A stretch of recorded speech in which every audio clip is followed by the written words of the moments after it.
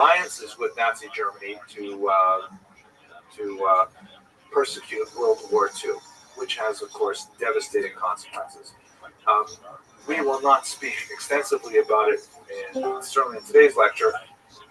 There's obviously a lot to say about how the Holocaust unfolded, but it is important to note that it came about in very different ways. How you living, Pam? Central Europe. Specifically, many of these countries were much more reluctant to give up their own citizens. For example, Hungary giving up its own Magyar Jews, its own Hungarian Jews, but Jews who were refugees into Hungary were not nearly as well protected as this rather moving monument on the Danube River shows.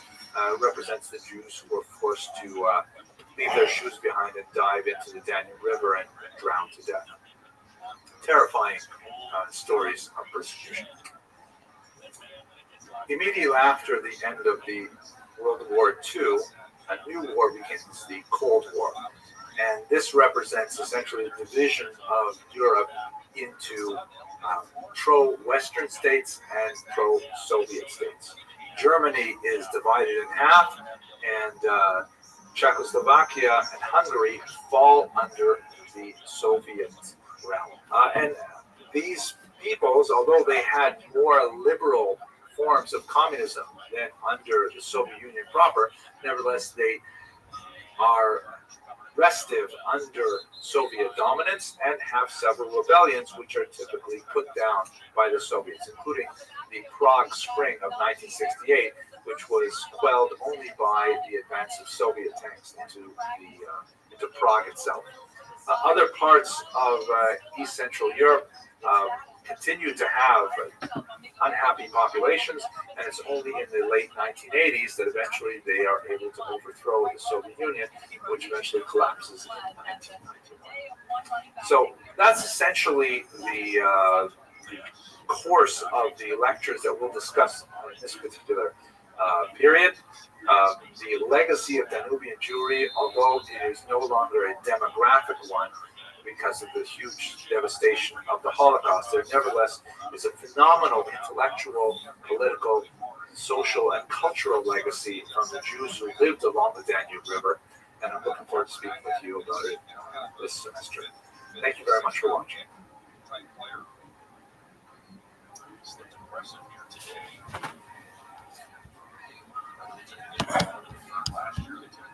Everyone, I hope you are doing well. Just returned from this amazing trip at Danube River, and I want to share a few highlights of my experience there on the historical level. One of these sites that was absolutely incredible, I was completely unprepared for, and really took me back and reflecting on quite a while. Specifically, I'm speaking about the tomb of the Hassan Sofer, also Sofer, who was a very important 18th century rabbi in Pressburg, later correctly known as Bratislava, Czechoslovakia.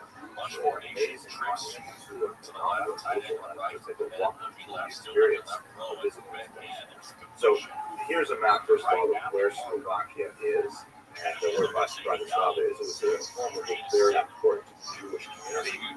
Second only in the region, really, to Vienna. In fact, when Vienna had some full century, 17th century Slovakia and Bratislava, then Pressburg, or in Yiddish Pressburg, actually absorbed quite a few Vietnamese refugees. The Hatam Sofer is buried by the Danube River, and there's an amazing story about the construction of his tomb. So let's walk through it as let's walk through it as I experienced it. Amazing impression I made. So first of all, when you walk up there, you see this mound before you realize you're coming to a graveyard, because the graves are largely absent from each other. There's this sort of like tell, like one of those archaeological hills, and it has these beautiful, symmetrical glass obelisks rising from the glass. They're all in a faint sort of aqua steel hue. They're not entirely identical. Some are pebbled, some are transparent, but they shine like silent sentinels on this mound. And beside the mound, there's this massive black rectangular box that sort of slices into the mound itself. It has a dramatic slump-like entrance at one end, and that's how you access the tool itself. In a way, you actually walk underground. It's like you enter the world itself to encounter the great sofa, and there's a tremendous amount of anticipation and trepidation as you go through the narrative. Let's just back up a little bit and understand how this influence came to be. So here's a historical photograph of this 17th century, which several thousand Jewish graves right on the bank of the river. When the region fell to local fascists in World War II, their leader decided to eradicate this Jewish graveyard.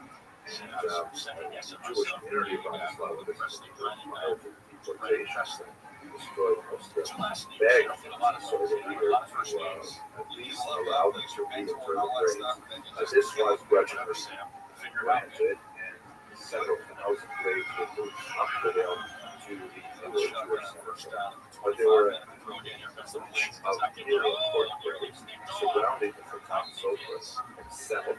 And perhaps on the payment of a large bribe, perhaps because there was a rumor of a curse that went along with the security of this holy rabbi, the Tiso agreed to allow those bones to remain in place, but he had intention to pave over the entire region.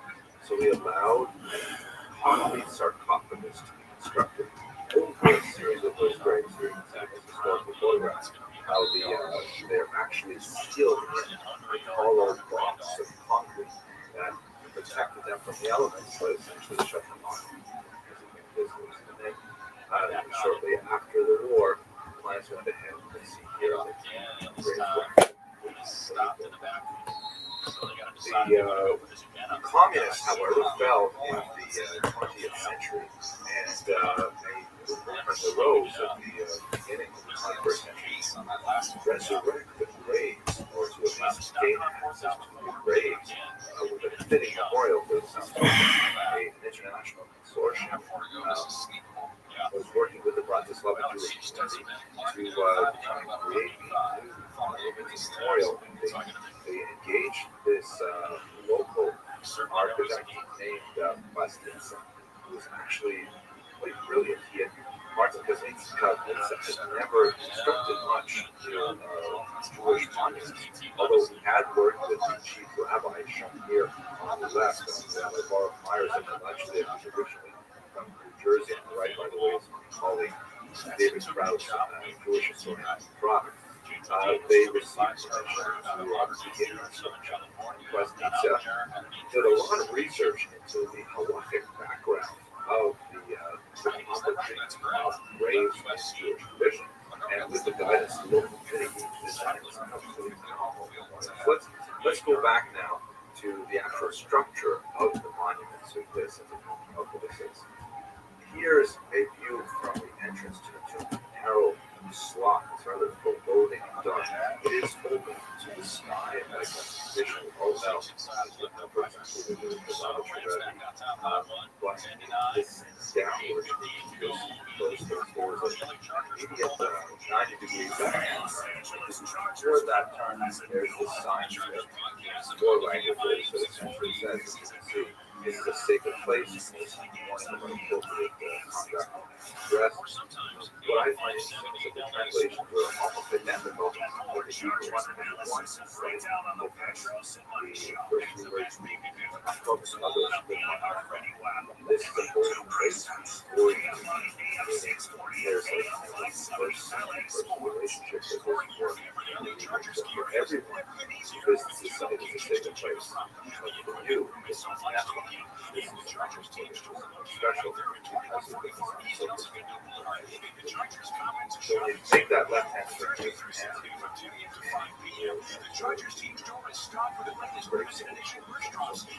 here is a photograph of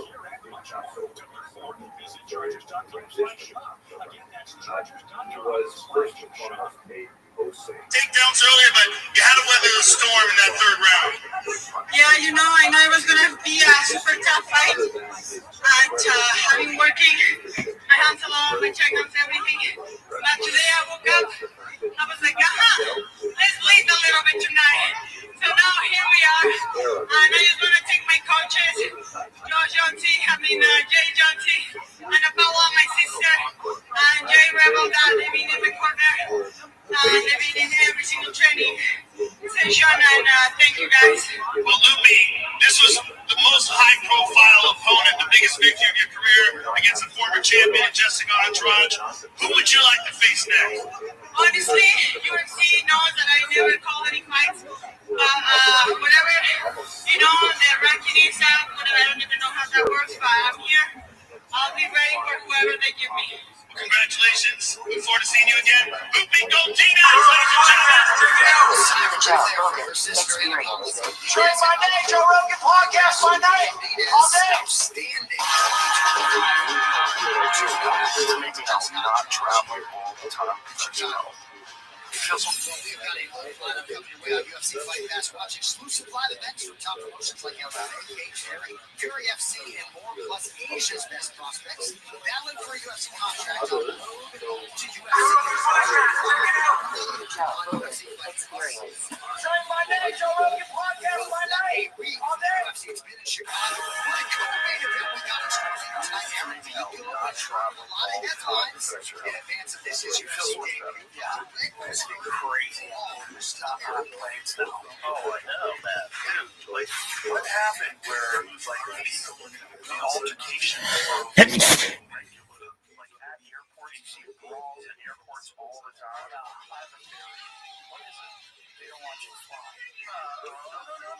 You think I'm crazy? You think I'm crazy? I'm dead serious. There's like an Agenda 2050, and literally in there it lists no more commercial flying. And you see them at all these like WEFs and all this stuff in Dallas. It would be hilarious, like it was all in the elites that cut the flying. Dude, that's literally the plan. For real? That can't be responsible for brawls and Spirit Airlines. Yeah. I mean, dude, they send in all these people all the time. I mean, it's crazy to me. Flights are always late. Right. But a lot of that happened because all these military planes are almost commercial. I'm telling you, dude, if they want you in a 15-minute city, why do they want you flying around? I see what you're saying about the 15-minute city, and I think that's true, but I don't think there's this grand plan to make planes slam into each other. I think it's a lot of this incompetence.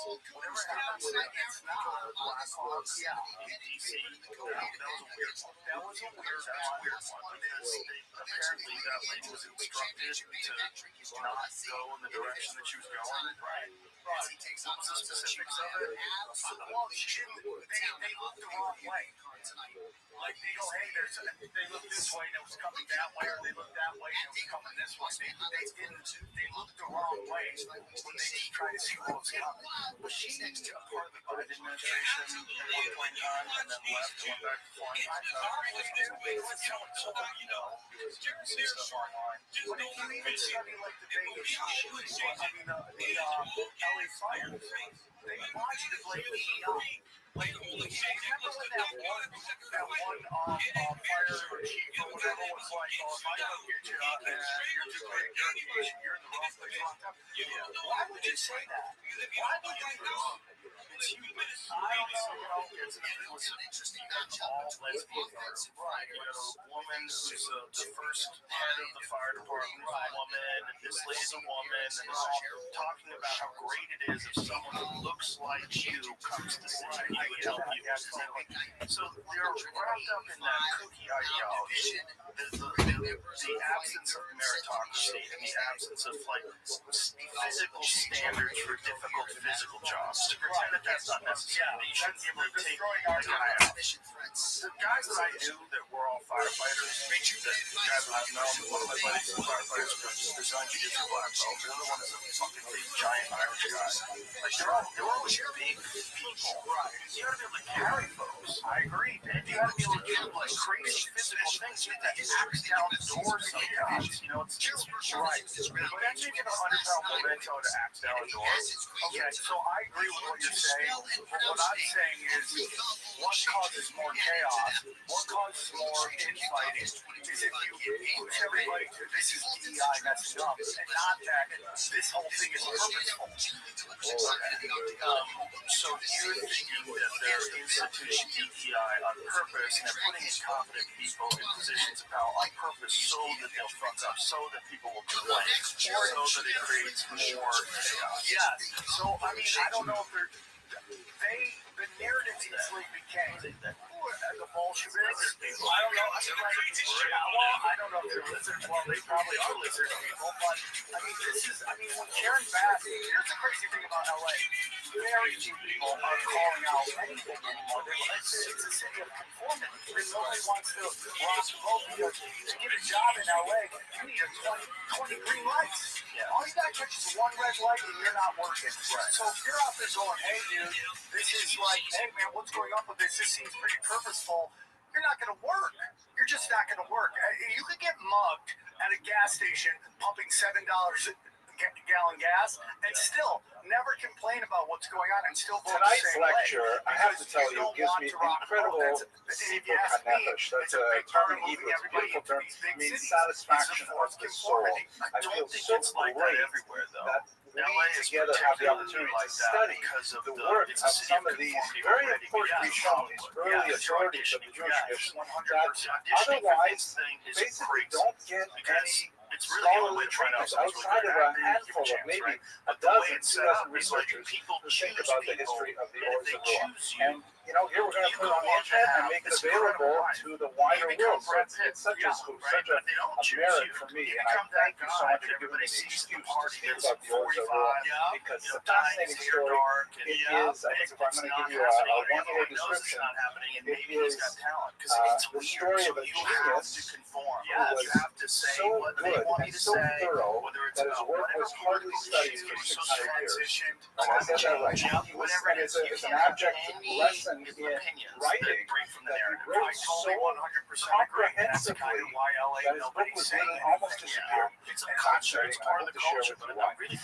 Anyway, let's get started straight with the material though. This is part of the fall series on the Jews of the Danube River. Those of you who are regulars know I had this wonderful opportunity to sail the Danube River last month with Coastal River Cruises. It was a fantastic experience because I had the opportunity to actually visit these sites in person. And it's a very different thing studying history of books than doing discovery from actual on location.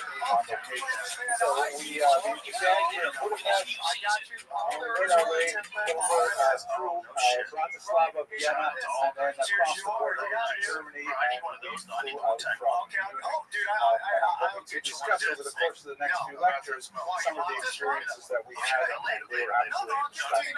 I will give away one bit from next week's lecture if you visit my blog, which is jewishhistorylectures.org or henryabramson.com. You'll see I have an article there, a very short video on the kever of the Hassam Sofer, which is a mind-blowing, beautiful monument. It's just like Jewish leader, and I think it's very well reading. If you don't have time, then just wait next week, and we'll go over it as well. But that's just an example of something we did. Here's the boat that we sailed on with my wife on with me as a developing actually my research assistant. I love jiu-jitsu. This is in the Bachal Valley in Germany. It's an amazing time. I'll tell you lots of adventures, but let us go straight to the discussion of today. The Danube River is for us in that not only is it a boundary, as you can see here in this map, this is the extent of the Roman Empire at its peak. And the Danube River runs right around here. Here's Budapest right at the top of this left-hand corner. The Danube flowing into the Black Sea. And the Roman River, the Roman Empire basically used the Danube as its northernmost extremity when it reached its peak. But it's also, besides being a border, it's also a connector, because unlike a mountain range which has limited number of passes, you can actually travel along the river, either down where it flows front here in the Black Forest out into the Black Sea. They can travel upriver as well because they have this path on the sides of the river, and you can connect your boat to offset and then actually have your boat pulled all the way up to whatever destination you have. So anyways, the river is also a connector. The river brings information, culture, ideas, literature, scientific discoveries up and down its course, and as a result, there's a tremendous cross-fertilization of cultures that occur along any river system, especially the Danube, which travels through several national capitals like Vienna, Austria, Bratislava, like Petersburg, capital of Hungary, Budapest, and so on. And also travels through many countries, about 12 countries, I think, on its route on international rivers. The Danube is especially fascinating in that regard. This map also shows you the Jewish diaspora, which gives you some sense of the antiquity of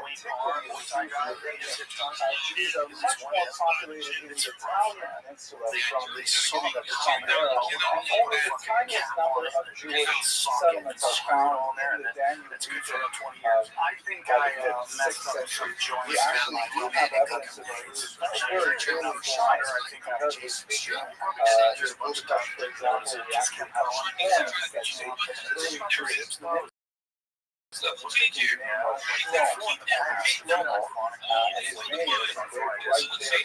So we have Jews living there at least from the 900s, possibly the previous 2 centuries, a very small population. The person we're discussing today, the Rothschild, Isaac Archiana, dates from the 12th and 13th century.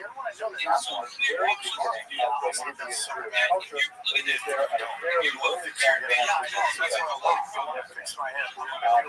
the time you get to 1900, of course, the region is jam-packed with this particular page shows the concentration of Jews in East Central Europe with the largest and the heaviest population centers, constituting about 50% and higher of the population, and the lighter green indicating smaller numbers. This is useful as a kind of a larger regional map, but when you drill down into smaller locales, villages, and into cities, then you see the Jewish population really soar, because Jews are historically very urbanized. That is, after the exile from Israel in the first centuries, Jews seek out urban environments, and as cities grow, transportation goes well. Warsaw, for example, by the turn of the 20th century, you're talking about 30% of the population is Jewish. Budapest, similar numbers. Vienna, not too far away. And it's medium Budapest, in the century, Jews grow, population goes well. Warsaw, for example, by the turn of the 20th century, you're talking about 30% of the population is Jewish. Budapest, similar numbers. Vienna, not too far away.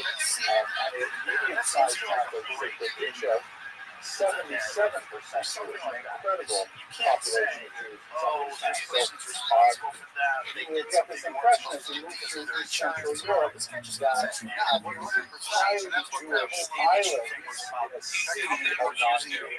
Very different urban rural culture, which contributes to almost some of the social tensions that we boiled over in the much more violent 20th century. Quick note of thanks to our sponsors, Mr. Christopher and Anne-Marie Gray have long been sponsors of scholarships that we generate with the End it. And we also have a few smaller scholarships, very much appreciated from Mr. Michael Harris, Keller, in memory of his father and his mother, Mr. Dean Webb, and this is really cool, Shalom Janashvili is actually my 17-year-old son's best friend. And I was so amazed when I got this email, Shalom Janashvili. It's weird with your son's friends follow you on Instagram. You know? I think it's a good thing. I don't have to say to my own son, he's like, so new, you follow me on Instagram, at least his Instagram is blocked. I can't see what he says. But anyways, that was a couple of anonymous donors. And for those of you who are joining us for the first time, the purpose of this series is to support our students with scholarships. We've raised over $15,000. I'm very proud of that. We just go to this website, the Friends of Jewish History, who does sponsor a lecture partially before we whatever you want. Okay, so now, good and welfare, let us talk about sources that we're going to use for tonight's discussion. So as I mentioned to you earlier, There's remarkably little available on the web about the Or Zarua, particularly in the English language. In the Hebrew language, you'll find more material. That's about it. Not even very much in Hebrew. My main sources for tonight's discussion are the works of the classic scholar Ephraim Orbach, who lived from 1912 to 1991. He wrote a very important work on the history of Jewish thought, a book called The Sages, and another book here called Bale HaTosfos, which is especially important. There's about 12 pages in this section, in this book, on the Or Zarua, and that is, I think, the most concentrated discussion of the Or Zarua as a historical figure anyway. Despite the fact that the Or Zarua, Isaac of Vienna, is cited hundreds of times, perhaps thousands in the Halachic literature, there's very little discussion of his life and activity outside of the Bale HaTosfos by Ephraim Orbach. So this is one of the major sources of his biography. We also look at some important articles by Yoshua Horowitz, who works for the Misrad HaChinuch in the state of Israel, and Monica Selmacher at the University of Amsterdam, manuscripts. Finally, a special thank you to Dr. Simcha Emanuel from the university. I happened to see an article that looked really great. I wanted to read it. I didn't have much time to request it, so I just fired off a quick email, and I got the article from him within 30 minutes. So I was really grateful. These are all people who contributed to my understanding of the life of Isaac of Vienna, and I'm very grateful for all of it. The manuscript is the most amazing story. It is, of course, authored by Isaac of Vienna. Here is the first printing of the manuscript here in Genoma in 1865. The author, Isaac of Vienna, was born somewhere around, not 1880, that should say 1180, sorry for the typo there. 1180, do not live backwards in time. Who writes these things in age? He died somewhere around 1250. We only have the vaguest notions of it because he was constantly rewriting his own work, and he would edit it, and the word changes, and sometimes those changes will be dated. We know the last change dated was 1246, so 1250 is a rough idea of when he actually lived. He studied and taught in medieval Ashkenaz, and we will not show you what exactly this refers to, but he is one of the foundational thinkers of this sub-civilization we call Ashkenaz. Last year we spent the entire fall and spring semester speaking about Sephardic Jews. This year we're going to spend a lot more time talking about Ashkenazi Jews and also next term Italian Jews. Here is a map that gives you a sense of the ethnic groupings. You'll see that the Ashkenazi Jews are the purple here, but this is a little misleading. It looks like all of Siberia is Ashkenazi. Meanwhile, welcome. How are you? But it is basically northern and western Europe with the exception Oh, fuck you.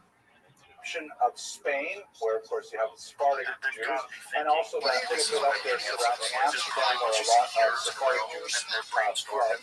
The term Ashkenaz is biblical in nature, and for reasons that are not at all clear, the early Jewish sectors chose to appropriate the term Ashkenaz from the book of Genesis and apply it to the Rhineland in particular, German Jewry. Those German Jews then spread out primarily to the east, where they formed the backbone of Eastern European Judaism, the Polish Jews, the Hungarian Jews, the Russian Jews, and so on. Here's a map that shows you a little bit more detail of what we're looking at. It's called Isaac of Vienna because he is specifically associated with Vienna, but he actually travels quite a bit around the entire region. He was born in the Czech Republic, which was then Moravia, and he traveled around Germany and France quite significantly, recording his travels, settling down eventually in Vienna and Isaac the legends of the manuscript of Daniel, as I mentioned to you, his large handwritten manuscript was completed most likely around the year 1246.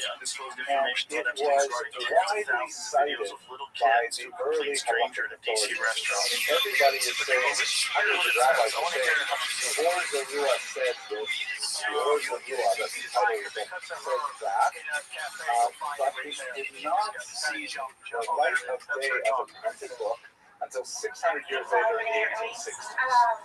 Okay, printing is not developed until the 1500s. That's when you start seeing Hebrew printed books.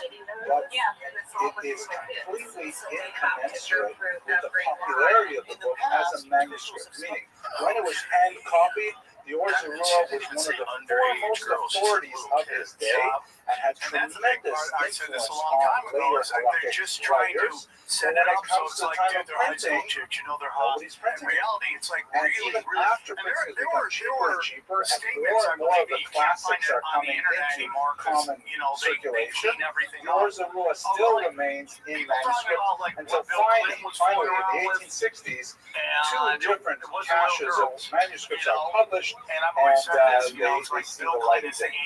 How is that possible? So let's just talk a little bit about the discovery, as it were, of the Or Zarua manuscript. One of the early writers of the discovery is none other than Shai Azman, very important modern Hebrew writer, winner of the Nobel Prize for Literature. And he describes, I have to tell you up front, it's classic presidents. It's just we found out about bisexual. He's a writer of fiction. He writes beautiful fiction. There's a whole story behind it. So this is not history. This is about him. And it is attributed to none other than Shai Azman. But nevertheless, it's beautiful to read. Here's an English translation. He writes about, by the way, when he was a young man. And his name is actually Samuel Joseph Chachkins. Chachkins is his name. He changed it to Shai Azman. Joseph Azman when he came to Israel. But he was traveling through Europe, passing through Vienna on his way to Israel. He went to Israel for a session of famous. But he writes this. I heard from the tellers of truth. That's a very literary kind of thing. So I heard from the tellers of truth that the book Or Zarua exists. And it's found in a manuscript in the Emperor's treasure house. I forgot to mention, by the way, that by the time you get to the 1600s, lots of Halachic authorities, 400 years after the book was written, lots of Halachic authorities have said, I have heard quoted in the name of the Or Zarua that I myself do not have a copy to consult. Many important figures, the Shah, many commentators on the Kodesh Yisrael, they say, I've read that the Or Zarua said this, but nobody is able to actually look up the source in the original, because the manuscripts have all been lost. So in that context, listen to this. It is found in a manuscript in the Emperor's treasure house in Vienna. Because of its size, no bookshelf could hold it, and it was held by iron chains in the middle of the hall. When I went to Eretz Israel, I passed through Vienna. I said that I would go and see the book Or Zarua in the Emperor's treasure house. I found a person, and I asked him to wait in the Emperor's treasure house. He joined me and went with me. As we were walking, I told him that I'm going there to see the book Or Zarua. Now, as the topic of the story is, he said, if so, come, I will tell you. Do you like the UFC? I fucking love it. Why?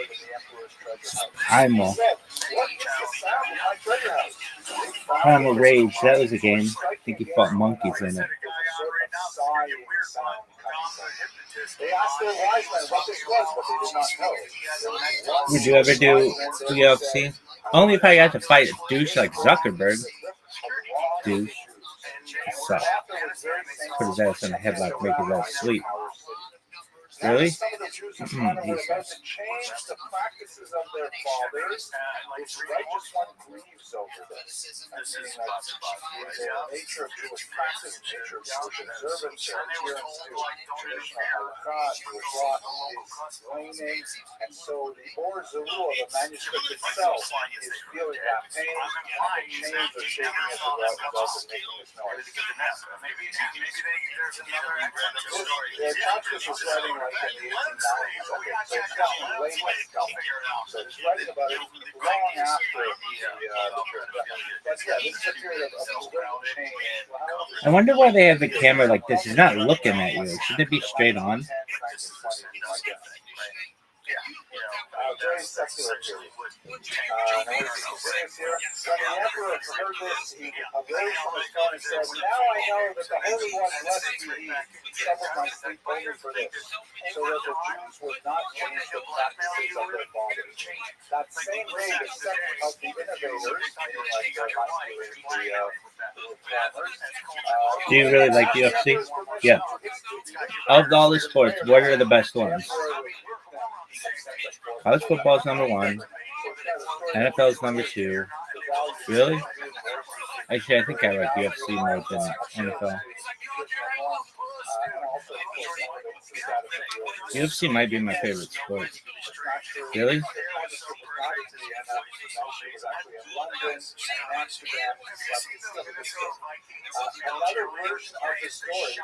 At points, man, it's more exciting than any other sport. There's only so much fucking action in the NFL. It's only like 3 minutes of action. Like, UFC delivers 3 minutes of action in a round. And then there are a bunch of fights. What about boxing? I don't know. There's something like that sucks about boxing that you can't get the guy on the ground. So because of that, a lot of times you're just dancing. And that's cool.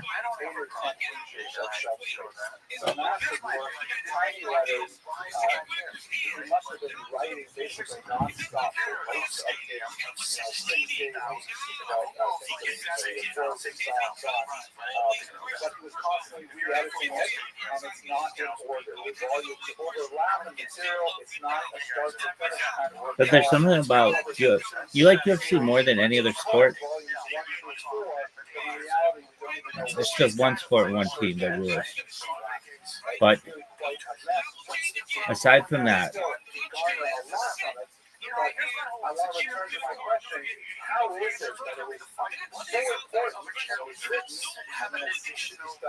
if Texas was playing Ohio State right now, or you could be watching this, what would you be watching? Probably Texas, Ohio State. Really? I don't know. I kind of like them equally. Why do you keep doing this thing where you're talking to yourself? Because nobody else is here. And if not, I'll just be quiet. So it's like interviewing myself. Oh, this is the worst, though. Everybody knows. This is the worst stream. People would be like, you were so fucking bored. You were just talking to interviewing yourself. I'd be like, dude, I've got 3 fucking years of this bitch. Do you learn everything about yourself on this stream? No. Is there anything that you regret during this stream? Yeah, I hate people that no regrets. But I don't know. If it all works out for you in the end, I guess it's okay. Well, what do you wish you did more? I wish I did a Discord earlier.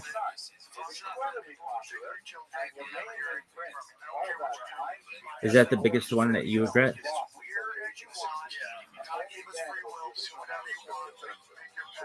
I would have fucked that up, though. I would have sent too many friend requests. I know it. I would have spammed it. So I'm not freaking out about that. You would have got banned. Yep. Are you sure? Yep. event that just recently Now, obviously, for hurting children, there should never be a organ sound that's donors, culturally acceptable. called That's why it's had to get so dark. an Because organization called we don't War. care if somebody's And eating out. there's an amazing number of Orthodox Jews are the highest single population that performs altruistic. Yeah, I wouldn't have spammed Facebook. Whatever reason it is, I wouldn't have spammed the Google account. volunteer their kidneys A lot of at it. a higher rate than the rest of the population. Better than learning to get Really? No, hug you. Donated one of his kidneys, a beautiful thing. And the day of the operation, he met his recipient, who was an Ashkenazi man. And the Ashkenazi man, apparently, as soon as he came out of his anesthesia, the first thing he said is, well, now that I have the kidney of a Sephardic man, and I have rice on Pesach. He would sacrifice them and So the question is, then we answer no. So the question would be, let's say we made a Are you happy UFC's going to Paramount? and the Why? rabbis of the era Wider reach? and they said no. I'm like Joe Rogan though. I hope ESPN still does stuff with it, but I don't think they will. They're very about their own shit. Unless Paramount gives them the ability to like show the video and stuff. And there's a reason why. 50 years later, the same thing happens again. And they go to the great rabbis of the generation, and they look at it and they make a decision, yes, you can have rice on Pesach. And after they make that decision, someone steps forward and says, wait a second, I found this precedent over here. So the fact that the precedent was not part of their deliberations, does that invalidate their decision? Do they have to restart it again? Or do they say, look, we've been talking about this. She's Jade. We're not going to change it now. So that's what happens with the Orza Rua, in that the original text is out of halakhic circulation for so long. People make decisions in its absence. Do we invalidate those decisions and go back and consider the Orza Rua? Or do we say, no, it's now settled law? We have several figures like that. Okay. So let's What else? talk a little bit about what is this book about. We'll spend half an hour. I fucking love the UFC. Do you? Every UFC that they have, I get more and more excited. Did you watch UFC at the Sphere? I wasn't quite into it yet. You didn't watch that one? No. Which one did you watch? I think this was cute. Basically, we have this very important philosophical concept. Is she your favorite lesbian on Kick? Aside from myself. Are you lesbian? Oh, I'm the biggest lesbian on earth. I make Ellen look like Dick Butt Kiss. The later you go in time, there is a diminution. Thank you. That's good. Diminution of the generations. The afraid of the Regas Adora, the decline of the generation, because they're further away from the scientific experience. Now, the later generations may have much more knowledge. Like I said, my iPhone has a tremendous amount of Torah in it, and I can access it very easily, but I don't have the same spiritual sensitivity that my predecessors had. And that has a lot of impact on how decisions are made. In those decline of generations, there are kind of like big chunks that are divided in our historiography and in our philosophy literature. Who's your favorite streamer? Say, okay, these 10 generations belong to this Oh. group, and then there's a big drop off. W. Vagabond. Another 10 generations belong to another group, and so on. The Rishonim are the first generation of European Torah scholars. That means Really? after the decline of the Jewish civilization, primarily in Babylon, where the Talmuds are written, and the generation that succeeded them, called the Geonim, in the Mesopotamian region. Then you have a rise of Jewish scholarship in places like Spain, in the Rhineland, Rashi, people like that are going. Those people are called Rishonim. These are the first ones. There's a series of rabbis that go basically from about the 850s, 900s to about 1400. All the rabbis who fought in that time are Rishonim. The period afterwards is called the Is this your favorite sport? later ones. And that extends up until aggression and anger and all that stuff. Really? So when you're programming and your reality clash, then it don't So he is one of the classic period called the he is a This is your favorite sport? and it makes a difference because No. categorizing But it's close. an Acheron generally will not have the authority to override a reshot. And only another reshot can override a reshot. So many of the debates that we have today are really continuations of the debates that focus on the rule. This is one very important debate, for example, of This is your favorite sport? in one of the major debates in American society right now, the election we'll have tomorrow, will have an impact on it, of course, is what exactly is the Jewish position on abortion? So it's not a straightforward thing. You should not take our theological positions from what's in the general press, because that tends to be dominated by evangelical Christianity, as they say, bless their hearts. But it's not a lot of it's not what Judaism says. So there is no question that terminating a pregnancy is not only permitted under certain circumstances, it's actually mandated. I think UFC would be a lot more popular if the people had easier names. Like if they just go by like, oh, this motherfucker's a rocket, and this motherfucker's a pimp, whatever. The question that comes up repeatedly shown to illustrate this point is why is that true? Everyone acts like this is just no disagreement, but it is true. The question is why is it true? the The Rambam, Maimonides, very important Rishonim, at the same time as the Orzavua, wrote that What are your thoughts on ring girls? I'm very pro ring girl. About ring guys, I'm very anti ring guys. I do it, but just do them sexy.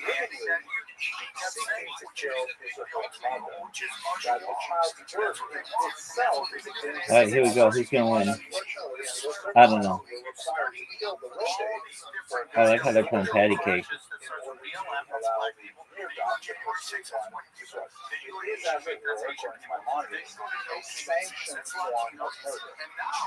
According to Rashi, also Rishon, this is not necessarily relying on possession of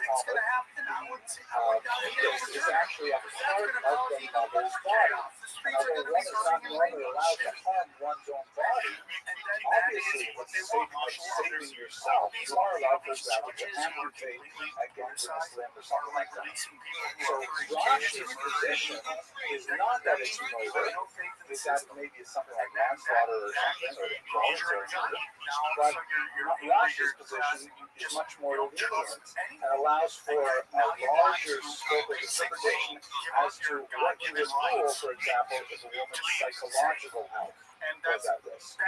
Would you say that those are sufficient grounds for abortion? Rashi might say yes. Rambam, on the other hand, would say no.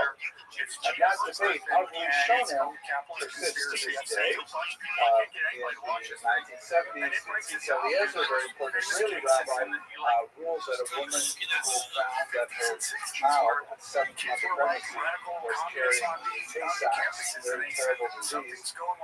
She said she can't take it, and she didn't know what to do with herself. So then Tzitz Eliezer ruled that she could in fact terminate the pregnancy. Rabbi Moshe Feinstein in Israel said very wrong decisions. I respect the Tzitz Eliezer, but he's wrong at this point. We rule like Maimonides, the Rambam, and say that she may not terminate the pregnancy. So this is the kind of illustration of how the debates of the Rishonim is so very much alive today in contemporary times. Here's one of these Rishonim. What do the Rishonim do? Some of them comment on Talmudic texts, and in fact, much of the Orzavua is organized along the lines of the Talmud, structured according to the order and sequence of the Talmudic text. And he also wrote hundreds upon hundreds of responsa. Responsa are especially valuable books. Responsa are a form of halachic literature in which a community or an individual sends a question to show that to an rabbi. It's just more exciting than football.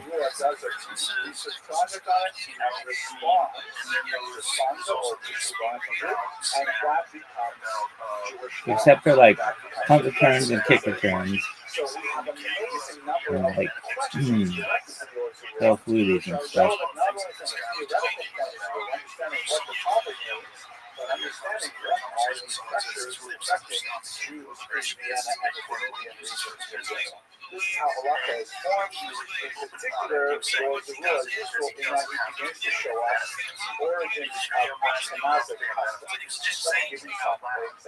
But before that, let me just tell you a little bit about the unusual title, because he is, like so many rabbis, known by the title of his greatest work. Right? Like the Rabbi Rothschild is known as the Chafetz Chaim. Chafetz Chaim is the title of his book. So the Ozerua, Rabbi Isaac of Dean, is known as Ozerua, title of his book. It comes from Psalm 97:11, which means which is the phrase Ozerua means light is sown. Sown not as in like a carry your clothes, but sown as in put seeds in the ground. The whole of the year, Ozerua la Tzadik, Israeli Simcha, very poetic passage, is translated literally as light is sown for the righteous, and for the straight apart rejoicing. It's a typical kind of Tanaitic or Tanakh-like phrase where the phrase is split in the middle with this. It's not clear. The first part is light is sown for the righteous, and then the conditions are reversed to say, and for the straight apart, joy. Meaning that if you are, the meaning of the verse is that if you are righteous, if you are pure of heart, then you may not be experiencing happiness right now, but it is sown, it is in the ground, and in the fullness of time, it will burst forth, and you will experience that great happiness. Perhaps a reference to like the will to come. Now, he especially liked this phrase because when you take the final letters, you see it spelled out Rabbi Amenuda, great Stop it. He mentions in his introduction that he is drawn to this particular passage and his Socrates table, last letters of the word, because Akiva was his. I bet UFC looks really easy. I mean, it doesn't though, but I bet there's some people like, oh, I could do that. And then when you get in there, it is just like, this motherfucker wants to kill me. A ton of people are watching. Especially some of these guys don't know English. So, like, imagine going to China and looking around and it's like all kinds of brands you don't know. Everybody's in, you don't know if they're booing you, you don't know if they're cheering for you. I think you know booing, but nevertheless. But it might allow them to be like focused too. I don't know where Dagestan is. I don't think anybody does. Not even people from Dagestan. It's not. It's like Narnia.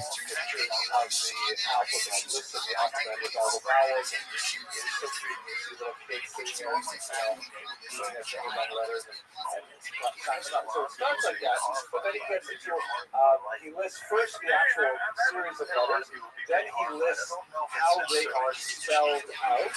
Like, for example, the letter Aleph is spelled Aleph, Lamed, right? And he spells them out in full. And then he lists some of the secret combinations of the letters, the codes of the convocation of Talmud. So, for example, the Hafbach system. He kicked him so quick I didn't even see it. Yo, there's the Alexander. What up, Trent? The second letter is replaced by the penultimate shin, right? And that way you can spell out a whole word or a whole sentence by relation letters, and several other rest comments. And then he goes into a long The quality of these pirated streams is amazing. about some of the secrets of the shapes and letters themselves. This is out of character from most of the work because it is deeply Kabbalistic, very much into gematria, numerology, and other things which are, just an indication of the mystical background of the Orthodox. which we shall see in terms of his influence. Is he a Magrubo? I would say he is. He would not make his reputation on it, but as we shall see, he was deeply influenced by very important factors. Okay, so travel and influences. Here's a passage, a page of the Talmud, it's very old printing here. The Tosfot, by the way, are the commentators on the outside here. This is the actual text of the Talmud itself. On the inside fireplace, now the binder is always printed the commentary. Rashi, who is more of like a, it takes you hand and walks you step by step through the numerous texts. Tosfot, by contrast, is much more into discussing contradictions and things like that. He is Rabbi Yitzchak of Vienna, is one of the members of the larger school of Tosfot. That's the most well-known grandchildren of Rashi himself. But there are literally I like when they do that. throughout Europe that contributed to this massive body of work. His teachers included the Arugat HaBosem, author of a very famous commentary and halachic work, and his students included the Maharam of Rothschild, whose biography is also quite fascinating. Perhaps we will refer to it in a later lecture. Perhaps my most favorite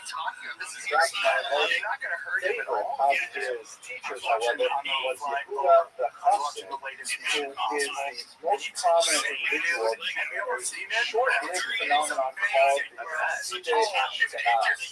Fascinating explosion of spiritual activity, primarily in the Germanic lands towards the north, that has its own name now called Chasidei Ashkenaz.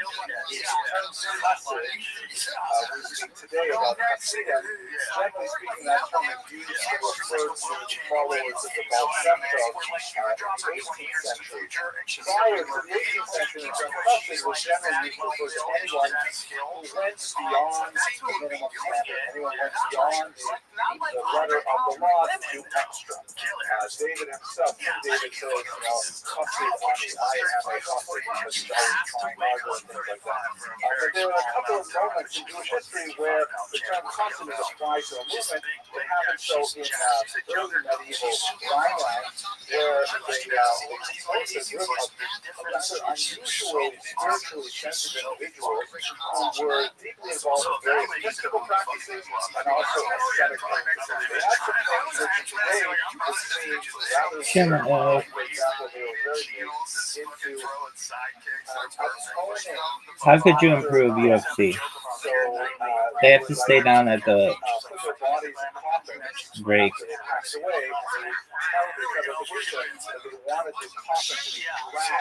that it? If they had like a automatic hit counter, who's hit the guy the most, that would be cool.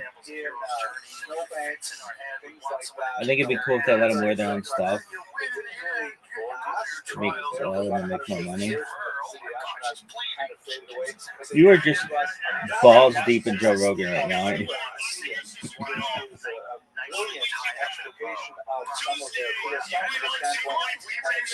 What else? Ball gowns for the chicks. I think that would be. I'm always a big fan of ball gowns. That is still extremely well preserved among Jews. Probably heard of it, maybe even consider it in your own private relationships. Yehuda HaChassid, the teacher of the Old Zerua, he left behind a fairly detailed drill for his children. That has significant stipulations about how he wants them to behave and not behave. One of the things that he wrote to his children is that a man should never marry a woman with the same name as his mother. And there's never, that's the only source for it in the rest of Jewish tradition. What else would you do?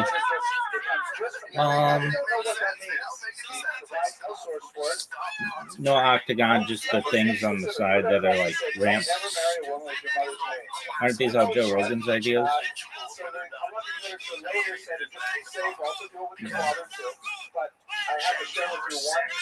The gloves with the fingers.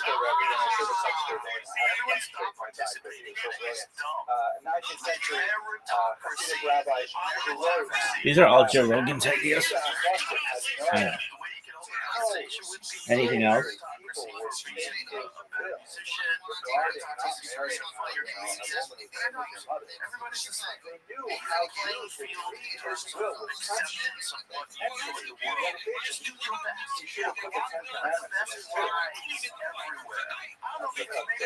I'm very surprised no one has died in the UFC.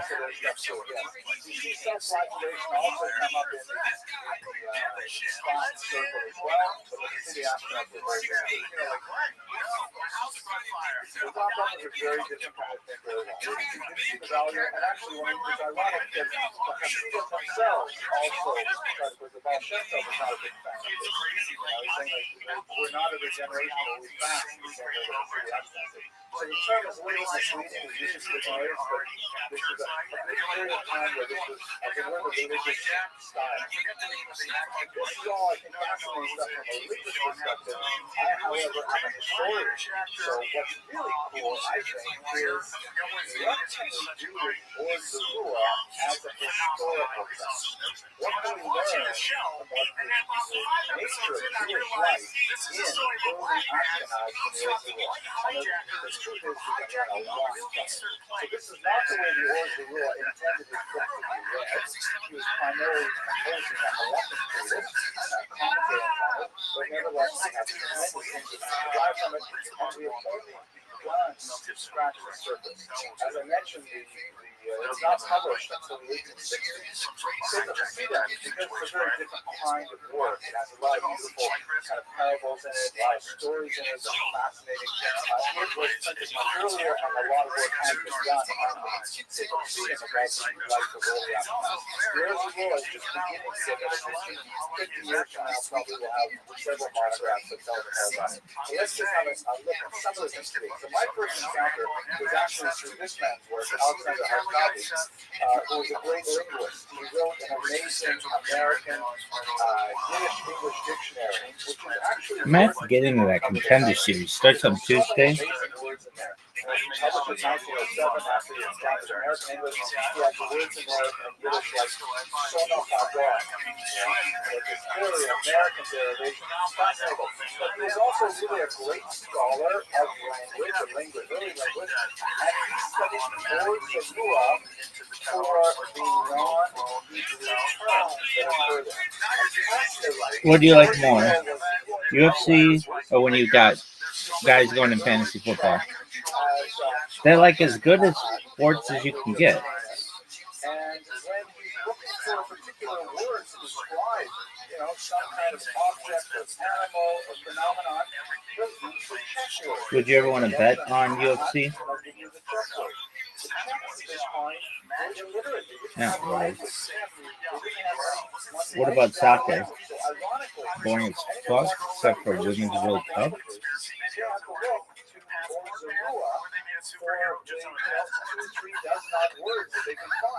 It is ironic that the earliest Czech words are written in Hebrew letters, because we were literate, they weren't, and he was importing these things. It's an amazing phenomenon. We actually see it also with some of the Romance languages and Rashi, and even some Russian words occasionally occurring here. This is a fascinating phenomenon. So we can learn a lot from the Or Zerua about early language. Not so interesting for Jewish history, though. What we also get from the Or Zerua is a tremendous amount of discussion about commercial interactions with non-Jews and other social interactions, because, of course, responsa literature addresses specific needs posed by questioners. It also relates stories about how Jews live. There's a lot of discussion, for example, about what is a Jew allowed to eat or drink if he's traveling and he stays in the home of a non-Jew. So later we get the idea that Jews could travel alone. Jews could knock on some place or store and say, listen, I need a place to stay. I'll pay you and give me some breakfast, like an Airbnb kind of place, right? And they're asking, well, can I eat? What can I drink? How much? Consider acceptable. So the laws of country are really what he was concerned about, but we do get a lot of sense about how Would you ever want a horse? Jews, the interference of church authorities. That's like a lot of work. At the time that How about a dog? the Fourth Lateran Council in 1215 decreed that Jews have to wear distinguished clothing. And he has a lot to Horse say seems about like a rattler. how Jews dealt with that particular regulation, whether they wore the hat, didn't wear the hat, wear the cloth, not wear the cloth, bribe individuals. A lot of discussions of what Jews could do with regards to non-Jewish discussion. Some of them are fascinating. Like, for example, a question: normally, halachically, a Jew is not allowed to carry armor on Shabbat. You're not allowed to wear a sword, carry a gun on Shabbat. It's unfortunately a sad reality that this halachic discussion, of course, is, with my father, all the time to say, or changes the law stays the same. But this is actually a little bit different. So, you're not allowed to wear armor on Shabbat because it's muktzah. It's something that you're not supposed to use on Shabbat. If you're not supposed to use it on Shabbat, you're not supposed to have a war on Shabbat. So therefore, you shouldn't be wearing a sword. There's a discussion, though, about what if it is like a ceremonial sword, like an adornment, like jewelry for a man, so to speak. The women can wear as well. But the words of rule deals with the question of, well, what if it is a Jew's turn to do guard duty in the city, and he has to walk around on Shabbat wearing a sword? Is he allowed to do so? So right away, that opens up a whole bunch of questions. Wait a second. They had Jews participating in the defense of the city, and Jews were allowed to carry weapons, which they weren't in a lot of locales, for example, in Muslim lands. It just opens up a whole different picture of what it means for this. If I remember correctly, in this case, he said yes, he can, right? Which is probably feeds into the whole discussion of whether or not people Who is this guy? nowadays, because This guy's good. not a rabbi, and I'm not going to deliver a talk on it, but the Origin Rule is one of the earliest discussions of this in the Ashkenazi faith. Another thing that occurs frequently in the Origin Rule. No, what happened? Common question: are Jews allowed to go hunting for pleasure? Are they allowed to join non-Jews on fox hunts? The Origin Rule says no. But like, first of all, why not? Well, you have all these houses that are insinuated, so and then there's all you're these allowed to trees that kill are animals for food, So and you get into doing the so debate, you like have what to do it causes with fire? particular It's drought. prescriptions. But The why are the question to be trees said, because they have you know, water in certain them? kinds Well, of we methods need of a slaughter drought, are we have acceptable, water, and others that's not when you get acceptable. into You are allowed to like kill animals that are noxious, like snakes, spiders in your house, things like that. And there again, I'm not ruling halachically, I'm just sort of discussing things in general. But then what about like something like fishing for fun? Are you allowed to fish, catch and release? Can you do it? So I wanted to tell you What this story. apparently the Origin Rule is referring to is that, yeah, you have like noblemen who would say, okay, on Monday we're going out on a big fox hunt.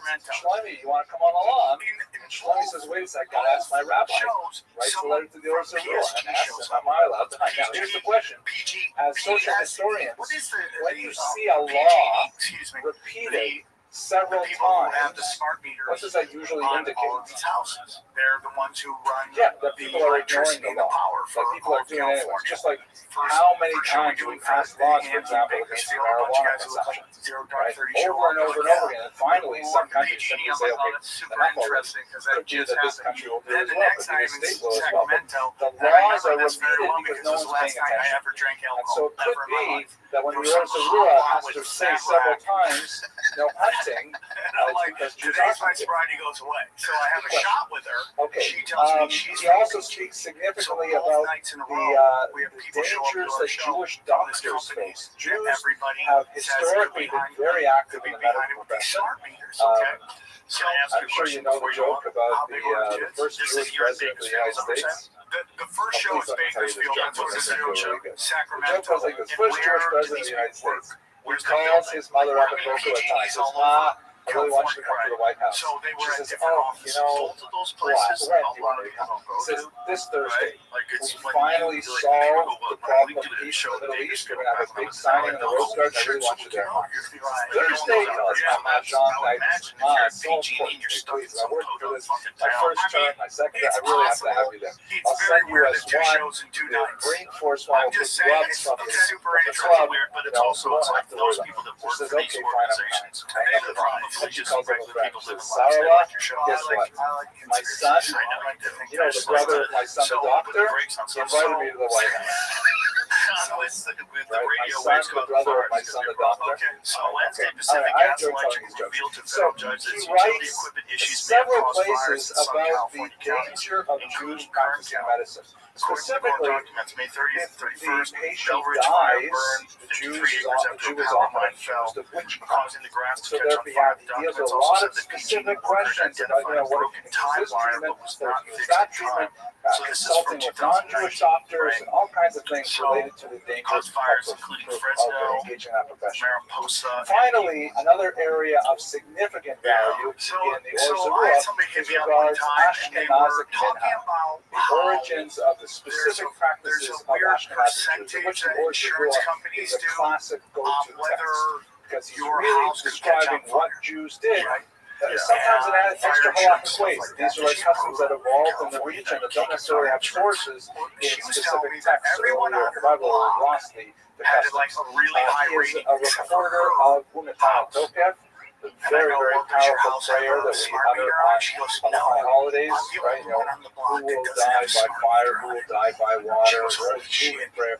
He attributes it to Amnon What's really of interesting about Mainz, the Sacramento which show, probably not a fair historical attribution, but nevertheless he records the presence of this I'm very outside moving of the passage balcony. in the Right, literature, I'm and many, outside many the other patio, passages in talking our to everybody literature after today. the show. He This also woman has comes up to discussion me, of what Jews and she eat. goes, This is the you know, I earliest live in recorded paradise. reference to cholent I go, really? in I go, what Jewish happened? history, She and goes, in I have to fact, tell you the the story. reference there is She because he goes, talks about I how was he just was chilling invited there, to like on someone's her house, porch or something and the like that. fire She had looked gone up, out, and and she therefore they saw had to this eat their like children silver cold. cigar And thing. this horrible sky. experience moved him so Right, much that he silver cigar recorded thing, it and for she the said next lights 1,000 were going years in back the and Orzarua. forth, But we back and know forth, that and this is right before the fire, back and the word forth. children, I'm And so then glad she you said asked. suddenly the lights all just It's went, clearly a French and then there were derivation. fires It everywhere. comes from And I didn't chaud, stop thinking which about means this hot, story a long and time ago. long. Then suddenly videos now are popping up Slow all over hot, Twitter. If you go slow to my hot. Twitter, You Sam cook it Tripoli.com, overnight, right? there's a video right now of a guy playing catch with his dog, Shula and he Anga. throws Oh, the that's pretty good, frisbee. yeah, after Shula And when Anga. the kid, So they have the also dog like goes up Kiddush to grab the Kleba, frisbee, or sorry, suddenly you like see something Shula flying in Anga. the air that is a silver, like cigar-looking thing. That's the song. Okay, let me see this Okay, video. he also has discussions of There was a time where his Eddie Bravo and I impressions of got way synagogue too high. decor. We He thought writes that about how rods were he flying through the remembers air. the We watched particular this synagogues he used to documentary go on to that had rods. You know, drawings of I had no birds and fishes and trees and stuff, and he disapproved. He said we really should not be decorating our I've shuls always like been. this. So So it's indicative of this was kind really of like dumb. the So there's these things that the supposedly independence of flew individual so fast through congregations the sky and that you his could only halachic see impact them on them, and we can in see how video certain footage. You couldn't practices see them with evolved the as naked a eye. result of his Turns out what it historical was observations. bugs flying Okay, quickly so that's close basically the through story of the where Orzarua, lenses and and we it's now video have it artifact. printed in So it large stretches new these edition. bugs This is out and makes the it look like a Orzarua rod while they're Hashalem, flying the through the air. complete It's just because the Orzarua, video's not that which good. sort of So there was a undoes show, the unfortunate Finding lacuna in Monsters our or something historical like that, record History Channel, I due believe. to One his of those son's shows, you know those shows, well-meaning yeah. abbreviation And they of were his trying to son. find out And so what the rods Orzarua were. is So they once set again up cameras on the just cusp trying of to see being if they could I'm gonna try and string her right now. known right, and I'm just happy to hear that.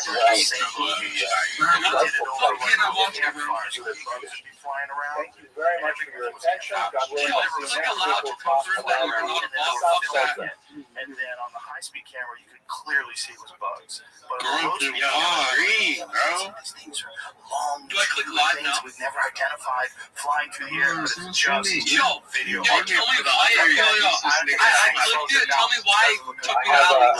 a really exciting presentation to share with you tonight. We're going to be speaking about one Joe, of the just download it. truly most influential people of the 18th and early 19th century in the history of Jews, particularly in Central Europe, but also, of course, his his influence reverberates right through to the present day in our neighborhood here in Brooklyn as well as in Israel. Is a very consequential thinker who articulated a strategy for Jewish survival under the uncertain terms of the Enlightenment of the modern period.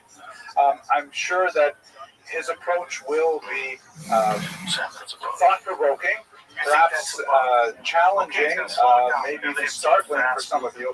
But one thing you certainly have to give the Chassam Sofer, our subject tonight, is that he really did figure out a way to guarantee Jewish survival. We'll have room to discuss the consequences of this particular strategy over the course of the next hour. But I want to, first of all, let me just say quickly, reminder, and I have it in the middle of the lecture too, so for those who come in a little bit later, we are going to be at 2002 Avenue J next week. It's just 3 blocks this way. It's a very short walk. We have a really nice intimate space. It's, the main auditorium there doesn't have a lot of the extra room around the sides, but we should be able to fit in there very nicely. And I hope you'll join me for just 1 week of this series down the street at the new building for the Machon Parnassa campus. Let's go straight to the material. It's so exciting. We will come back to talking about location. So the Chassam Sofer, I want to do things a little bit differently today. Normally, when I give these biographical lectures, I sort of give you the arc of, the context of his or her times and birth and family, and then major achievements. If you were fighting, would you come out with a hot chick, or would you come out just like with a junkyard dog? Should have used it for years. The latter.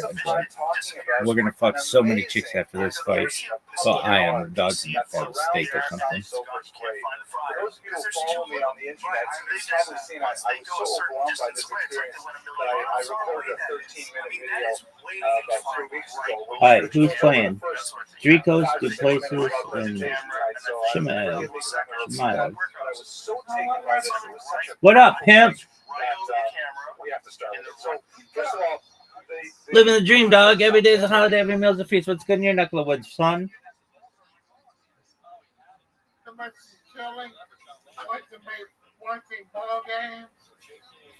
There you go. Do you like UFC? Yeah.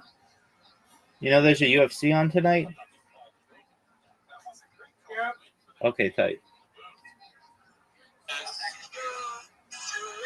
No.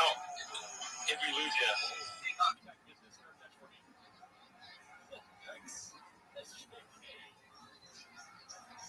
With a true chaser like Shane.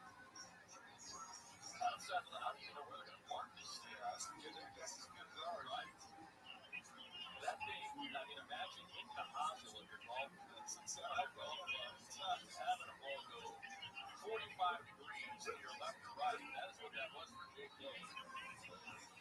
That's a great description. That's exactly what that was. And I don't know if Swole Patrol and Jack Music's down there with the yellow armband. He almost took it off his chest. He had no idea it was coming for him. A 25-yard run. Here we go. That's a betting and try to win the game with 88 seconds and 2 timeouts left. The throw has time, middle of the field, wide open, and Bridges makes the tackle. Did not have the coverage all the way out to the 40-yard line. Gain of 15 for the tight end, Mark Brennan. Right back on it. 75 seconds left. Those are timeouts and switch the answer. Bennett the throw with the left, throws into the flat, and stops the clock. Minimal gain. John Taylor with the tackle on Brennan Presley. Gain just 1, but clock stops. 1 minute, 4 seconds. Somebody's got to win. There just hasn't been much pass rush today. Yeah, you think about last week, all those pressures, 5 sacks, haven't had any of that today. Bennett again into the flat. And caught again by Presley. That one goes for 7, so 32 clock running, still keeping their timeouts. Now 5 to get the touchdown. Get a timeout if they wanted. Snap, and nowhere to go. Just throws it feet to stop the clock. True Edwards, so it'll be 4 to 2.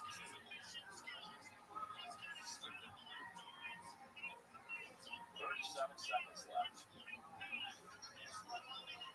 Chargers have turned him over on downs twice already. Well, I want to hear you Stream is full. What the fuck does that mean? Means you're Brian Fuckwit? Means you're a bit.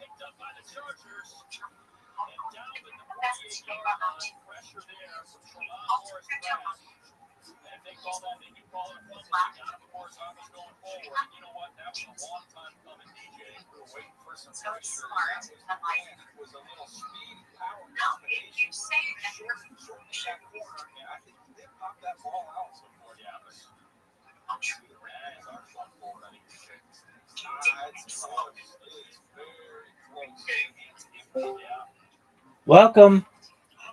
Oh, that's you, baby.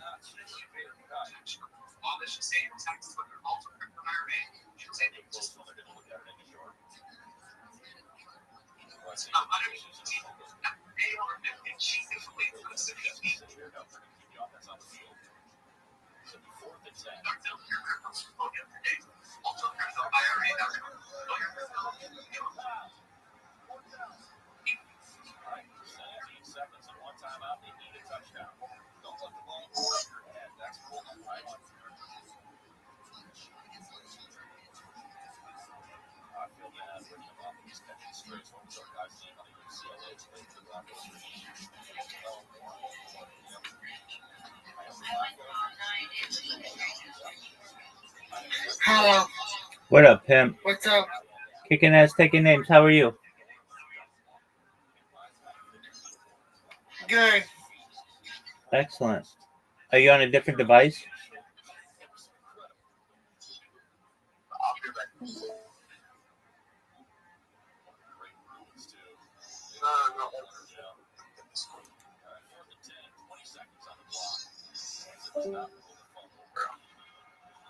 So I'm gonna put this. find not join like a Discord or phone. Well, I'm glad I brought my tent and cot just to spend the night here. So yeah, I didn't want and whatever the fans paid me, they got their money for their money's worth, no doubt. A lot of football. And I'll say, took it a little inside about my exit from SoFi. Opportunity making a legal left turn, not over some cones. Yeah, it definitely is a forward cone. Yeah. Whatever reason, right on that game. You don't have any here judgment. I may or may not follow you after you wipe them all out. The sense of entitlement is incredible.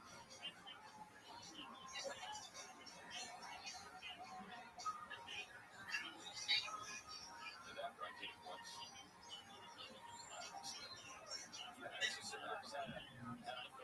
Right at me, just smiles. Here we go. 4th and 10.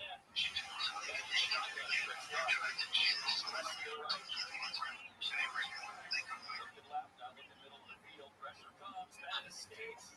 Goes downfield and popped up in the air. Caught. What a grab! What a grab by Presley for 40 yards in the middle of 3 Chargers. And they have the 1 timeout left. That was totally a Hail Mary.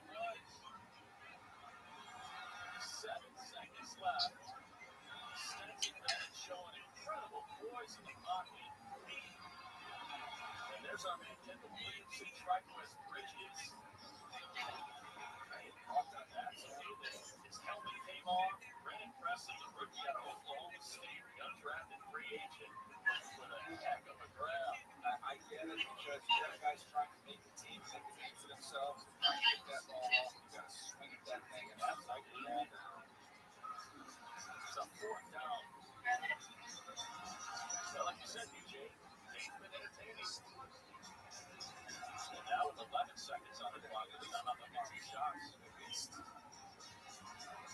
Got a sack, fumble, overturn, 4th and 10, 40 yards downfield in triple coverage. See if the Rams can finish this thing off. Or if the Chargers can remain perfect here in the preseason.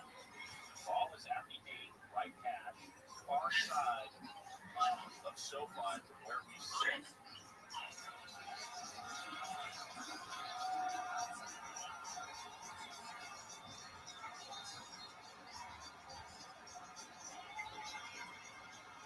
And we got our man T-Raw Edwards, Christian, Tremont Morris-Brash, Caleb Murphy on the line. Williamson and the rookie Mickens for safety. Rickens, Burgess, your corners. Here we go, 11 seconds. Stetson Bennett in the shotgun. Takes the snap, no timeouts left. To the end zone, caught, touchdown. With 9 seconds left, Stetson Bennett puts an exclamation point on the drive. And the Rams go on one. I think we have Stetson Bennett, absolutely. That's part of the touchdown pass. That was just a slam. For Edwards. There's a little hesitation, a little in, but Green was a little bit late to react to it. I was hoping.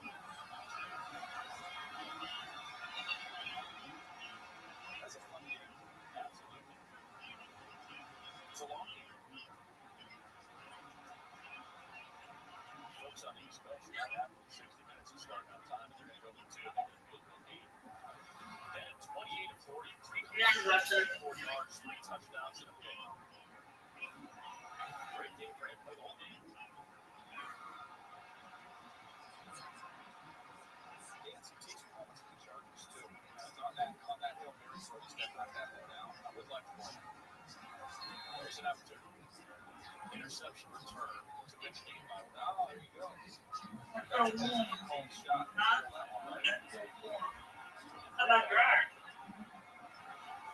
Clutch formation, right? Just foul. Williams left. Schrader in the back. Good. It's a handoff. What the?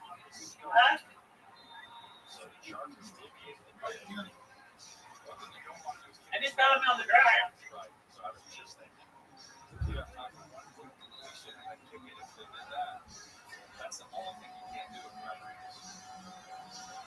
Slow or kick it I short. do not. You gotta get the landing You zone. gotta get it in the landing zone.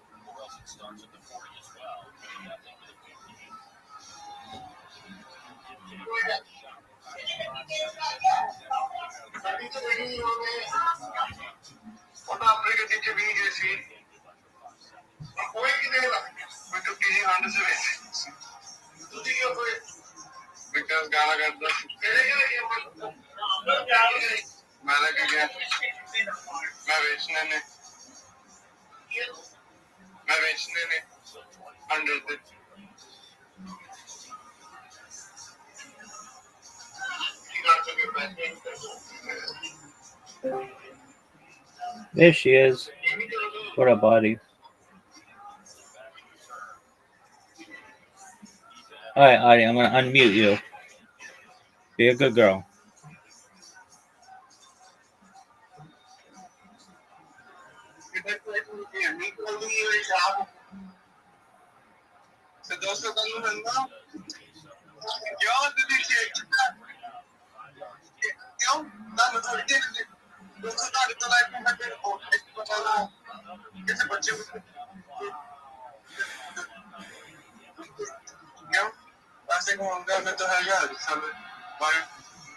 Brandon, can you hear me?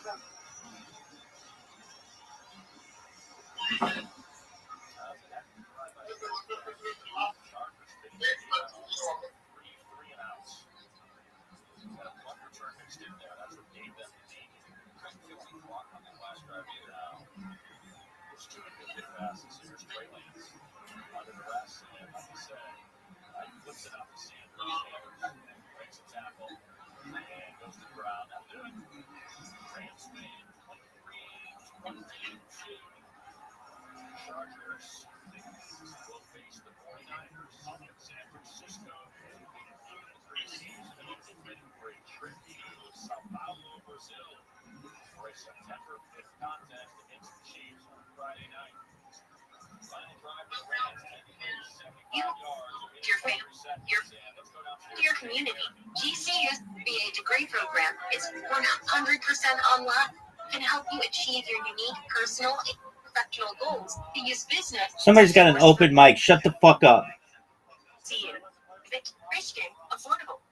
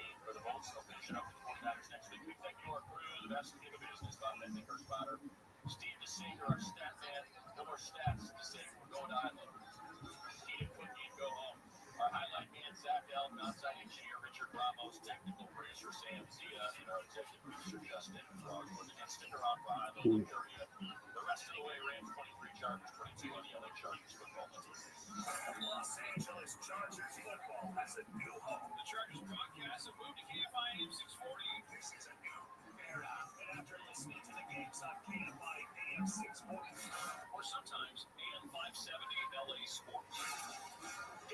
Chargers analysis and breakdown on the Petros and Money Show. That's the best thing to do.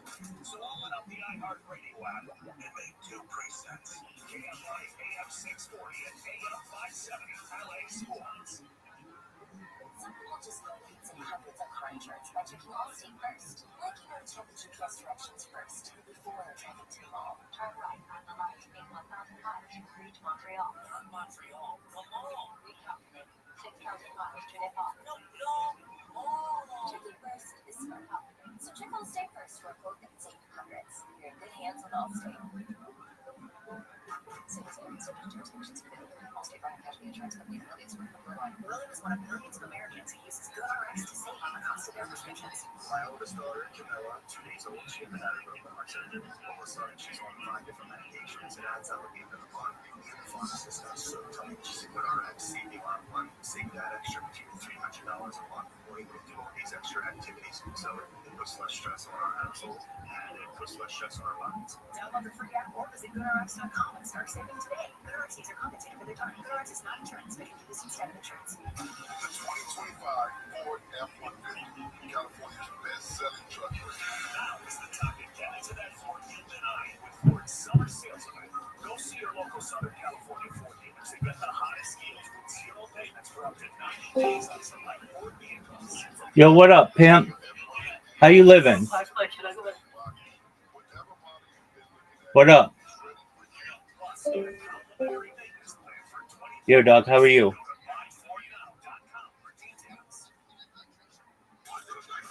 How are you?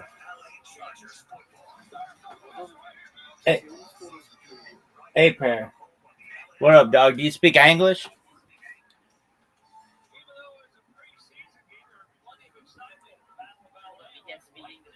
That's cool. How are you? I'm well, thank you. How'd you find out about me? How did you find out? How did you find out about me? Oh, tight. Okay, cool. Well, welcome.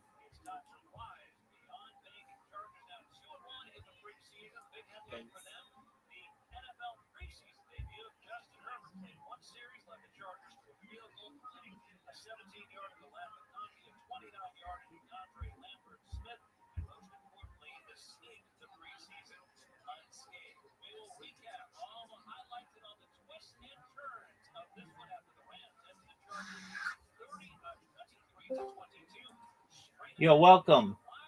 What up, Saul? Or Saul? How are you?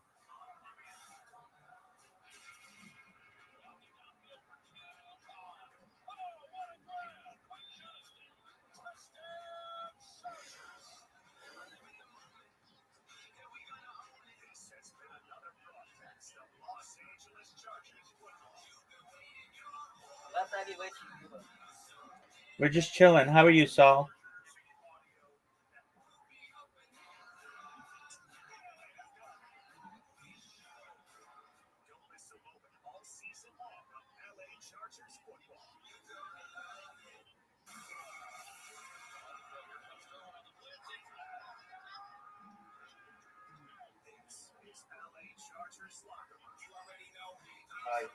Hello, how are you?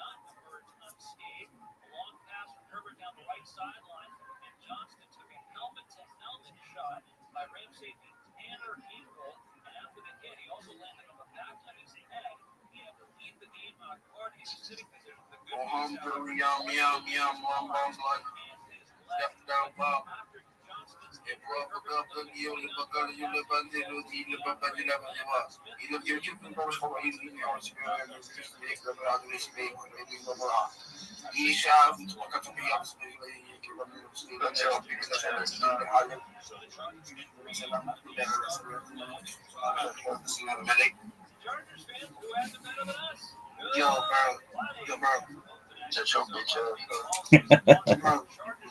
Shut your bitch ass up.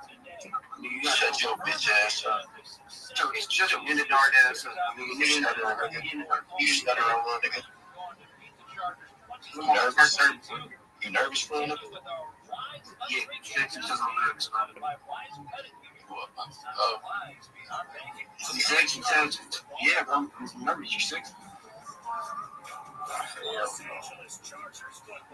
I'm stuttering because I'm fucking on my prayer, bro. I'm nervous. Your ass like you sad. You sad. Your mama a thing. Nigga, I'll fuck your mama. That bitch. You say you suck. Nigga, I'll fuck the shit out your mama. Yeah, you ain't fucking shit out nobody. We're just chilling, pimp. I'm gonna be your stepdad, I'm gonna be your stepdad, Lord. I'm gonna beat your ass too. Alright.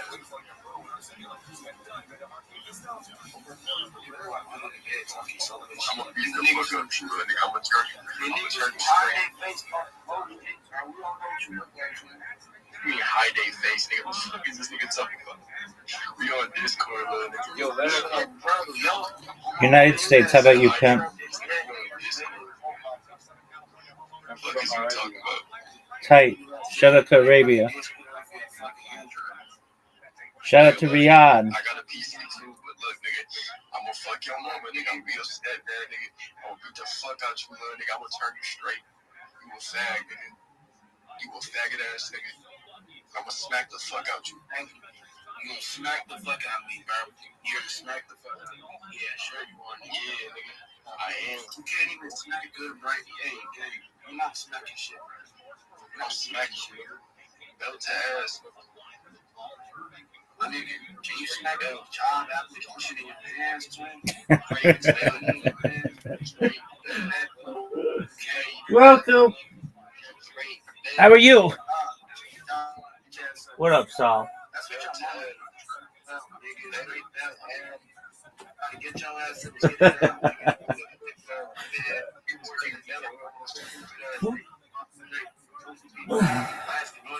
noisy ass music, 7-Eleven nigga don't want to be there all day, but they have to be there anyway, so I can tell you shit either. What you yapping about? Shut the fuck up. What the fuck is you yapping about? Shut your ass up. Hey, good boy. The blank is touching yourself and watching the stream, but shut your stupid ass up. Okay, nigga. Like what? You said that shit, nigga. What the fuck?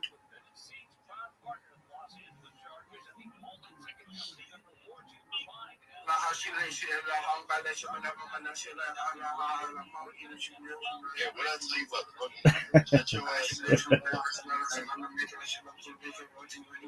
Nigga having a dismal time. Nigga saying a ritual. Nigga. First of all, it was right on the first ritual. We don't got to edit shit.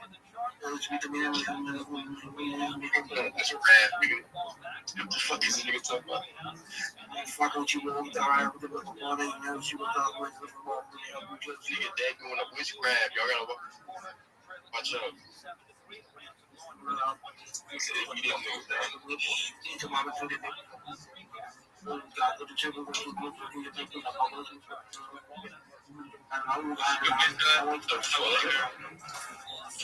Yo, what the fuck, bro? What this nigga saying, dude?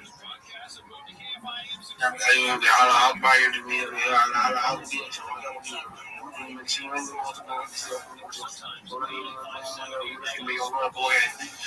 I think put belt to ass on DDP. You better put belt to ass. Hey, first one that DDP gonna win, that nigga's gonna get straight belt to ass. Cosmo's whooping that ass so bad. Like, I hope you know that. Nigga getting his ass beat. fans in here, nigga, it's over for y'all niggas, man. Cosmetic out.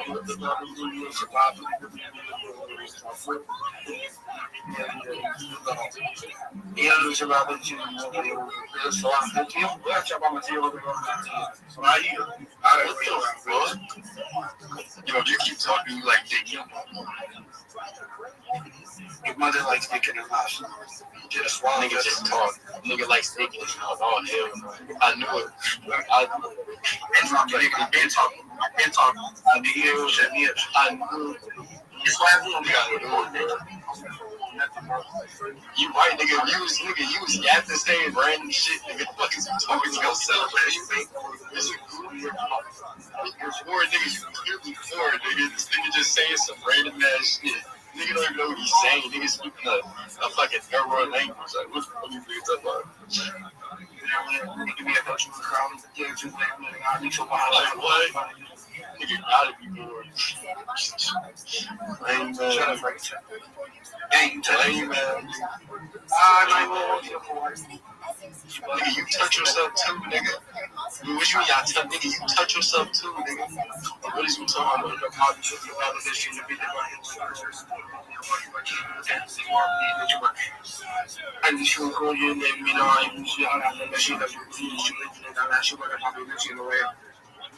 Nigga gotta be bored.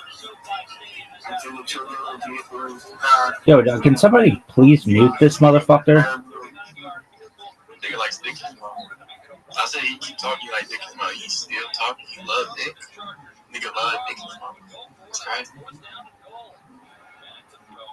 I feel like so insulted with what you just said, bro. That shit just pissed me off so bad, bro. Like, I'm so mad right now. Like, No, it's ain't not. It's only 25, nigga. Like me in my mouth. Yeah, you like me in your mouth. You like me in your mouth. You like me in your mouth, nigga. I already know you was a nasty ass, fat ass nigga. You got no job, you got no motion, no bread. Shut your stank ass up, bitch. Now let me get. Why you self-reflecting, little nigga? What you self-reflecting for? Your vibe to it. I just really bring up on your Nigga, shut your ass up. Nigga, niggas don't want to hear you. Nigga, shut your whole ass up. Niggas do not want to hear you say, you ain't saying shit, but nigga, shut the fuck up. Nigga, yapping. Hey, we mad as shit right now. Nigga getting rage, man. Motherfucker, like, just shut the Nigga, I'm not mad. Why would I be mad, nigga?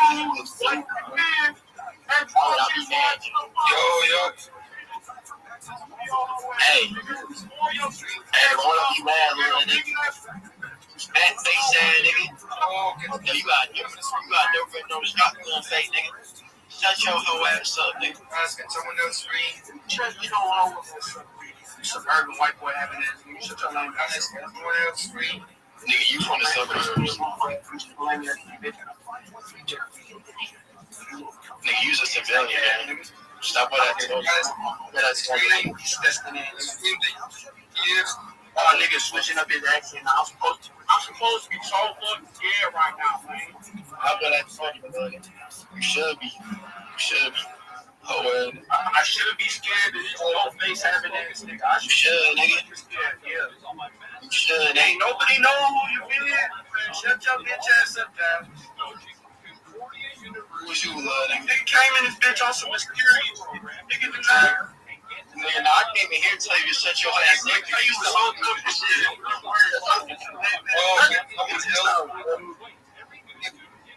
Tell, nigga. You're saying rich nigga, shut your bitch ass up.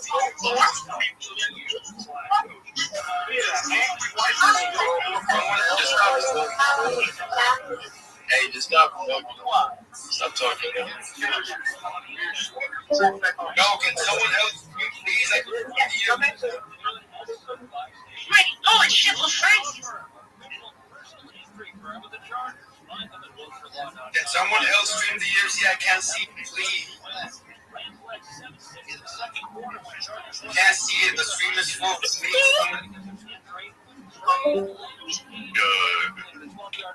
Try the other call, bro.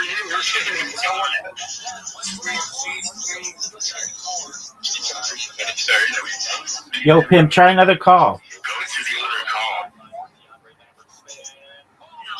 Sir, no fight for you, buddy. Pay for it yourself, buddy.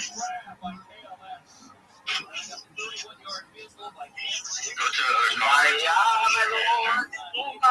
You are broke as fuck. Go buy the fight yourself, you broke.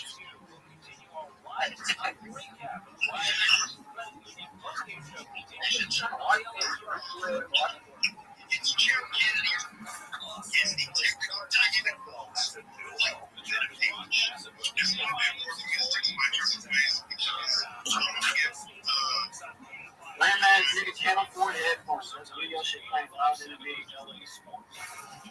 Yeah, you will hear that shit, fuck, nigga. And I do got a PC, nigga. I'm just on my fucking phone. So I'm chilling. That's what every nigga is trying to do. I just know you, nigga. I just know you. I just know you, nigga. I see you, man.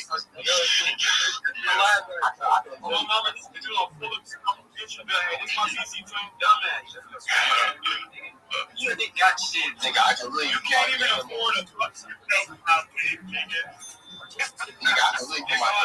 Shout out to Jacoya for streaming this. What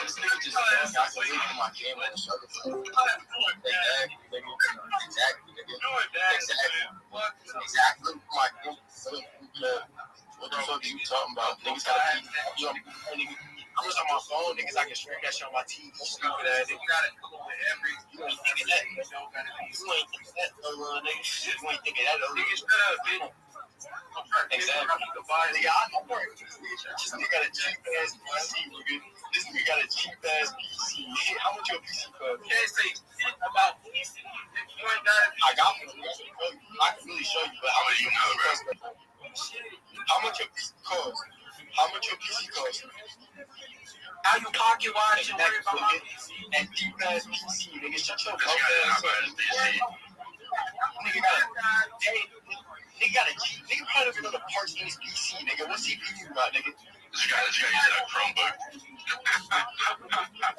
Exactly, nigga. What GPU you got, nigga?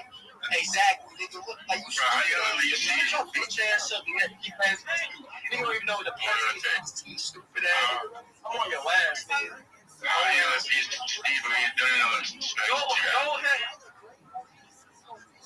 Nigga don't know the specs to his PC. Nigga got a cheap ass PC.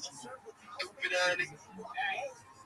Worry about me, bro. We talking about you still, though. I know, I'm on your ass, nigga. I can name my person my PC, nigga. I got a PC, fuck, nigga. Stupid ass nigga. You a dumbass. You still say you was gonna send that bitch. Bro, you can't even name the specs. You're on shit. Nigga, I can add you. Nigga, I can add you. I can call you. I can show you too, bro. I can literally show you, nigga. That shit like, what? Why would I lie about having a PC, nigga? I can name the specs too, nigga. Like, what the fuck? If I didn't have a PC, how do I know the parts of a PC? That's stupid ass, nigga. The real shit, if you have a PC, you don't even know the specs to lie about what you nigga. You stupid ass nigga. You stupid ass nigga. Nigga don't even know the specs of his PC. You're just calling me, bro. That means that nigga bought a real PC. You don't even know the specs. We got the nigga. His mom bought a fake ass, cheap ass PC, and this nigga had stupid ass. Hey, your mom gonna buy you for this? Nigga had this shit. Nigga don't exactly. Nigga probably got scammed. Dumbass.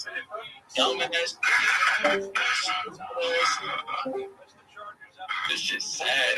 Nigga try to like, come on, that nigga's sad.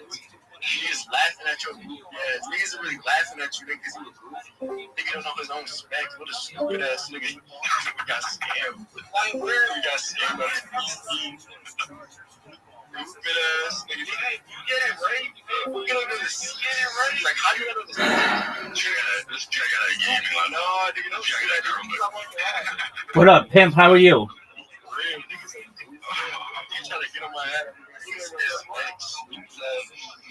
What's good, son? I'm on that boy's ass. Don't talk no more. You know when you're talking no more after that, nigga. You talk, nigga. You talk when spoken to.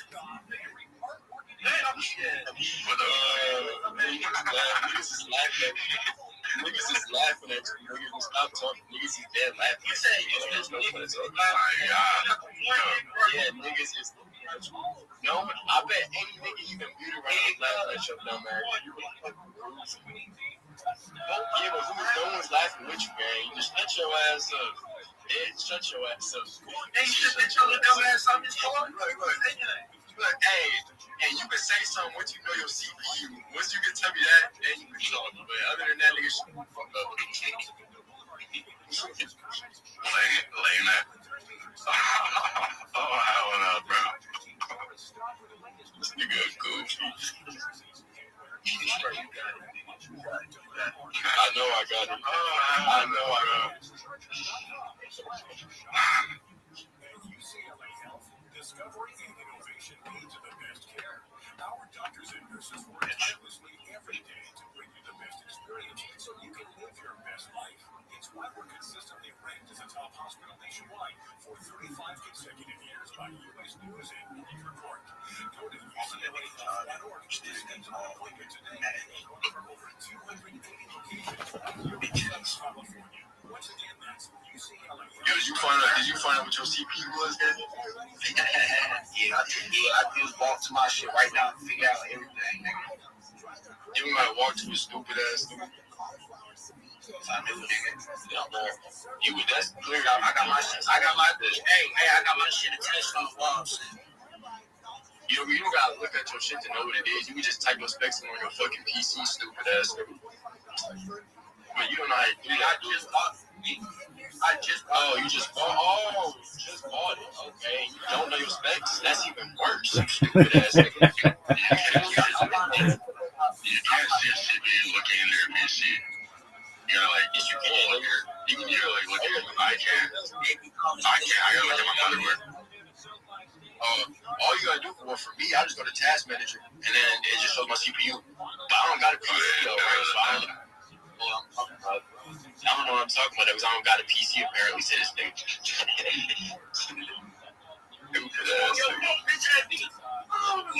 Yeah, I heard my phone. Nigga, like a screen that's off my TV. Niggas don't got a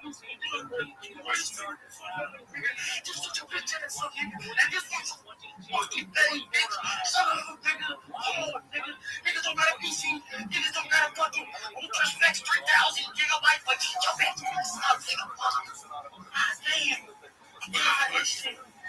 how do you do that? Your big ass nigga. Shut your lame ass up. Nigga on big nigga. Grind the fuck out of it. Like, damn, nigga. Nah, niggas just see you a dumbass. That's worse though, nigga. Niggas say you just bought that PC. If you just bought it, how do you not know the specs? You should that's the first thing you should know when you get a PC, nigga. You look at the specs, nigga, because you don't want to get scammed. You probably your dumbass got the first PC you saw.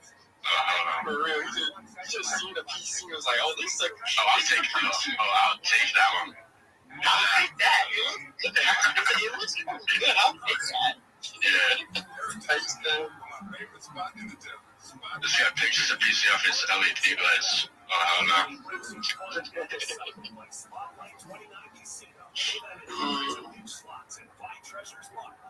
Hey, Duval, do you like Turkey? Turkey rules, dog. From Turkey. Shout out to Turkey. Shout out to Istanbul. Shout out to Constantinople. Shout out to Byzantium. Yes. You know so much Oh, dog, I know. about Turkey. Word, dog. Rabbi. Hello, Rabbi. What up, pimp? How'd you find out about me? My friends told me a group, and I just joined.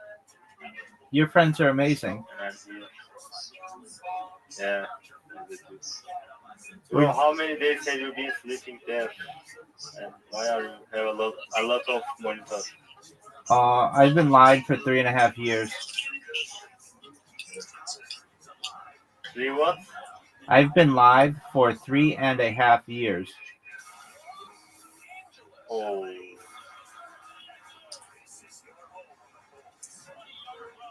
How, bro? I'm amazing. Yeah.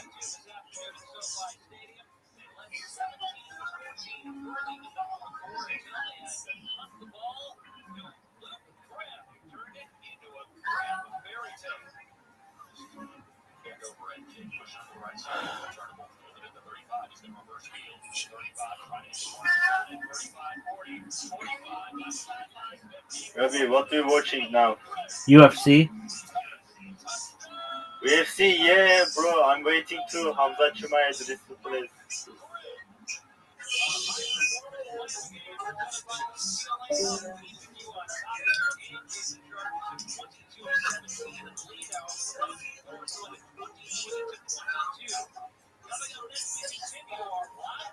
Bro, when is the Hamza match? When?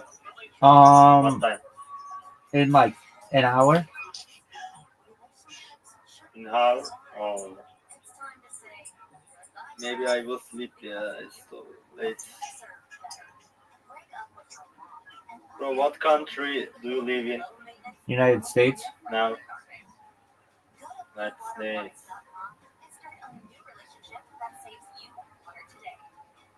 Burger King, McDonald's, America, Eagle. Oh, that is Do you true. love Donald Trump? I don't get political.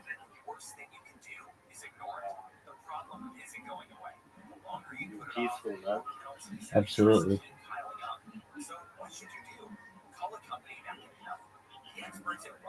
Do you have a way? Giving, take yourself. Do you have a way to? What? Do you have a way to watch the UFC? Yeah. Okay. I'm waiting to, but it's a lot of time Why don't for you? me in how maybe I can sleep. Why don't you stream it? My sleep time. Bro, I can't because I have no money. I searching the illegal site Yeah, I know. I'll give you for the. UFC watching. I'll give you the link, and you can stream it. Really? Yeah, dude. Just one moment. Stream it in here. Oh, thank you, bro. Absolutely. It's Here. yeah. Okay, you ready? Brandon. Yeah. VIPROW.NU. IP. Yeah, VIPROW.NU.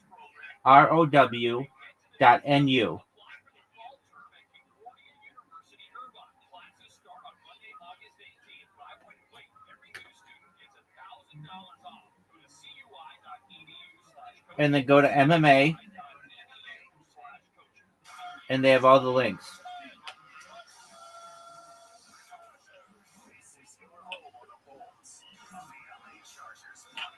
Bro, B R No. W.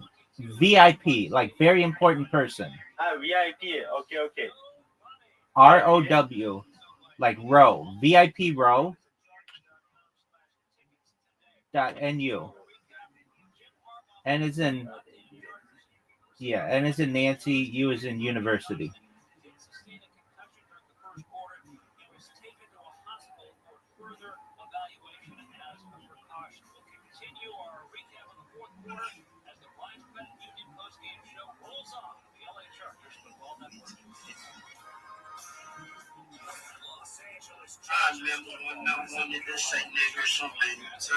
Okay, bro, I found it. Excellent. Thank you. You're welcome, Pimp. Appreciate that, bro. You're welcome, son. How old are you, bro? 39. 39. Oh, you don't look like a 39. Thanks, baby. Oh, baby. Okay, bro, I'm sleeping. All right, well, Goodbye. peace, buddy.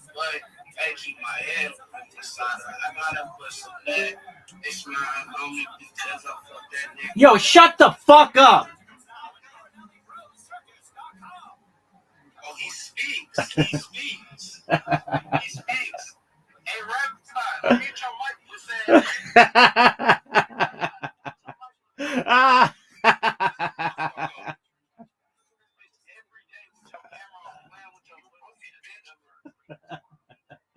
How you living, Pimp? How you living, Pimp? What the fuck did you say? You heard me, you ugly fuck. Nigga, you fat as shit, Rabbi. Thanks, dog. It's dirty ass, dirty as fuck, nigga. This nigga Rabbi don't take showers. We see all day, he take no shower. Dirty ass.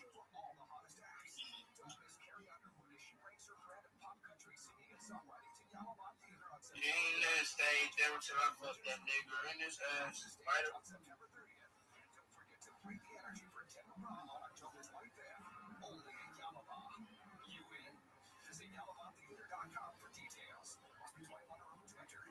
Shout out to Jacoya for streaming the fight. Rabbi, shut your dumb ass up, stay on me, bitch. Nobody wants your fucking opinion. Shut the fuck up, nigga. You special needs, bitch. My name Rabbi. Cool story, bro. Yeah, you see, nigga, kindergarten ass remarks. Well privileged ass nigga.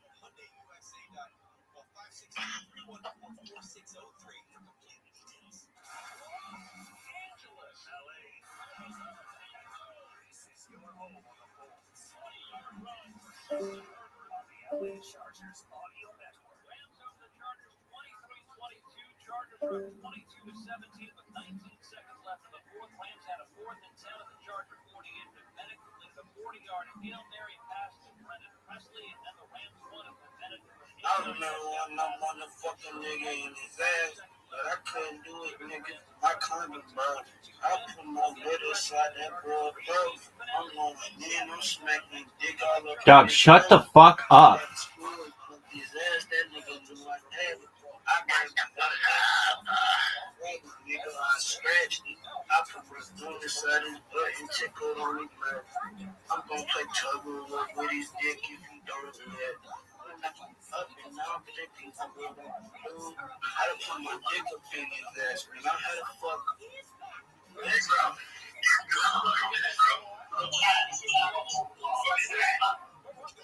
The fuck, nigga?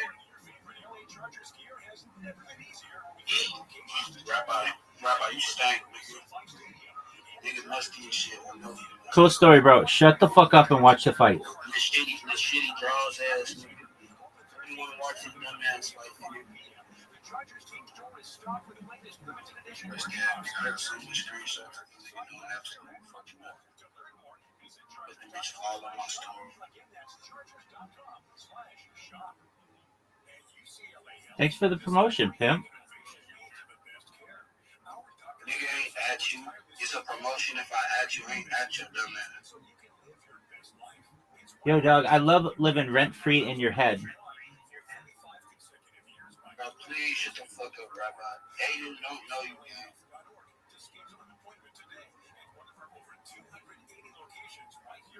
Hey, nigga, this is your first day talking to niggas. Nigga think you cool and shit. Cool story, bro. Just shut the fuck up and watch the fight. Watch this.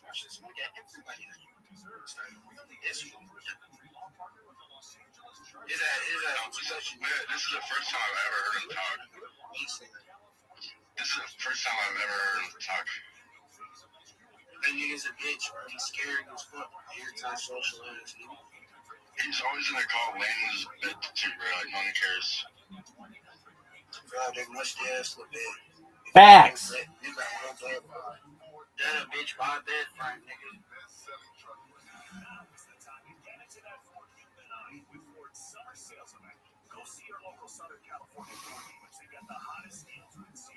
Bitch, having ass nigga, you bald bitch.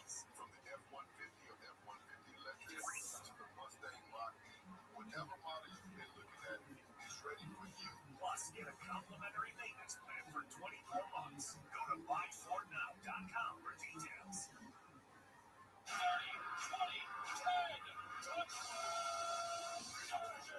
This is your home on the Bulls. The LA Chargers Audio Network. Rams head to the Chargers 23-22. Join us next Saturday for the Chargers preseason finale against the 49ers. Pregame at 4:30, kickoff at 5:30. So long, everyone. Whether on your next Chargers Bro, if you don't take that gay ass shirt off, Rabbi, that shirt wearing ass, nigga, that rainbow color. Dog, I am living rent free in your head. Dang, I could just see you look dumb to the nigga sitting on a gay ass pillow, bro. Fuck no, nigga. He got 1, 2, nigga got like 5 balls. He got a little fuck man.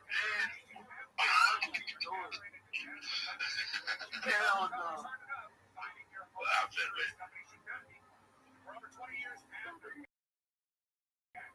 hello, Rabbi. This nigga using a soundboard. How you living, pimp? Rabbi, I'm in the Discord, huh? That's amazing. Why do you come here to bite you, Rabbi? Rabbi, shit sweets in your drawers, nigga. Oh, your pants, your ass. Rent free in your head, dog.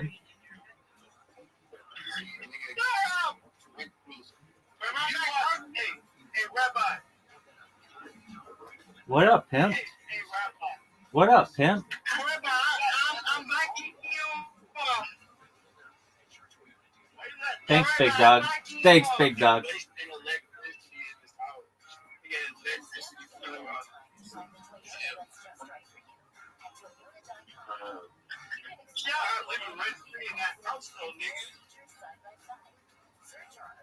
Jump and watch the fight.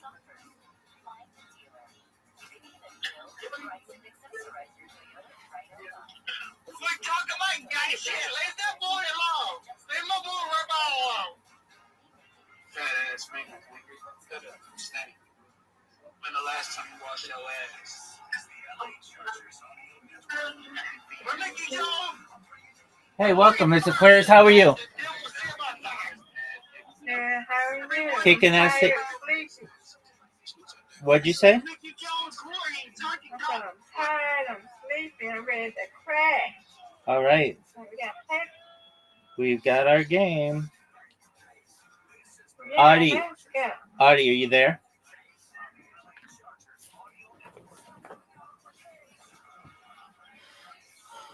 All right. Yeah, but I actually don't want to bowl with you guys. It's just Hey, so goddamn Audie. fucking boring. Okay. Hi, Audie. Hi, Mr. Aquarius. I'm not really your friend. You've been rude to me so many times.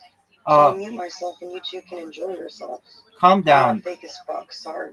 Audie. Like 2 pokes and it's done. Audie, calm Figure it down. out right now. Audie, why are you being so Or- mean? Oh, she talking to you? What you She's do just, to her, Rabbi? I didn't do anything to her. Oh, hey, help, oh.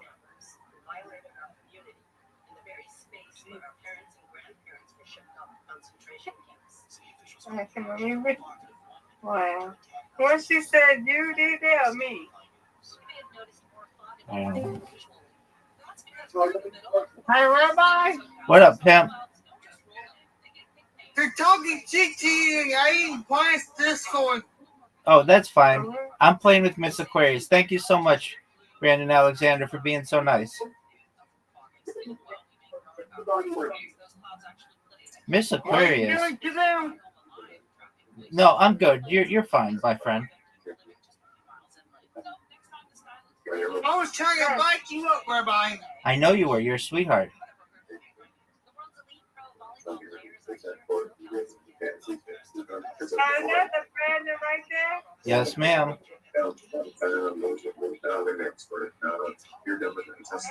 I like Jesus. I like Jesus. There you go, big dog. Everybody's got to like something. Hello. Now we're talking. Hi, Miss Quaz. I'm talking to Rabbi. I Quaz Discord. It's okay. I was just speaking to you, saying hello. Oh.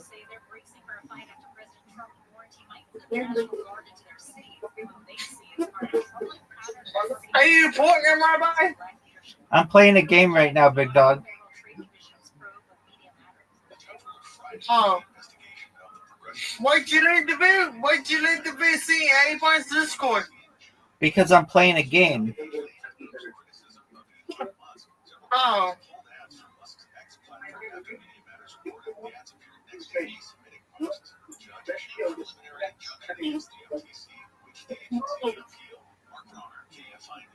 Louisiana's Attorney General is suing California-based Roblox, accusing the gaming giant of enabling online. What we got going on in the live stream? Somebody's live streaming a baseball game?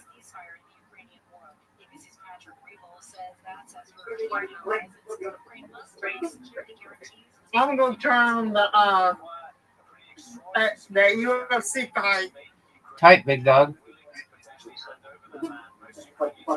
So you will have to watch it to the lady. Thanks, big dog.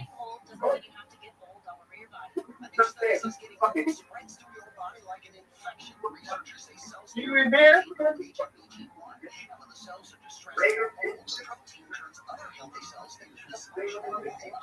Nice bear, Miss Aquarius.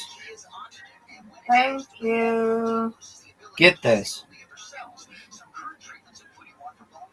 Ooh. 70. All right, you got this.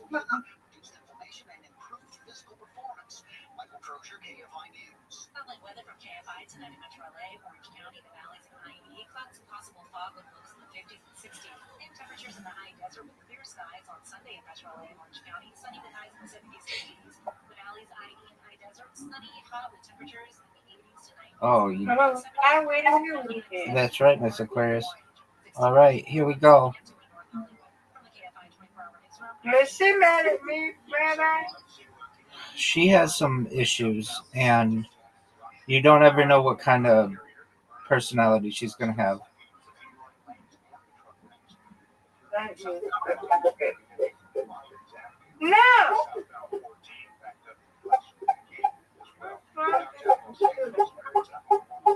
Brandon, what's going on with your thing?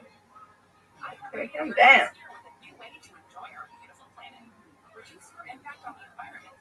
There we go.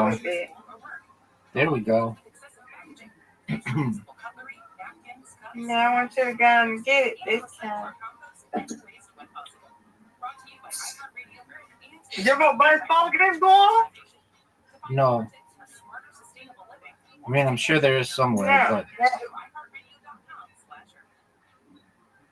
Come on, Rabbi. 2 in a row. That's what I'm talking about. Yay, get it.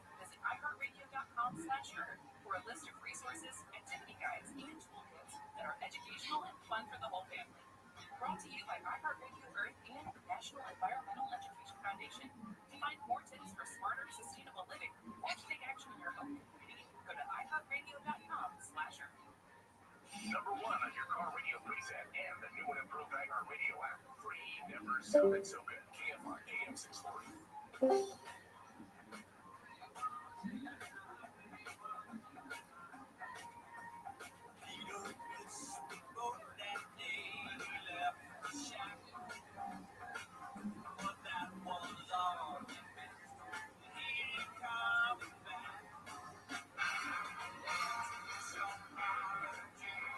Come on, Rabbi. Easy peasy.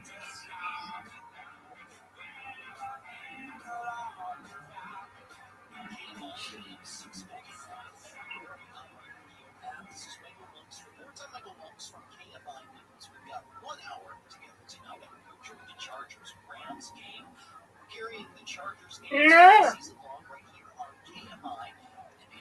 I was going to win and I'm not really. I'm glad you're with us on this Saturday night in Southern California. It's been another busy week of local news. That's what I'm talking about. Yay, get in there. Government sets the scene. A group of newly armed border patrol agents descending on the streets of Little Tokyo in the heart of Los Angeles Thursday. An operation taking place just outside of political event with prominent Democrats. Good job. You win, I win. Good job, Miss Aquarius. I win, you win. Good job, Rabbi. All right, I'll stay right here. See you In the morning. God willing, take care. All right, you too. Redistricting efforts in Texas and California, and immigration raids in cities like Los Angeles. State officials here telling us that the man federal officials arrested outside that Democratic event, he was just there selling strawberries. Governor Newsom comes to LA to raise the stakes of his battle against President Trump in Texas over redistricting. Texas is working to send more Republicans to Congress through an unusual mid-decade redistricting effort. So Newsom says California will do the same in favor of Democrats. So he comes to Little Tokyo, the Japanese American National Museum, and it looks a lot like the White House on the flight to him by way of immigration enforcement right outside this event. One man was taken into custody, suspected illegal immigrant who was reportedly setting up a strawberry stand. Oliver Bass rushed to the scene.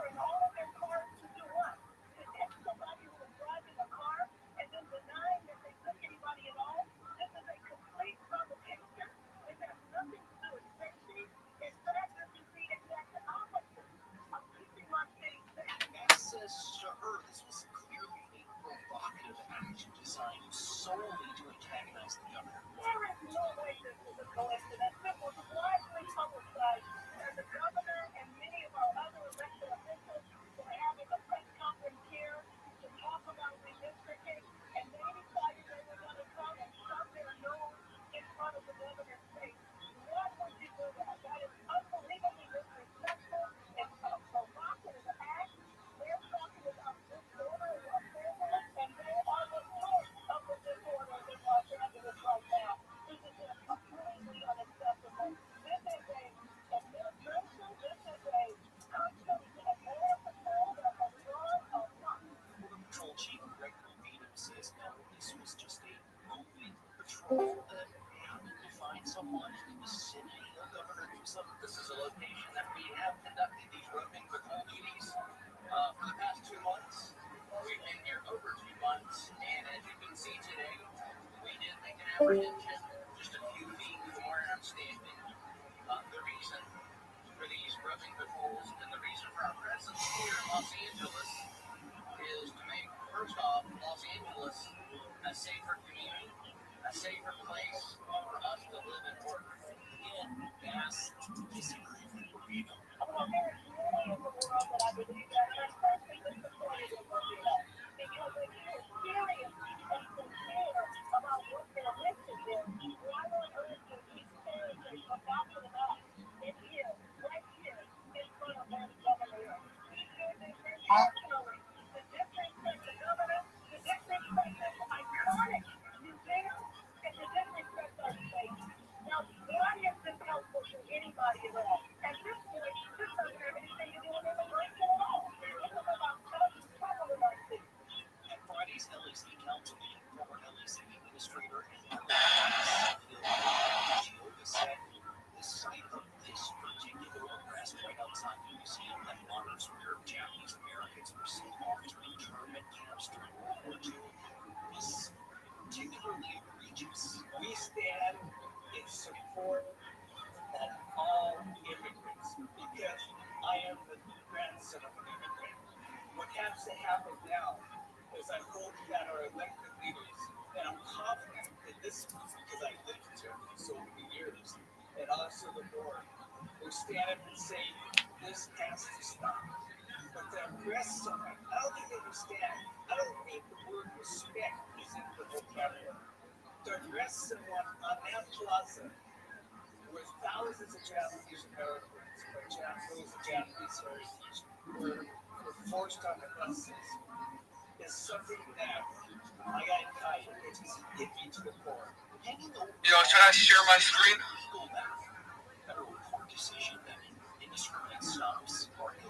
Do whatever makes you happy.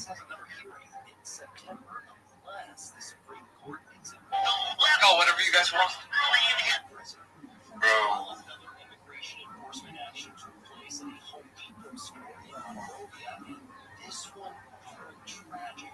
JVC's got nothing again. We have learned also of a death in a separate ICE operation, also here in Los Angeles County. A man city officials said was fleeing ICE agents waiting in Home Depot. Reportedly fled the store on foot, went to a highway, was hit by a vehicle, and killed. Now the Department of Homeland Security is weighing in. They're saying the victim was not being pursued by DHS law enforcement at the time, and they say they're not even aware that this incident happened until operations in the area have concluded.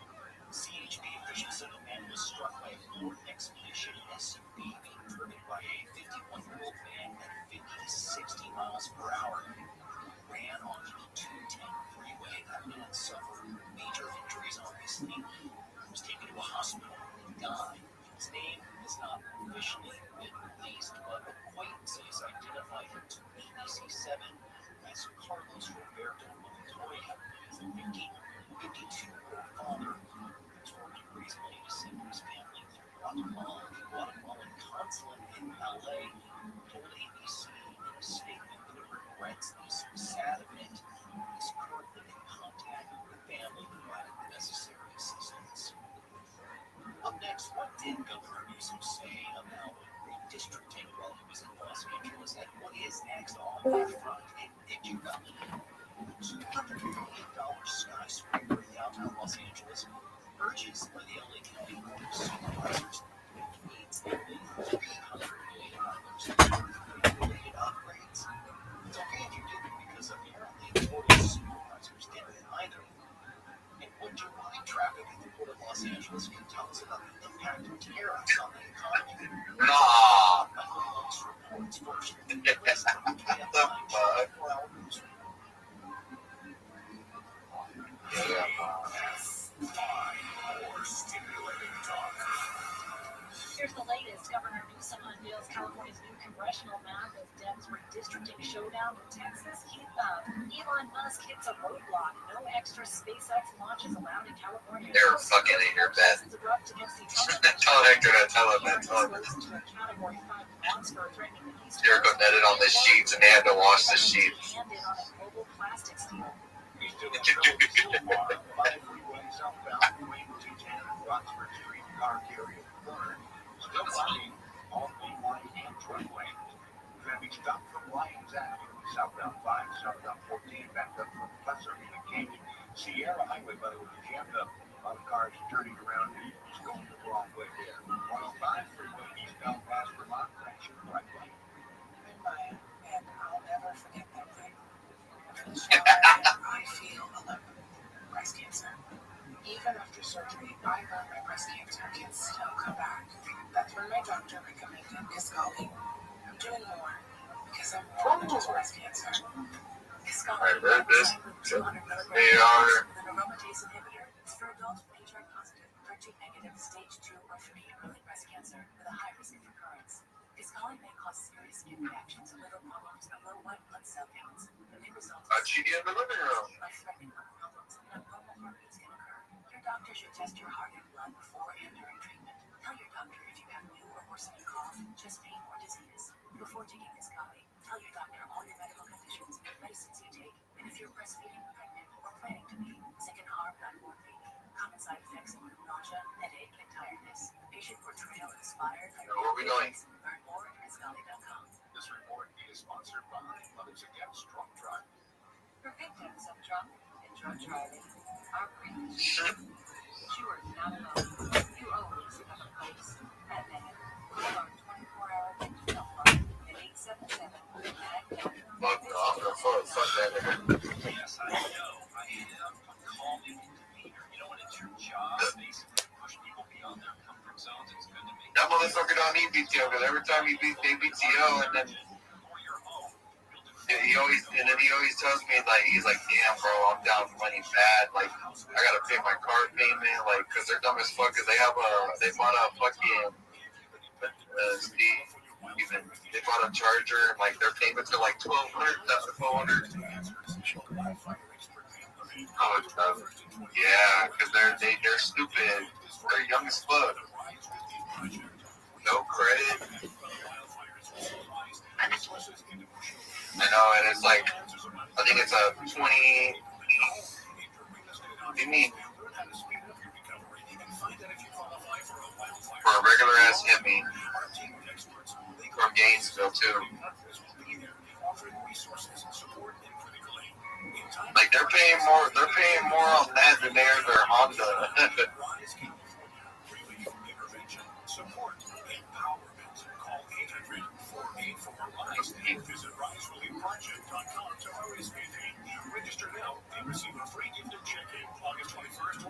Yeah, but nigga, he put a down payment. They didn't put nothing down. Yeah, they didn't put nothing down at all. Did you know the IRS has programs specifically designed to help people struggling with tax debt? Powerful tax 35, but it's like it's a 2024 and it only has like 13,000 miles on it.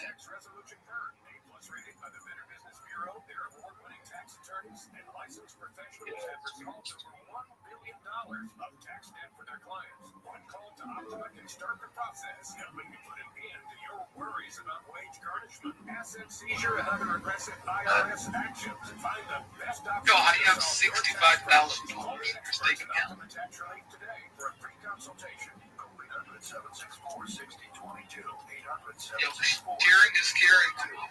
800-764-6022. Optima Tax Relief. No, I lived in here. Fuck, why am I not reloading?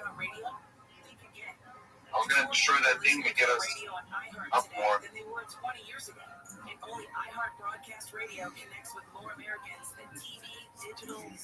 Maybe because they're fighting here? Here, stop. Yo, how do you have 65K in your fucking stake? Number of consumers who hear your message times the response rate equals the results. Now let's get those results growing for your business. Radio's here now more than ever, and iHeart's leading the way. Think radio. Yo, I see. Yo, sharing is caring. KFC. KFC, bro, you got me with the $10. One more of those things. You got me with the $10 tip. Or call 844-844-iHeart. One more time. Wait, this one drops a pistol?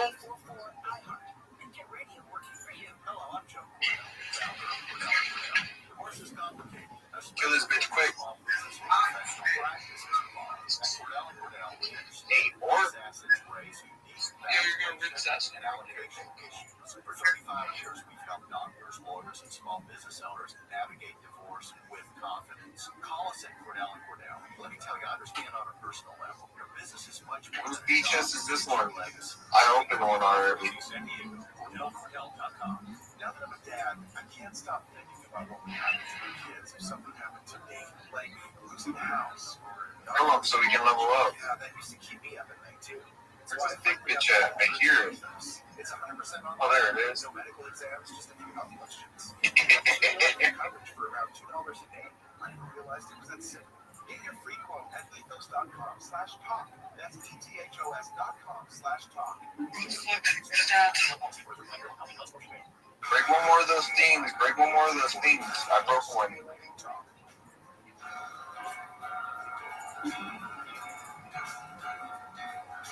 Yeah! Double A Super. $1,000 Super, by the way. There's shots right here. Like the rocket thingy? Here, I got a launch pad. I'm gonna throw it. It's right here.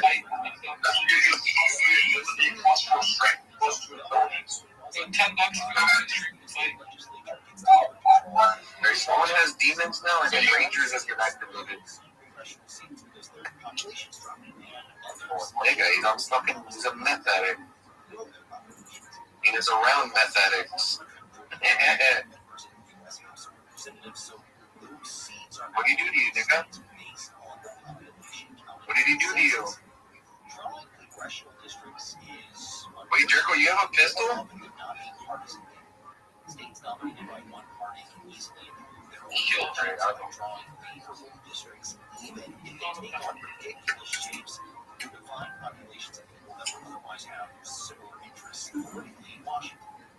Yeah, because that's how they teach them over there. Like when Tanya was fucking yelling earlier, he said the fuck down. Yeah, he got scared as fuck. He's like looking at her like, what the fuck? That's how you know they don't feel like that over there. Yeah, Philip bit his ass. Yeah, because he kept picking him up. It's very tight. Republicans hold a narrow majority. It is traditionally true that the party of the incumbent president loses seats in midterm crazy tumble and Trump is Republican. So Republicans will likely be on defense in next year's election. Yo, KFC, bro. Tell me the $10 tip. Texas Governor Greg Abbott says call a special session of the legislature. No, beggars can't be choosers, but come on now. $15 for a car. I'm gonna go up here and get a better look at these fingers. Yo, crazy multis again. 1000X, wow. They're already on the mountain. They're already looking at the mountain. They're already looking. Yo, L Day, bro. Holy tumble, too. Holy fuck. Multis. I'll see that, bro. Holy shit. Yo. That's fucking wild. Reach ass nigga. Fucking make this, bitch. Finish that work. Where the fuck is she? Finished. Alright, let's go.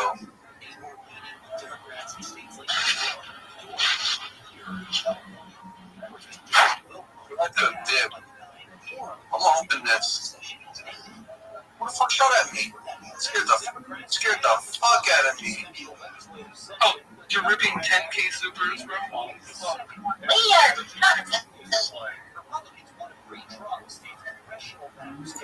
10K super, bro? Are you serious? Pistol. There go rocket launcher. Iggy, there's a bunch of shots right here.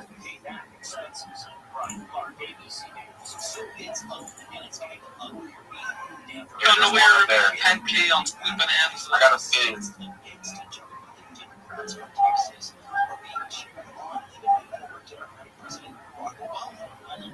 Wait, where were they? Did y'all see what they were? Did you read that? Oh, I can get my gun. Fuck, that shit lost me. The fuck do you still have 65K left?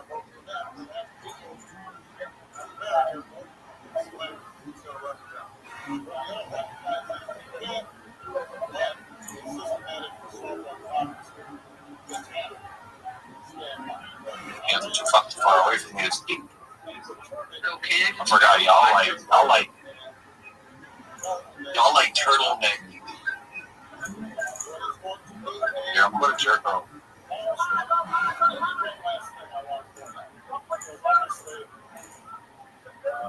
Come on, baby, nigga. On God.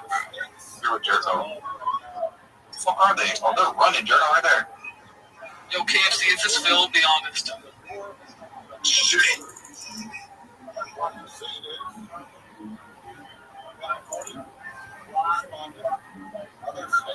There should be one right here behind the street, but he probably most likely moved up to me. Yeah, it's on page.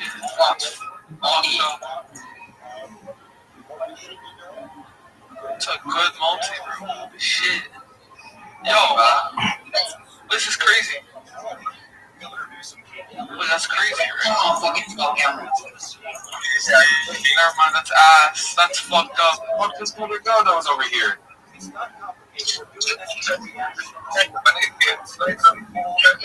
I was chasing one. I don't know where the fuck. Yo, go on tip then. Go on tip send, kid. Oh, there he is. Bitch ass nigga.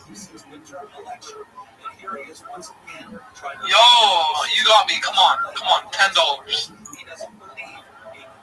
I'm poor, bro. Come on. Yeah, I got no fucking movement. Holy fuck. KFC tip me. I have no movement. He has a fucking. Yo, KFC tip me. That's what I'm saying, bro. This guy's rich. Yeah. Come on, bro. I'm poor, bro. I went back that way. We are poor.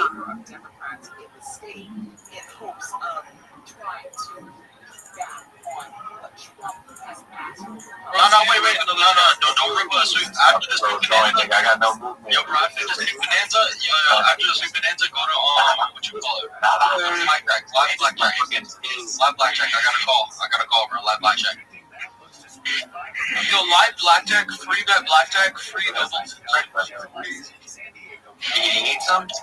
Grab the, oh, there's more. Yo, originals are ass, bro. What are you doing?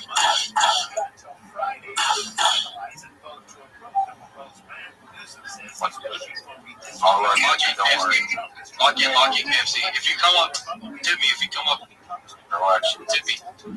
It's already down. It's at like 60. Redemption over here. Oh, please get some. I got 12. Here. Losing money, man. What you do? And I need to hear home. To my last two here. Yo, go back to the buy. Oh. If you won or lost it. You went this way. You lost that. No. You lost that.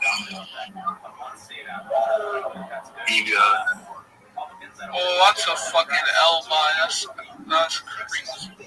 That's ass, man. This one's right there. Did you just see this knockout? This one's gonna be on. Oh, that's cold. I was landing on this. Oh no, he just jumped over here.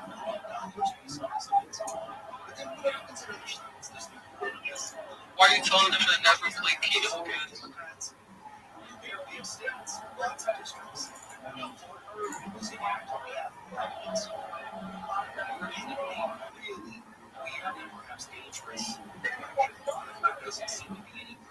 Yo, KFC, are you up or down in total? I'm looking at it. L. No, this shit's not. Watermelons? Look at this fucking thing, bro. Not even berries. Oh, what's the extra carrots on the back of it? Yeah, it's not. You bought this for like, Oh my god. Oh yeah, my this shit's fucked. No, there's no toilet. Hurry up, these boys are all. No, you don't have money. I'm a dick. Mom, That's a good combo. Yeah, it's not even. It's not profit. How much do you buy it for? 7 times. Oh my god. Bought it for 6K. They Bought it for 6K. They spy. Fuck, I gotta go. Holy fuck, I gotta go first. Fuck. Come on, what's back, bitch? Yeah. Follow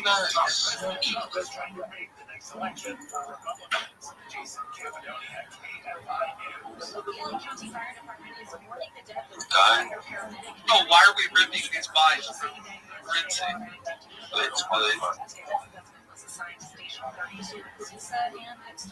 What the fuck? Why does he keep launching me straight up? I'm dead. I'm dead. Yo, what does VIP do anyways?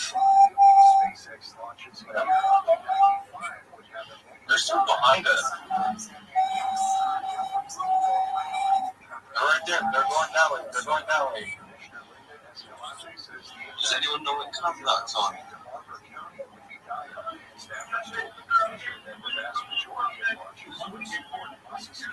Do you guys want me to stream the event? Lay down. You don't need to fucking lay down on me.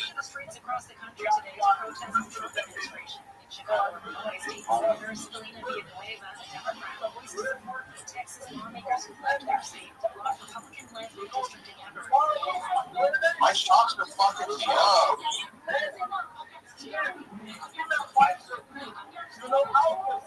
Yo, 10K buyer receiver.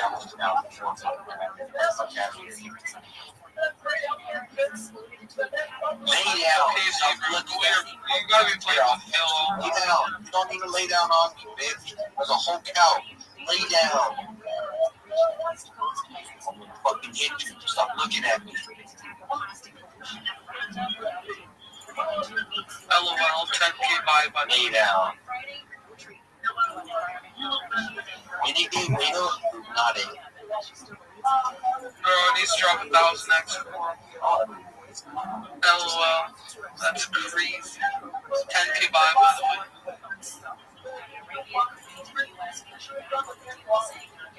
Yeah, it's over, bro. That's fucked up.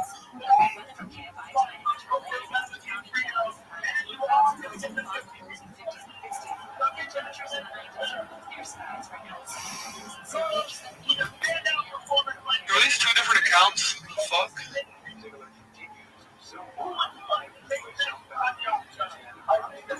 Chicken stick 22. Which one's this? Same shit? Oh. Wait, it's the same account, so you started 60 something. 617. What was the other one? 617. 600. Oh shit. Oh, you have different crypto. Oh, okay, I see it. Fuck you. Oh, you're playing Solana. I get it.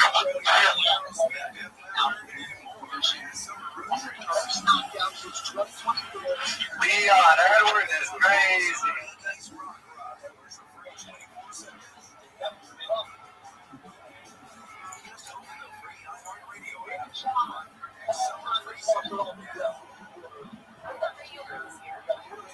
Like KFC, be honest. Are you up or down, like in gambling? I'm down every game. Or you gotta do something about that. Yo, how you plan on getting it up though? Like, not. You need a max man. Fuck.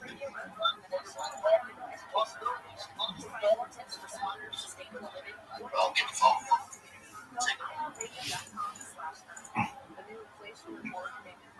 Bro, you're down 100K. No, blackjack can fix that, bro. But free bet blackjack where you get free doubles and shit. Yo, I'm trying to watch the stream, bro. Watch you end. Take it.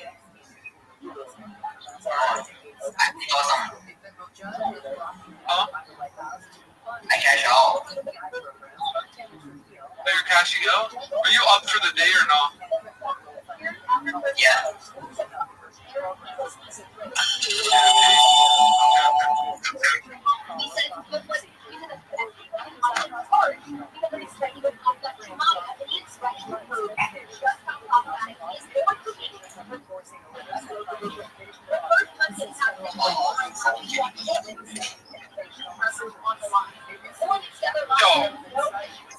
Yo, how do you even get 100K, be honest? Like what you do? This started from $1,000.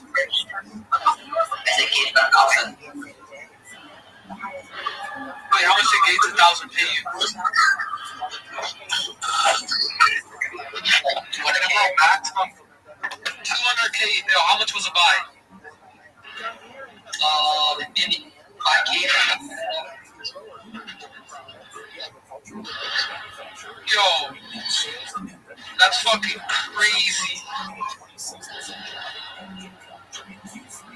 Wait, so are you down profit or your own like net worth money?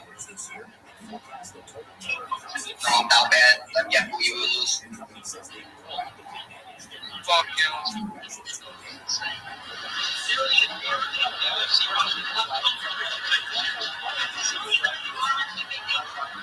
Do you play blackjack or no? I'm paid. You're paid? Yeah, I paid blackjack. Oh, okay.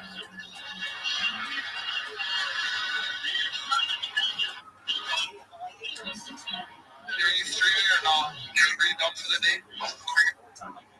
Take it. Alright.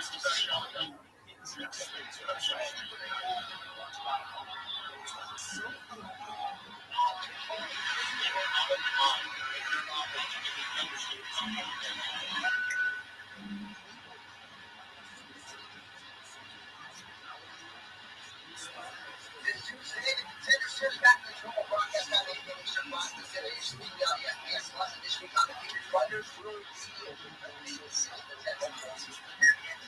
look.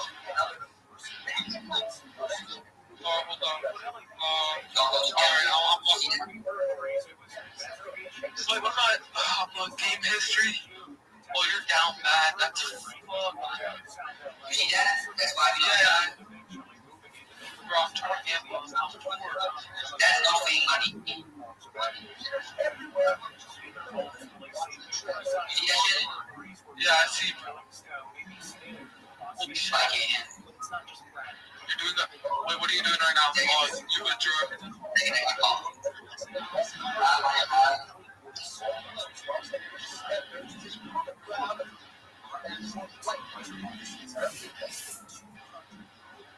Well, Bob Ross is this, like, Bob Ross basically 50-50.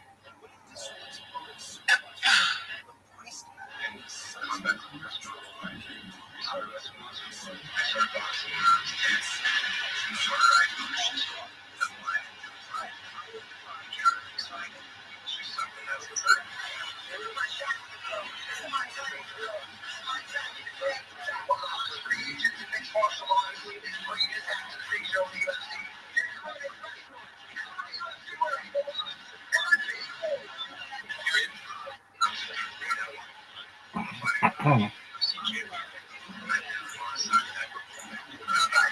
you gonna play or not? Like, are you playing? I'm thinking, bro. I don't think I need to win right now.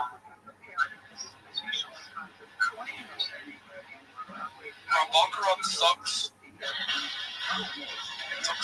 That's something to 12K hand. 12K hand. I'll win this shit this hand. No, that's a fuck, bro. But then you lose.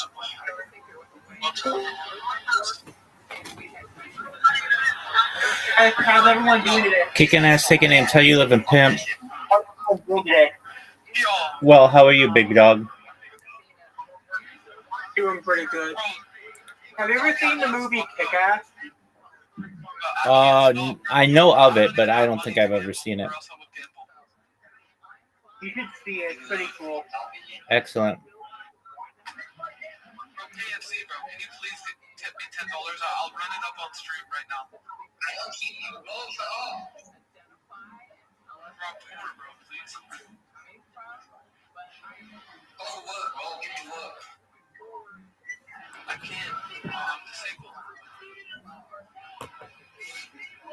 Come on, bro. I know you're down money, but you have thousands.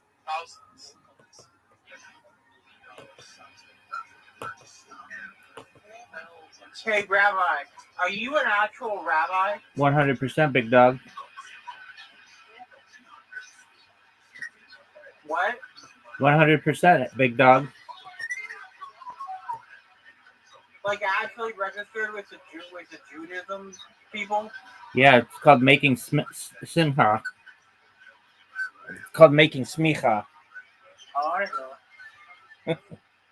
I don't know a lot about Judaism, so I just asked him if this was real. You're good, pimp.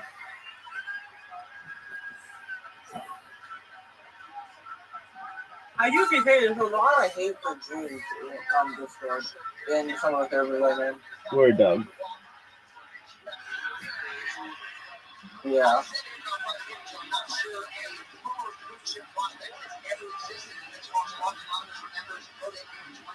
I'm watching Dexter right now. Tight dog. On episode 7. Tight dog.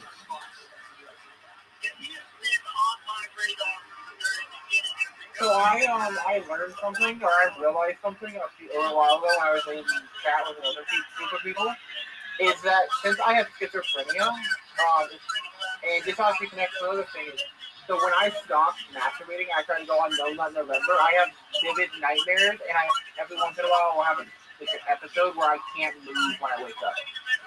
And I try closing my eyes, but something grabs my eyes and opens them. So I have to sleep on my stomach. That's fucking I wild. realized that my schizophrenia is causing that. Okay.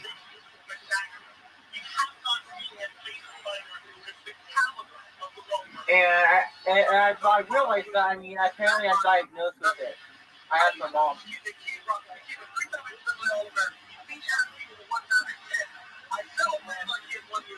With paranoid schizophrenia. So how do you get past sleep paralysis? What'd you say, Pimp? How do I get out of sleep paralysis? Like, the only way I can do it is actually start my body to move. What'd you say? And then the monsters and the sounds disappear, but... What'd you say, Pimp? How do I get out of sleep paralysis? Like, how do I get it to stop happening? Because it happens every once in a while. Like, usually I just make my body move, and then it stops. There you go. Did you look it up on ChatGPT? No, why would I look it up on ChatGPT? It's not human. Neither's Google, and people Google things all the time. Yeah, And it's got the answers. Yo, how about you just look up the answer? How about you just look up the answer? Dude, how about you just look up the answer? But I thought you were supposed to be a rabbi. Yeah, but I'm not an expert in sleep paralysis. Oh.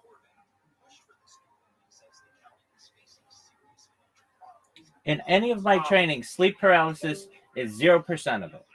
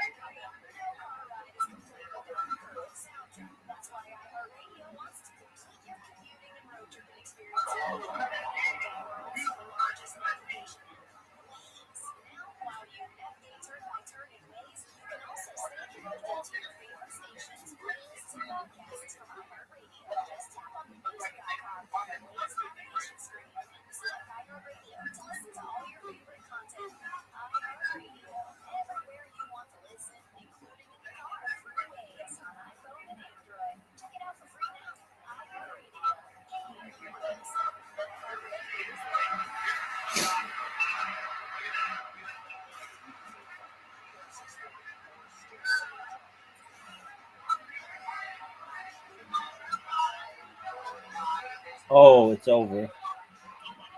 Pico's done.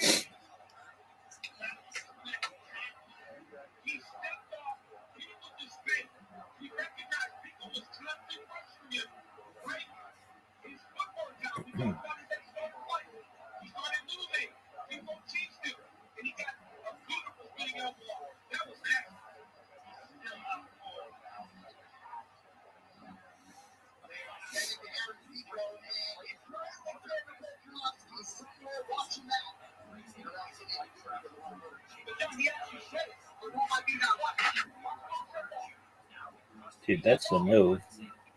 The elbow to the head.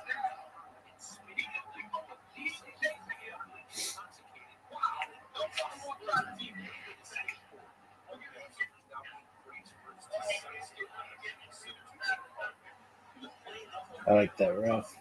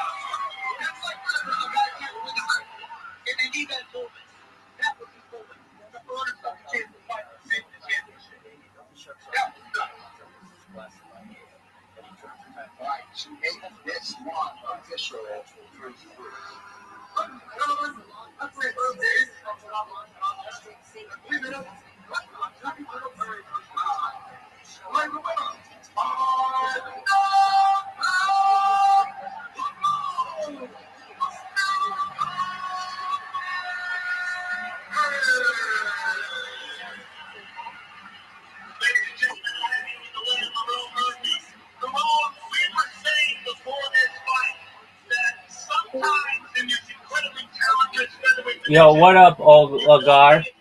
What's up? How you living, pimp? The future. You're from the future? Yeah. I mean, I feel it. Okay, very cool. How'd you find out about me? We talked on another voice server. Actually, we also talked to get hypnotized, I believe. Oh, yeah, I remember that. Did you do it? No. Why not? Because it's fucking ridiculous. All right, then deal with your own problems, my friend. I'm just trying to give you solutions to your problems. I hear you. I feel it. Look, it's not. I'm sorry. I apologize for that delivery. You're good, pimp. Yeah. I didn't mean that in a way like to be offensive, but no, it's because I experienced what I experienced and understand. Like that's something that I could do that's interesting, but I don't think that it would be a problem-solving thing.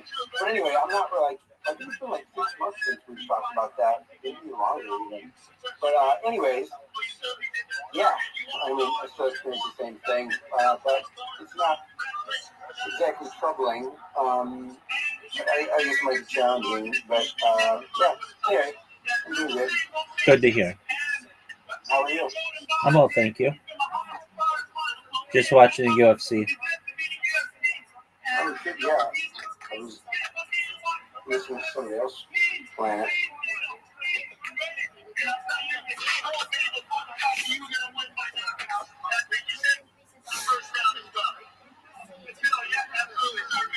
Oh my god.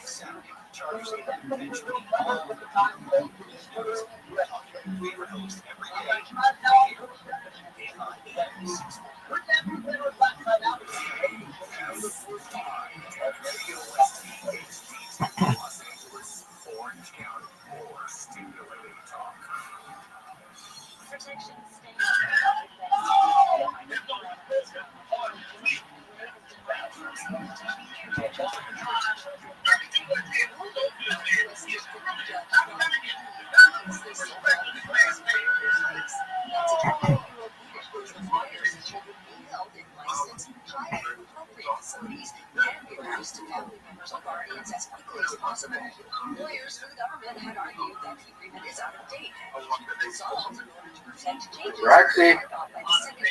Sure.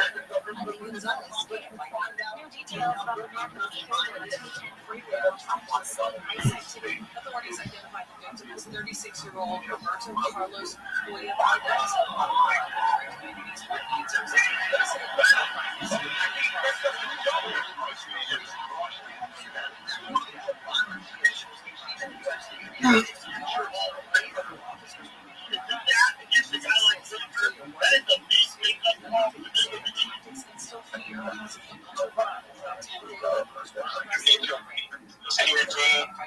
California has the highest unemployment rate in the nation, 1.5%, edging up from June and outpacing the national rate of 4.2% as job growth continues to slow. Baby Needle Cosmetic Surgery may be ahead for a Grand Canyon mascot wildfire.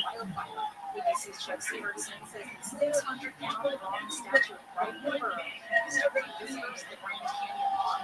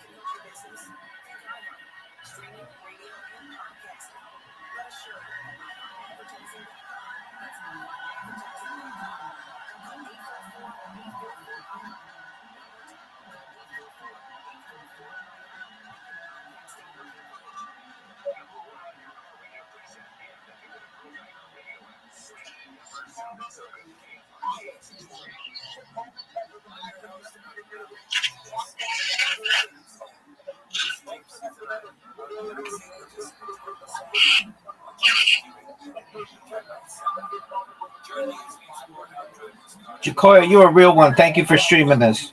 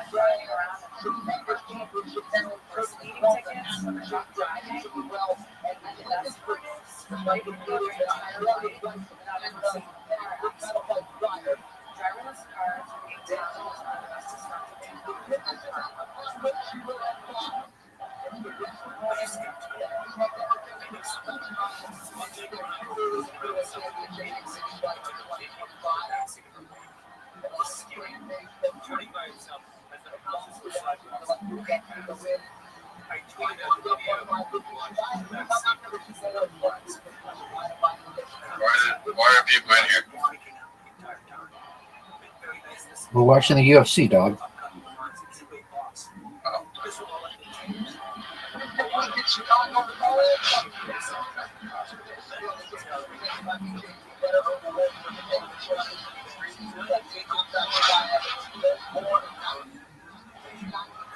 Space is not real, Joe.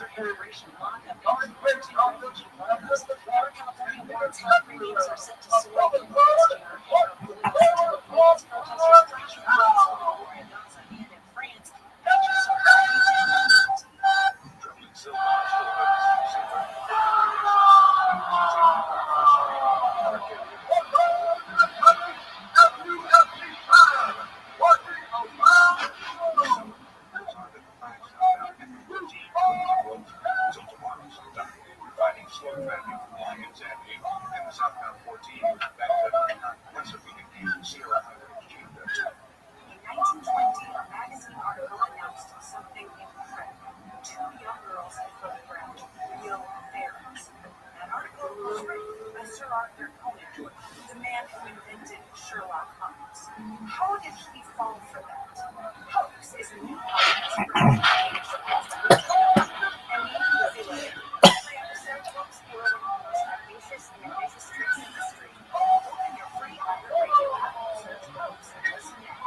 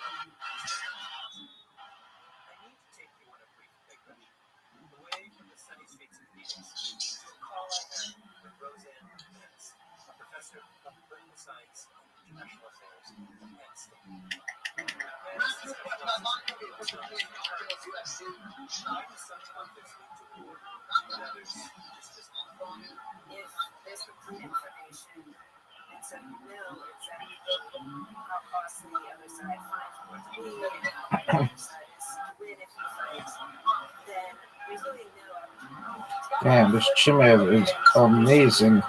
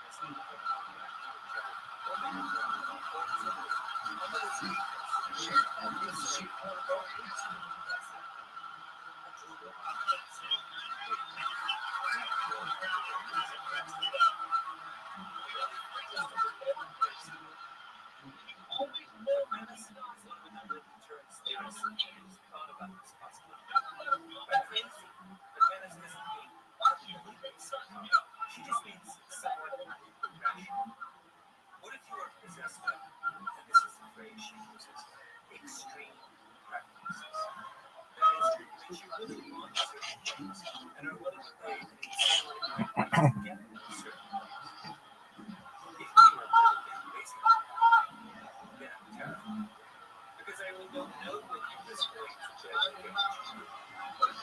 the man says this is exactly the situation of the Second World War. The British got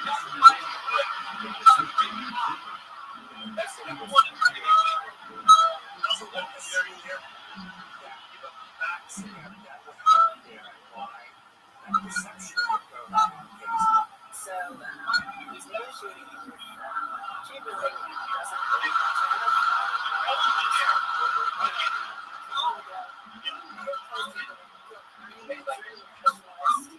the German people are struggling, they're suffering. I want to unify all Germans. That's my mission in life. I'll do anything to unify all Germans. Once I unify all Germans, I'm going to stop. It seems like Germany believes it at least enough to give it a shot and to make this deal with Hitler. In the world of insurance, this is called the madman. The menace argues that people in any conflict may have an advantage. The other side perceives them as being just another entirely nuts. If you can successfully convince your opponent that is the way your mind works, you get your way in a negotiating, in a blackmailing or negotiating contest. In a way you could. That's your message. Yes, that's my point. And I think it actually is rather hard to create that perception. Hitler is really the only successful example that I've come across so far.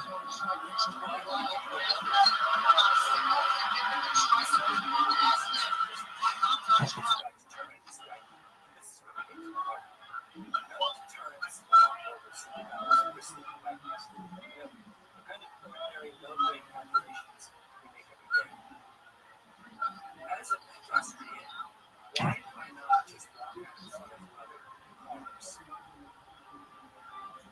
I don't believe that they like it because they're emotional reasons. They have a series of post-historics, references, and all the rest of their text in there. Right? So, like, I think that's the reason because there is that choice. Yes. You're listening to Indigenous History podcast brought to you by Bushman Industries at KFI AM 640. You can listen to new and full-length episodes on the iHeartRadio app or wherever you get your podcasts. And don't forget to check out my new book,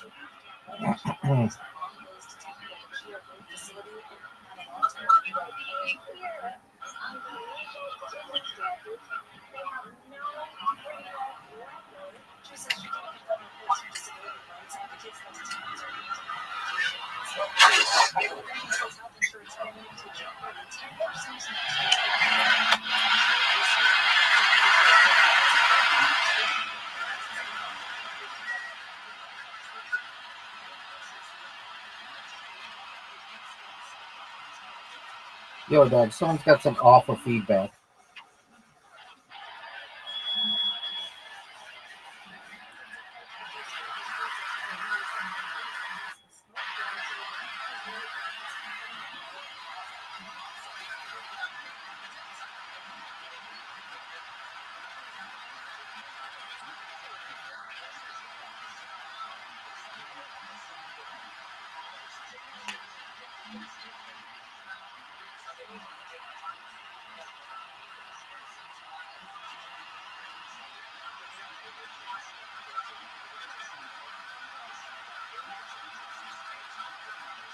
Well, there he goes again. Shemad.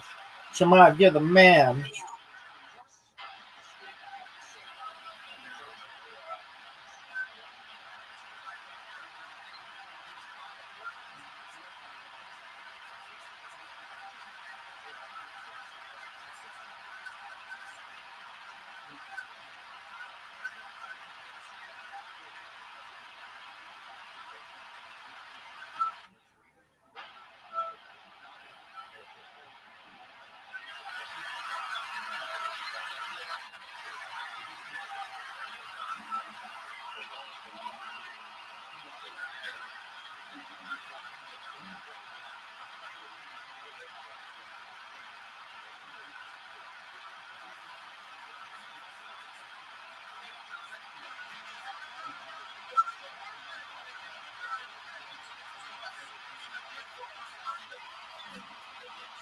God, mute your fucking mic.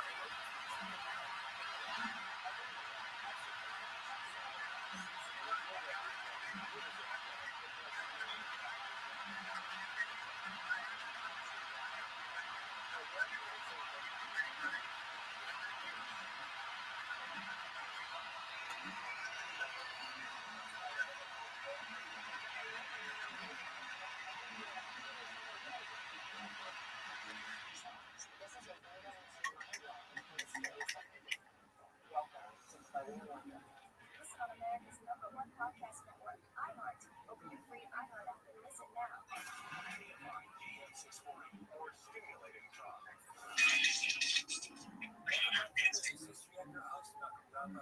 Before the break, we explored Waymo's self-driving automotive technology and its potential to transform transportation. Next up, we shift gears and talk to Lance Rothschild as we explore how autonomous driving could flip the script on transportation. I want to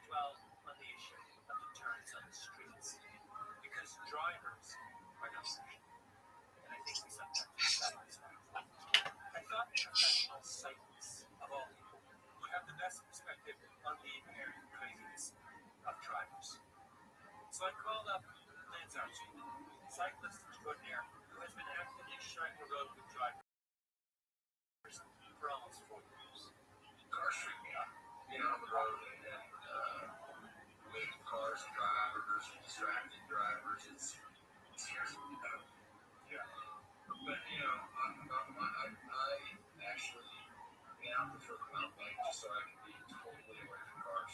Yeah. And if I'm given a choice on my road bike, if I'm going down the road and I see that there's a bike path, even if there's people with baby strollers and walkers and dogs, I always take the bike path. I don't want to have to think about, cars and people checking out their cell phone or having a few cocktails.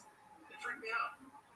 Have you ever been hit with a car? Of course. Oh, yeah, many times. How many times? How many times? Well, I say many times. I mean, probably, we did it once. It was too many. I'm probably right around 5. The 2 worst ones was when I was young. I ran a yellow light on my bike outside of Dallas, the suburbs where I grew up. And I got to the intersection and turned yellow. I said, I got this. So I made it 5 of 6 lanes. And the 6th lane lady was coming and just hit straight from the sides. And I was thank God, but okay.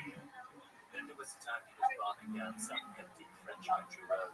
I hadn't seen a car in an hour. Well, sure enough, come around the corner, and this old farmer just coming the other way, just clipped right in the front of me, and I cracked 2 vertebrae.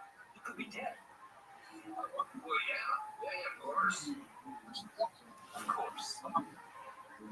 Next, I called up Jonathan Waters, another former professional cyclist. He and Lance were teammates at one point.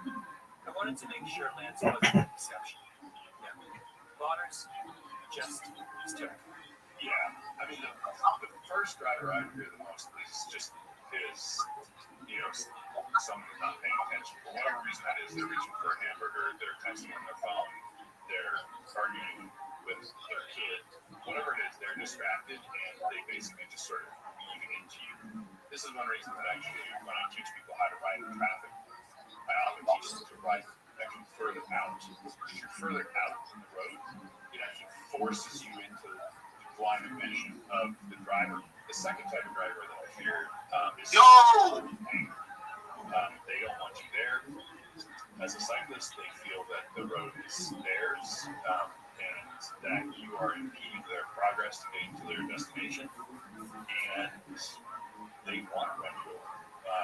And maybe they realize, there are consequences for me running over this cyclist, but they're viewing you as essentially like subhuman. The willingness to risk killing a cyclist because they might slow you down for a few seconds is, of course, the textbook definition of an extreme preference. There's a multi-billion-dollar industry, I should say, built upon fear of traffic.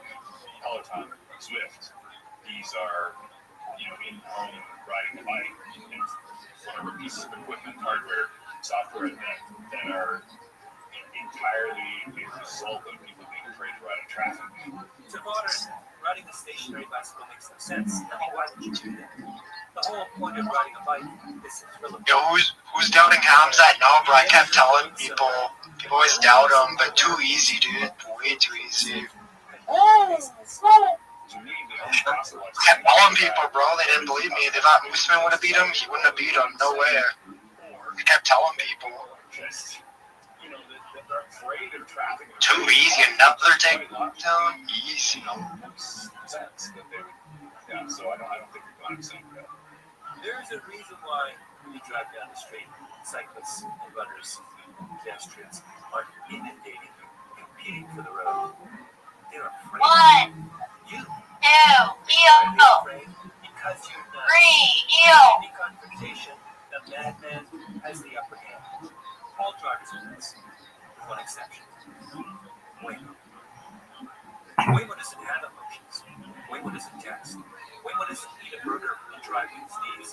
Waymo doesn't get angry and behave like an idiot. Waymo doesn't give you the finger. Waymo doesn't do road rage. Waymo wants to live in that thing. Waymo is your grandmother, only with lightning reflexes and perfect vision to 300 yards. In a world of Waymos, cars aren't the madmen. But if cars aren't the madmen, Guess who gets to be crazy? The answer is obvious, my friends. We do. I will admit that I was slow to grasp the actual implications of autonomous driving. I've been too busy watching all those TED Talks where the Silicon Valley types explain self-driving tech utopia, where everyone behaves with the unruffled rationality of an engineering major who saved the university. But one day I stumbled upon a brilliant essay by an economist named Adam Millard Ball. His paper reads like the academic version of the Hans Christian Andersen story, The Emperor's New Clothes. This was framed as a technological problem. It was framed as a space where we just need to figure out the right programming and other technological solutions. To Millard Ball, the issue with autonomous vehicles is people, specifically the people who found themselves. So if you're a pedestrian, you have that confidence that the autonomous vehicle is going to stop and yield to you, and that's usually it should. Then there's nothing to stop you from taking that ride. Oh yeah. Pedestrians and drivers now engage in a dangerous game of chicken, each daring the other to do something stupid. But if you wait for something, the rules change. If you know You already took him down. Don't get your hopes up. You already took him down. Too easy. Oh yeah. When you're playing chicken, it helps to leave. Man, this is so like, dude, I'm so happy. People always like doubt Hams, that thing. He has no cardio. This, he would have lost to Usman. He lost to Burns. He literally dropped Burns. Let's go. Preferences and the uncapability of the driver. Now we flip it. The driver has become car has become entirely sane and rational. It's his preferences, right? And that allows you to be as a pedestrian. Absolutely, and it gives you an incentive to be seen to be unpredictable. Wait, that line. Hold on. Islamic, explain that. Why does it give you an incentive to be seen as unpredictable? The more unpredictable you seem, so the more you behave like you're intoxicated or distracted, then it's equivalent to being a 5-year-old child on the street. The autonomous vehicle is likely to recognize that unpredictability and be more cautious accordingly. Oh, I see. It's in my interest to be as flagrant. It's fun when you're winning. Oh yeah. Oh yeah. I don't want to be so easy. Oh yeah. I want to make sure that if I'm going to transgress the rules of the road, I should do so as flagrantly. Is anyone gonna doubt Hamza now? Anyone gonna doubt him now? Anybody gonna say more? Oh yeah.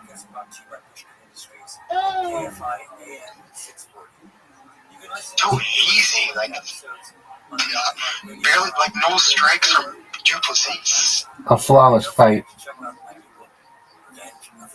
Dude, I don't get how people doubt him. Like they said, Usman would have been. He literally broke his hand on Usman. No one said that.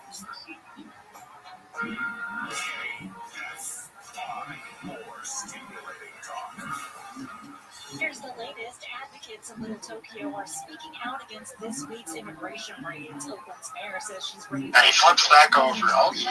to send in the National Guard. A federal judge halts the FTC's probe of Media Matters. Louisiana sues gaming giant Roblox, accusing it of endangering kids. And after meeting with Vladimir Putin, President Trump shifts his stance on the war in Ukraine. And a cigarette still marked still 5 freeway southbound 210 Roxbury Street. Earlier, car carrier burgers. That's got all main line and truck lanes closed still. Southbound 5, southbound 14, backed up pretty solid from last weekend. They're saying it may be tomorrow before they reopen. 5 southbound and 14, those lithium ion batteries burned 5. An app for Fix, an app for playlists. Even the app for scrolling endlessly at 2 a.m. But only one app puts the live radio dial in your pocket. The free iHeartRadio app. Get what millions already have. iHeartRadio, the #1 app for radio. Loves the basketball court on the pitch because the players kept dribbling. The dad joke. Corny, grown-worthy, but also one of the simplest ways to share a moment with your kids. What did the buffalo say when he dropped his son off at school? Bye, son. So take a moment to make your kid laugh, because dad jokes rule. Make your kid laugh today. Go to fatherhood.gov. Brought to you by the U.S. Department of Health and Human Services and the Ad Council. The free iHeartRadio app is #1 for music, radio, and podcasts all in one. Discover a new podcast from our library of hundreds of thousands of titles. Here's an iHeartRadio podcast preview. She was our idol. It's like, wow, Margaret, you're so cool. You drive a Jag, are a female lawyer, you're stunning and beautiful. We wanted to grow up and be Margaret. But two bosses came to me and said, It's your boss. I said, what?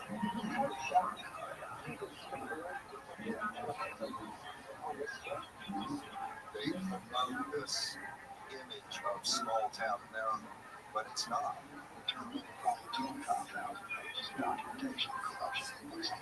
And maybe the reason they haven't made an arrest in Margaret King's murder is because they're not looking for themselves. You don't give up on these cases. You need to catch it wherever it is so that we don't have to go through this again, which you really know what's happening. Turn it around. This is Going South, a documentary podcast series by C13 Originals, a Cadence 13 studio, written and narrated by me, Jen Lipinski. Season 1, Who Killed Margaret Coon? If my mother played a role in this, I don't think she should die thinking that she got away with it. He is a serial killer at the lake. I ask her, what are you doing here? She looks at me and says, I'm here to kill you. Listen now for free, wherever you get your podcasts. Listen and follow this podcast for free on the iHeartRadio app. #1 for music, radio, and podcasts, all in one app. Weapons is expected to take first place once again at the weekend box office. The Zach McGregor directed thriller is looking to make between $20 to $22 million in its second outing. The action film Nobody 2 bound by that with Freaky and Friday for second place, as both are expected to net around $10 to $12 million. I like the cast. Priscilla Presley's former business partners are claiming she used the death of her daughter Lisa Marie to gain control of her trust in Graceland. They're sued the two claim they worked to help Priscilla to leverage her neighbor profits, but that she simply cut ties with them. They alleged fraud and breach of contracts to gain more than $50 million. An attorney for Elvis Presley's former wife calls the claims fabricated. Hi, this is John Lennon. A John Lennon box set containing more than 100 tracks due out this fall, one day before Eagles' birthday. Howard Eagle features his one-to-one concerts at Madison Square Garden, which were Lennon's final and only live concerts after the Beatles broke up. Box set also includes the 1972 live album Sometime in New York City, as well as Lennon tracks with Yoko Ono and the Plastic Ono Band. It's October 9th would have been John's 85th birthday. Howard Eagle said to be released on October 10th. I'm Tammy Trujillo. Meantime, the New York Mets are celebrating 60 years since the Vegas Beatles concert at the old Shea Stadium. More than 55,000 fans backed Shea Stadium that night back in 1965, in history as the first rock band to fill a major stadium. That's entertainment. I'm Jennifer Bolsoni. Business and not thinking about podcasting? Think again. More Americans listen to podcasts. Pure dominance. Streaming music from Spotify. Anybody else gonna download? Like I keep telling people, it's gonna dominate. Too good. Oh yeah. Culture, they'll hear your message. Plus, only iHeart can extend your message to audiences across. Like no one else did that to Duplessis. No one. Like everything. Just think about the universal marketing. Whitaker's jaw pushed back. Times the response rate equals the results. Now let's get those results growing for you. Think podcasting can help your business? Think iHeart. Streaming, radio, and podcasting. Let us show you at iHeartAdvertising.com. That's iHeartAdvertising.com. Or call 844-844-iHeart. One more time. Call 844-844-iHeart and get podcasting working for you. An app for picks, an app for playlists, even the app for scrolling endlessly at 2 a.m. But only one app picks the live radio dial in your pocket. The free iHeartRadio app. What's up? What millions already have. iHeartRadio, the #1 app for radio. We quite also I'm not gonna support it. That's no, I think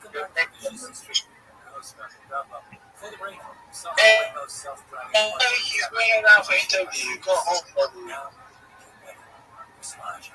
Look, when I tested the beach ball, and God challenge our self-guiding car. When's I was like, you got to put me nice use that too as. The experts have started testing. Given up on rational city Like, who just does that, dude? Like, he barely gets punched. Like, it's who's like that? Nobody else does that. They're saying the future is mayhem, and I'm not sure that's the bad outcome. Kids play stickball on the streets of New York City again, like they did in the 1920s. Cyclists can ride in packs down the middle of the interstate. You spot a friend on the other side of the street, and you shout out, "Hey!" and you impulsively run across the street, across multiple lanes of traffic, and you give them a big hug. My running club meets on a crowded track on the Lower East Side of Manhattan, where speedy runners compete with errant soccer balls and children running free and old folks out for a ramble. As the yards they see a nearby wide, undulating ribbons of smooth, inviting blacktop. In the autonomous future, we are totally going to do our workouts on the NPR at Russia. 100 of us, and the Waymos will sit patiently until we finish. Do you understand how awesome the future is? We get straight to that.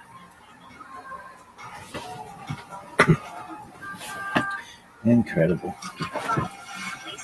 Right direction, and I think it only takes like a millisecond for a fucking bug to do that. I think it's something. Let's see. Here's the classic image of Chassam Sofer. It's very important. His name is actually Rabbi Moshe Schreiber. Chassam Sofer or Chacham Sofer is his nom de plume, his pseudonym when he wrote his books under that title. We'll explore what that means shortly. Very important thinker at the cusp of modernity, a very difficult time when Jews are trying to figure out their relationship to the modern world as a whole. Classic image that's been reproduced in many different places. Most likely a more authoritative representation of how he actually looked. He was quite active in the entire Danube region, but his claim to fame is in modern-day Bratislava, which is known by its historic name Pressburg or Pressburg in Yiddish, the capital of Hungary for quite some time before Budapest, and a very important center for Jews in Central Europe. So let's talk about his grave, as I mentioned, because I think it's just an absolutely fascinating. This is the exterior of his grave. When we first come up to it. I knew when I was touring with the Kosher River Cruises, I knew that we were going to visit the kever of the Chassam Sofer. I figured, okay, very nice. I've been to lots of Kivrei Tzadikim, the graves of righteous people over the generations. It's often a very moving experience, and there are many different kind of interesting customs that are observed in these places. And I was prepared for something along that sort of textbook definition. I was completely blown away by what I saw. Driving along the bus in Pressburg, right by the Danube River, and I just happened to look out the window and I noticed the phalanx of these glass or plexiglass green obelisks that seem to rise out of the ground in a very rigid formation. They're not all identical. Some are pebbled, some are transparent. They're all translucent. They don't seem to have any marker that indicates what their purpose is. And I remember looking out the window and thinking, what exactly is this that I'm looking at? I didn't realize that, of course, this is the first encounter we have with the grave of the Chassam Sofer. Here's a better picture. You can see there's 23 of them lined up. It's a very significant number, as we shall see shortly. It's kind of on an inclined hill that's reminiscent of like an archaeological tell. You don't know what's underneath this mound, but it has kind of like a strange, eerie sort of look, especially because there's no explicit marker as to what it is that we're looking at. Next to these glass obelisk is this sort of large slot-like structure, this black looming thing that penetrates into the mound. It's got this tiny little entrance over here on the right, and you can see by the scale this is a person walking out of the entrance, and it looks, it's evocative of some kind of like entry into the underworld, which actually quite literally it is, as you shall see. It's imposing and Whether that's dark was that the and whole point of like Led Zeppelin that they foreboding, and it doesn't seem to have, once again, any kind of clear indication as to what is going on inside this building. Going into the actual structure, you see it's got this oval-like structure. Many of you may have visited the local shrines we have, for example, to the Rabbi Rothschild. They refer to this grave as an oval, a tent, and one of the unusual things about it is, of course, it has no roof. It's just walls surrounding, separating the graves from the rest of the cemetery. This too has no roof, but it's long and narrow and somewhat forbidding. You walk down this angled surface, dimly lit with these floor lamps here, and when you get to the very end of it, it's just a black tunnel right down about 60 feet or so. Then you come to this sign, which is recorded in several languages. Obviously in English, this is a sacred place. Admission granted strictly upon modest clothing, body and head properly covered. This is also in German there's a 100% chance you won't get Slovak, and of course the top says it in Hebrew. Now, I posed this question when I taught a master class here at Turo last week, and the only person to answer correctly and immediately was, of course, the senior vice president, who was a very smart woman. The translations are almost identical, except the Hebrew has one small distinction. What is that small distinction in Hebrew for those who are illiterate? Oh my gosh, you see, we had one senior VP in a room full of educators, but in this room there are 12 of you already headed for this. So, yes, it says Makom Kodesh Livron Necha, translated as this is a holy place before you. And it has just that one word has kind of an invitation that, okay, for Slovaks and Germans and English speakers, Anglophones, this is a holy place. But for Jews, this is Livron Necha, this is before you. There's an invitation there, a special connection. Which reminds me, by the way, I will tell you a very quick joke before we go to this. I was once in Odessa with my wife, and the plumbing had broken. And by the elevator, there was a sign, because Odessa is a very international city, the sign was written just like this in many different languages, in French, and English, and German, and Russian, Ukrainian, and so on. And in almost all the languages it said, the plumbing is broken, please don't flush the toilets, whatever. And then in German it said, the plumbing is broken, please don't flush the toilets. We called the plumber, he said he couldn't come till Tuesday, we begged him, he says he'll be here on Monday, but he might not have the parts. It was like a whole ganze Geschichte, like as if the Germans need to know every single detail what's going on with the plumbing. Okay, back to the serious stuff here. Anyway, so you see this sign at the right angle before you make the turn actually into the tomb itself. What do you see when you go in there? I'm not going to show you right away. First one, have you ever seen when they broke down how long it would actually take to make? The original site of the graves is right down here. Is actually where the graves are located. This is a pre-war photograph of the old Jewish cemetery, which dates to the 15th to the 16th century. You can see it's on the bank of the Danube River, and it's filled with several hundred or perhaps thousand graves.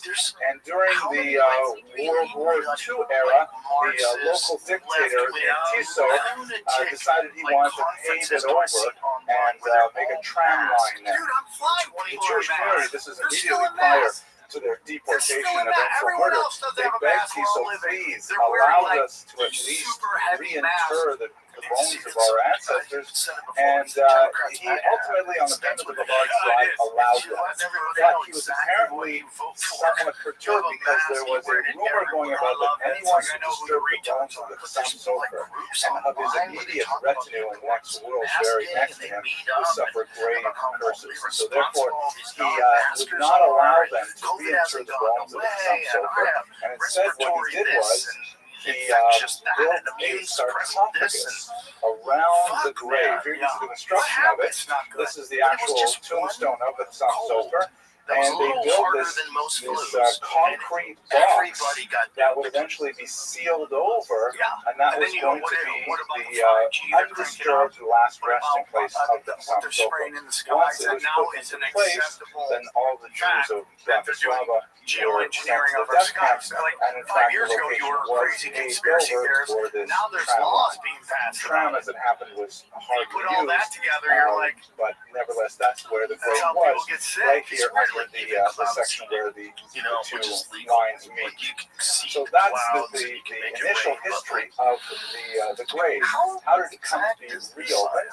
So with the fall of communism, the Jewish community, with some significant support, obviously, from the wealthier American Jewish community, including some people prominent in Turo, who asked not to be named, donated a large amount of money to build an appropriate tomb for the Soper that would allow people to come visit Israel. So they contacted this non-Jewish architect named Rabbi who was only experienced until this point was building a kosher kitchen for the local Jewish community.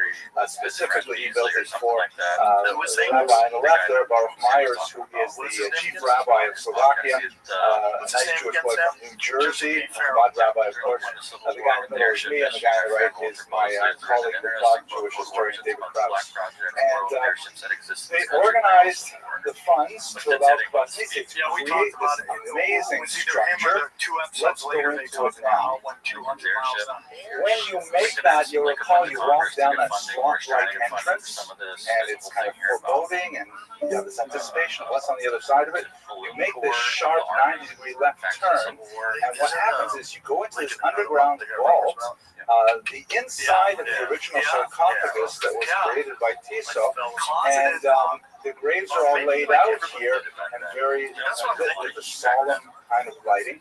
But look at the top of the picture here, you see the bottoms of the 23 glass obelisks reach through the surface of the sarcophagus, as if to create a kind of poetic image that the souls of those interred here cannot be held by the earth, that they rise through the surface of the earth into the world of living and continue to have their influence on our world today. Very powerful visual statement, non-verbal statement of kind of a poetic symbol that you only appreciate when you actually walk into this very quiet, solemn space. It's actually a very powerful, overwhelming experience. My wife and I went to that far corner, and then we said Psalms for the entire family, and it was really quite a moving experience. Here is a close-up look at the Soper's grave itself, the marker, which says Moshe Soper from the whole city of Mine, Frankfurt of Mine, and on top you can see another view of the obelisk. So it's a really amazing place to visit. It's a very powerful experience. I don't think there's any kever like this. I've certainly never seen a grave like this anywhere else in the world. The others were moved uphill to the newer Jewish cemetery, and they were reinserted there. The live Jews who conducted that particular operation, unfortunately, did not themselves survive because they would be gassed in the death chamber shortly thereafter. Okay, let's go on. Here's the important good and welfare next week. As I mentioned, 2002 Avenue J, right just down the street, the Montauk building. It's hard to miss. A beautiful, gorgeous building, exterior lighting. And not maybe as beautiful as the grave of the Soper, but nevertheless, quite meaningful. It's at the corner of Jerry and Ocean Avenue, and going the side entrance down to the main auditorium. Since we're talking to the welfare very quickly, I want to remind people of a couple things. First of all, once again, we do these lectures, first of all, because we have fun. It's great to study Jewish history. It's intrinsically interesting and fascinating, and I'm glad to share this with you. We're also trying to raise money for our students. So if you know some ridiculously wealthy people who would love to give money to educate the next generation, we'll be glad to help them out with that. If you're worried about missing lectures or catching up with the videos and things like that, go to my website, please. And notice here I put this big happy arrow over here. It says follow. And if you click on this button, you will be prompted with how would you like to follow. You can put in your email address, or you can like on Facebook or whatever you prefer to be able to follow. But this is really the only way I have now to communicate with you. It's this year, unfortunately, I don't have an intern to help out with the various odds and ends of putting this lecture together. So this is the only way I can manage all of the communication skills. This is, the website is called Henry Well, they Abramson. needed money because, you know, Just Lincoln Google my name and was- you'll find all was kinds of embarrassing dental issuing records and greenbacks. stuff like that. I have one in Okay, my there it house. is. See, right? I zoomed in on it. Okay, let's go to the lecture itself. So we looked at the Kevin. We did this lecture a little bit backwards by looking at the monument to his earthly remains. But let's look at his actual life.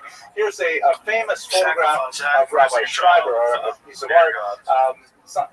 You can see the facial expression is clearly derived from the other most of the period UFO sightings drawing we have. This is his father-in-law, the great Rabbi Akiva Eger, his second wife, who was Rabbi Akiva Eger's daughter, and the two of them together were really a tremendous impact on Central European Jewry. Let's just focus on the pronunciation of his name for a second.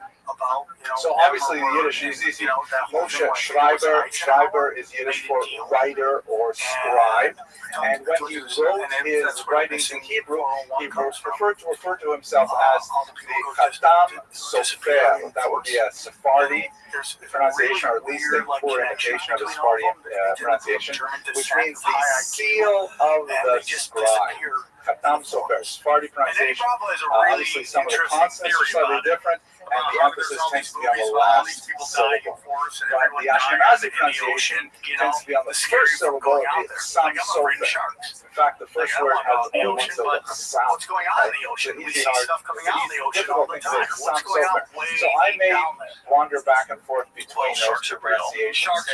He was famous for two principal reasons. First of all, he was an incredible scholar. Phenomenal grasp of Jewish thought and Jewish text that spanned the entire corpus of rabbinic literature, and he wrote extensively, although hardly anything was published in his lifetime. Most of it was published after he passed away, but he wrote primarily responsa, commentary on the Torah, beautiful commentary on the ethical classic, Chobot HaLevavot, the duties of the heart. He even wrote Hebrew poetry, really tremendously prolific author. His family was also a legacy, and that legacy permeates even contemporary life. As I mentioned, he married a second wife. His first wife, unfortunately, died childless in 1812. His second wife was the daughter of Rabbi Akiva Eger's son here. And of his 11 children, 10 of them survived. Many of them went on to great posts of authority, and he there's a yeshiva in his name here in Brooklyn, also in Jerusalem, and of course his intellectual legacy is really imprinted within the Orthodox world in particular, and especially in the ultra-Orthodox world. We'll have to explore some of those things. His roots are in the city of Frankfurt am Main, a very important German city, where he was born and raised. There are a couple of stories I'd like to tell you about his youth, which are really quite amazing. His mother was known as Razel Tzadekis. Razel, Rose, the righteous woman. And the legend of his birth that I find most charming and intrigues me is that apparently she went into labor on a Friday afternoon. And as many communities do, including Frankfurt am Main, the custom was to bring in the Sabbath early, right? Because depending on the latitude and longitude of a particular place, if you wait till sunset to bring in the Sabbath, that can mean that you're having your Friday evening meal. You know, if you come from parts of England, it might be 11 o'clock at night in the summer, things like that. So it's a custom to start the Sabbath early, even while it's bright outside. So she was going into labor, and just as the community was beginning to start the cycle of prayers for the Sabbath, she sent a message with one of the midwives to rush into the synagogue, speak to the rabbi, and ask him to hold up the entire community and not bring in the Sabbath until she had delivered. Because obviously delivery takes precedence over the Sabbath. You are not only allowed to, you're required to attend to the medical needs of a mother and newborn child on the Sabbath. But since it was in that period of like voluntary acceptance of the Sabbath, she preferred that had the community hold off, the entire community hold off, and that would be no even question of Sabbath desecration on her account. The rabbi, amazingly, agreed, and they were just before Lakadodi, and they sat down and they all sat and studied, and then about 20, 30 minutes later, a messenger comes in and says that a baby was born, and you can go ahead and bring in the Sabbath right now, and the rabbi proclaimed his name. Rabbi said he's definitely going to be named Moshe because he is going to be the deliverer of the Jewish people. Beautiful story about the origins of this young man. There's also more fascinating stories about the unique practices of the Sofer family with regard to their young child. He was, this is a very strange custom, I've never seen it myself, but I have read about it every now and then. He was veiled as a child. He was not allowed to walk about in the street, being able to look at whatever he wanted. Obviously, I assume he was not veiled at home, he was not veiled in the backyard, things like that, but when they would go walking in the street, in order to avoid his seeing anything negative, they actually covered his face, which is somewhat reminiscent in my, unfortunately polluted mind. I think of Siddhartha Gautama, who was also similarly sheltered from the outside world. He turned out rather differently than we're experiencing. But at any rate, he was veiled on his way to Torah, and it was only when he was about 3 years old that they actually removed the veil when he walked in public. His parents had very definite ideas about his education. At one point, apparently the Chassam Sofer, as a young boy, when he was in his Rebbe's class, I think he was about 7 years old or so, and the teacher, the rabbi, translated a phrase in Genesis as the creation of Adam. He says, and God took earth from the earth, in Yiddish, earth from their air. And the young Chassam Sofer, Moshe put up his hand and asked the Rebbe, he says, Rebbe, that can't be the right translation, because why would it say God took earth from the earth? Obviously, that's like 10 miles away that they follow it must teach something different. Of course, in Hebrew, those are two different words. But the Rebbe did not have perhaps the facility of the understanding of the Hebrew language to find synonyms or more accurate translation for those two terms. And so, at a loss for words, he decided to strike the young boy. And he gave him a punch, which, looking around the room, I think most of you probably experienced that pedagogic style.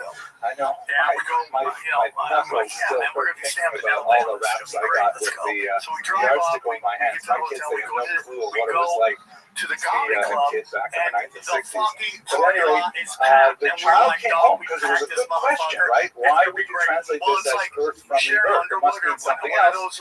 And so immediately the Rabbi Sofer's father took him out of school and homeschooled him right then.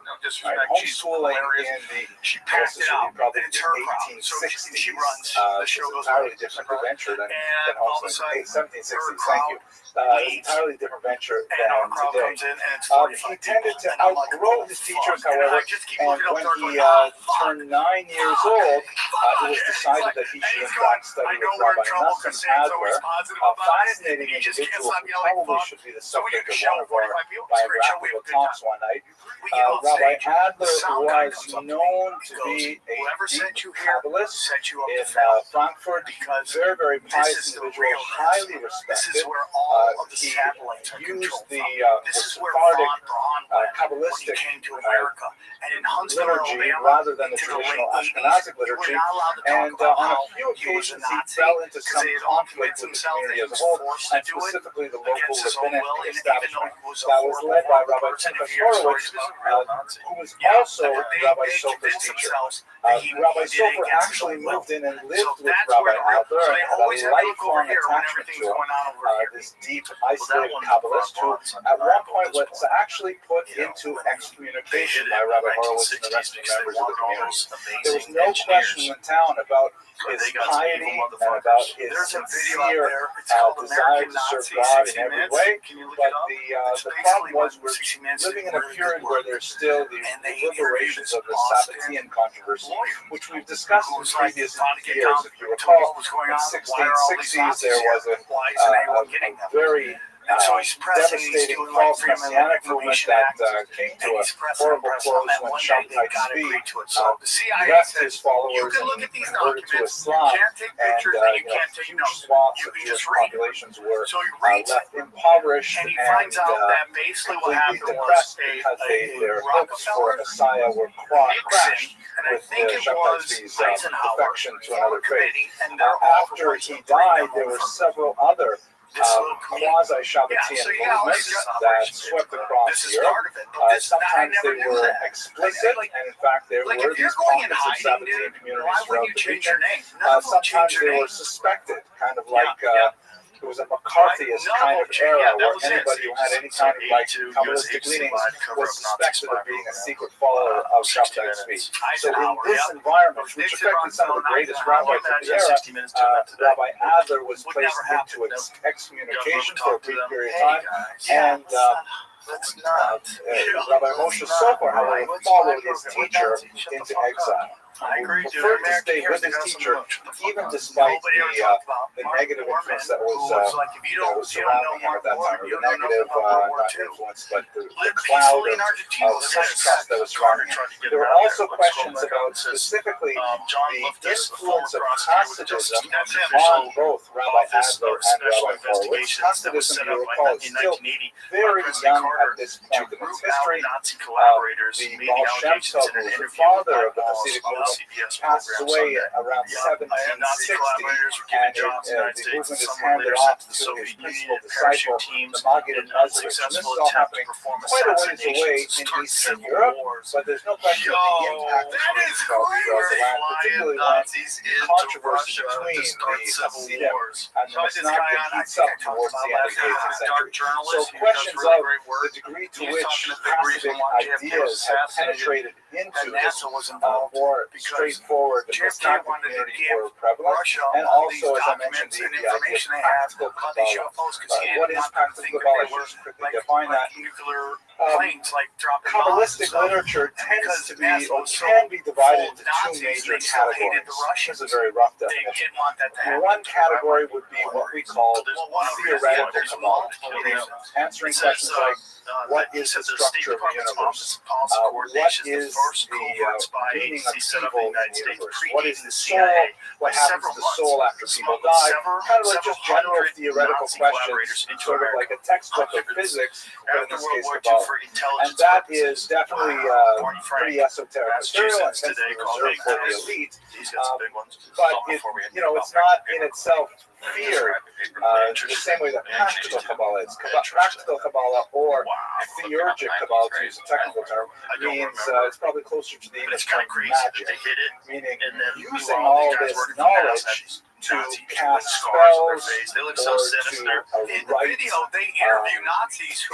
amulets that have special power, sometimes nefarious power, sometimes in business dealings or in affairs of the heart and things like that, sometimes to, try to aggressively demand that God send the Messiah. All kinds of interesting projects fall within the purview of practical Kabbalah. And although theoretical Kabbalah is well respected and is considered the purview of the elite, the great scholars, practical Kabbalah is considered an extremely dangerous venture and was excoriated throughout Eastern Europe by rabbis who felt that if it was in the wrong hands, it would be a very destructive influence. So there was questions about Rabbi Adler and the composition of these amulets that eventually drove him into harm. But as I mentioned earlier, Rabbi Sofer interestingly chose to remain with his teacher rather than give in to the dominant position in the environment. In the end, when Rabbi Adler grew ill, he was the excommunication was formally lifted, and at his funeral, Rabbi Horowitz delivered the lead eulogy as a gesture of healing after a very difficult period of controversy. So he grew up in Frankfurt am Main, educated primarily by traditional Talmudists like Rabbi Horowitz, and also heavily influenced by Kabbalists like Rabbi Adler, and then he turned to Pressburg. Here is a period photograph of Pressburg. You can see at the top of the cell is the Danube flowing along here. You have this kind of like spade-looking castle at the top of the mountain. The locals apparently referred to it as the tabletop because it looks like an inverted table. It's not exactly the Disney kind of model of a castle with turrets and chambers and things like that. It's a rather conventional and it's a rather pedestrian. Here's a view from when I was there last month, standing on the top of the castle, and here's the Danube flowing. You can see over here they have this more modern kind of bridge here, which has a restaurant at the top of the revolving bridge up there. The locals call it the UFO. I don't know why. Apparently, there was a major synagogue over here on this side of the river that was destroyed in order to make room for the bridge to cross the river here. This was kind of like a liquid Berlin Wall. Austria is just off to the side over here, and Austria was a neutral country after World War II, and many Soviet citizens attempted to make the crossing to the west by getting themselves to Bratislava and then braving the waters of the Danube, which is not all that wide. It's not an incredibly difficult swim, but they had to risk being shot by Soviet snipers who were trying to prevent them from gaining access to the west. So it was in this town and they're doing great job getting these guys off the streets. Rabbi Sofer made his name. He came here in the early 1800s, and he established an incredibly large yeshiva that was extremely popular, and he attracted followers from miles around. If you're a 17-year-old going to a comedy concert and then you go home to your parents still, you're not part of that. He was a great scholar, tremendous rabbinic erudition and publication and so on, and we've studied many of those people. But he was also a firebrand. He also had a very sharp sense of what Jews needed to do in the present moment, and no one was more opposed to him than Moses Nebuchadnezzar shown here, who had predeceased him, but was an extremely influential figure. Let's just quickly think about what Moses Mendelssohn stood for. So he was called the genius of Berlin, a rather highly intellectual individual with a tremendous gift for languages, which he utilized to great success by entering academic essay competitions and so on. Apparently, he even bested the great Emmanuel Kant in an essay competition. And this was really quite an achievement because this is well before Jews had achieved emancipation. Emancipation would be, in fact, the goal of Jews in Europe right up until the early 20th century, depending on which part of the continent we look at. What do I mean by emancipation? So this term comes to us in American Jewish historiography. We obviously borrowed it from the Civil War era, where emancipation was used in the context of the slavery of African Americans. That they had to be emancipated or freed. I think a more accurate term would be manumitted because they were slaves and they were given freedom. This term was appropriated by Jewish historians wishing to describe the situation of the Jews in 18th century and 19th century Europe. It's not an exact fit, because Jews were not, in fact, enslaved. They just suffered from a discriminatory regime that differed significantly between the various countries of Western and Eastern Europe. The kind of disabilities that they suffered were primarily related to the issue of citizenship. Were they to be considered complete citizens, as they were in France beginning in 1791, a little bit earlier for the Sephardic Jews of Spanish France because they were more acculturated, or were they to be considered fundamentally foreigners with temporary residence permits? This is in fact what pertained in the Russian Empire right up until it fell in 1917. Jews had passports or internal documents that literally called them think it was a long period of time during like his childhood developmental process, and they said he just like limited never amount had of any residence empathy, rights would in snap on Russia, people, and they could have and then they been put him there in the Harvard for 1,000 LSD years. They would still and never so let the them be studies considered involved foreigners. like Like I myself, a lot of crazy shit. But they actually never laughed the other day. deprogrammed People comment on the YouTube videos that I put these lectures up on YouTube. People comment on them, and sometimes they're fun to read. And what was the one that I saw the other day that made me laugh? Yep, he's a fucking baby. Oh yeah, yeah. Maybe you remember. I think it was not that long ago.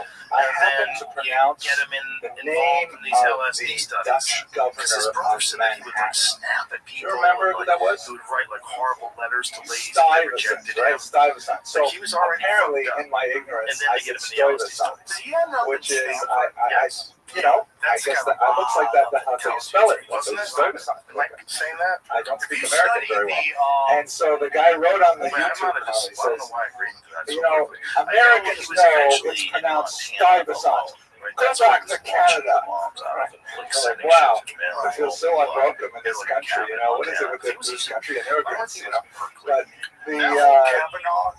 so, you know, I have a little bit of that feeling of segregation. A person who does not have citizenship rights can have, they don't have rights at all. They have tolerances, right? I am tolerated in this country as long as I do not commit a felony, as long as I, you know, am productive, have a job and things like that. So I'm allowed to live here, and I think that's great. Thankfully, 4 of my kids are born in this country, so they're anchor babies, and I get to like stay here because I stay with them.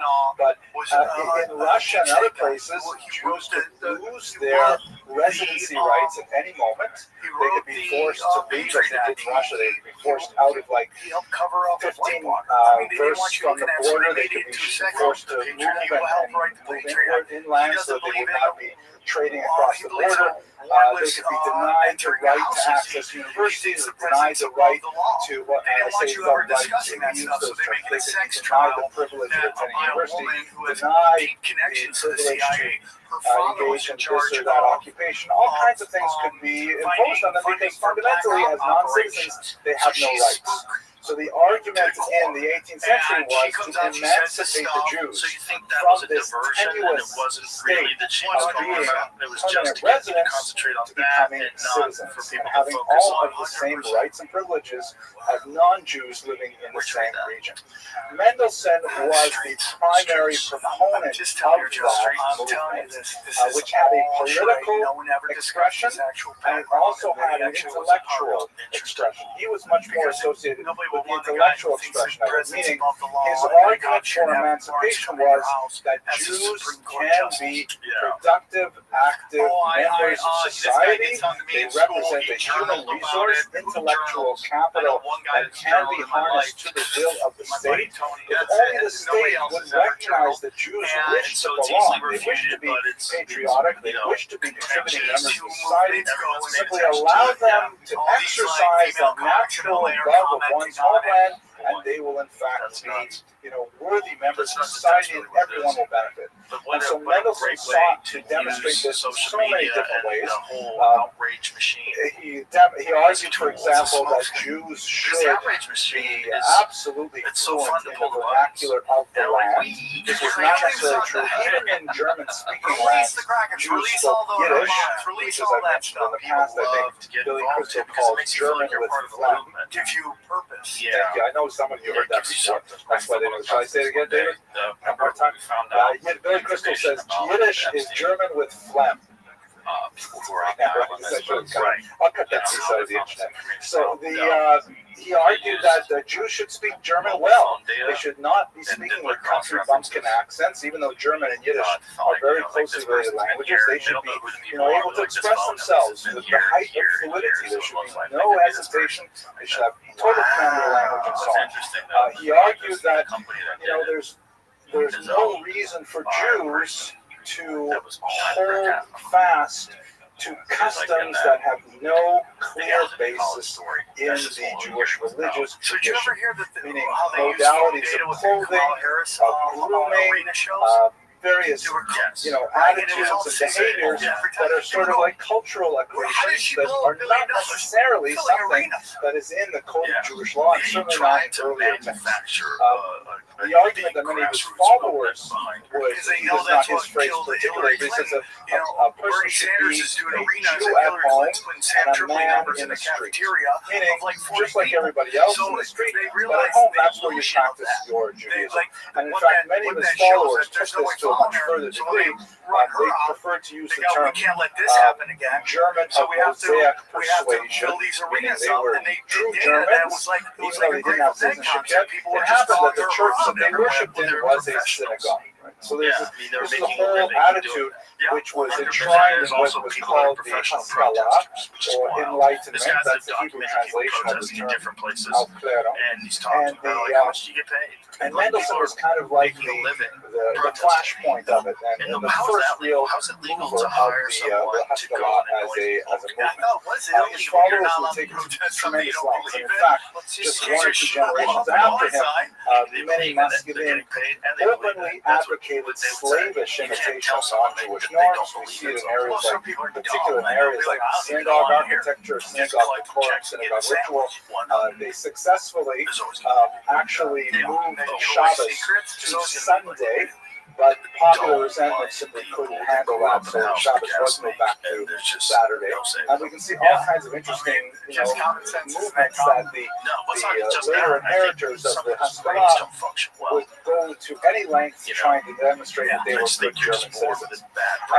The conversion rate to Lutheranism in particular was off the charts. The second, third generation of followers of Mendelssohn felt like, hey, this is not working. It's just not. We're not getting where we want to. I think we just have to make a pro forma conversion, and then things will come to pass. And one of the saddest things I think about Mendelssohn's life was that all of his grandchildren converted to Christianity. He was not able to have any heal. I read recently that one branch of the family may have measurable. I'm sure about that. We talked about that the other day. They fucking now, and one other key fact that's fascinating, I think, Mendelssohn's prime literary achievement was he wrote a translation of the Bible with a commentary called the Beal. And it was written in Hebrew on one side and in Judeo-German on the other side. And while the Maskilim thought it was a great idea because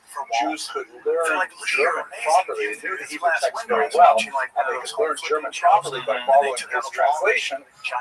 The traditionalists were aghast because it meant this was a window open to the outside world, and in fact it would lead to the tremendous dissolution of Jewish body politic, and they were not far wrong. So he was extremely opposed to the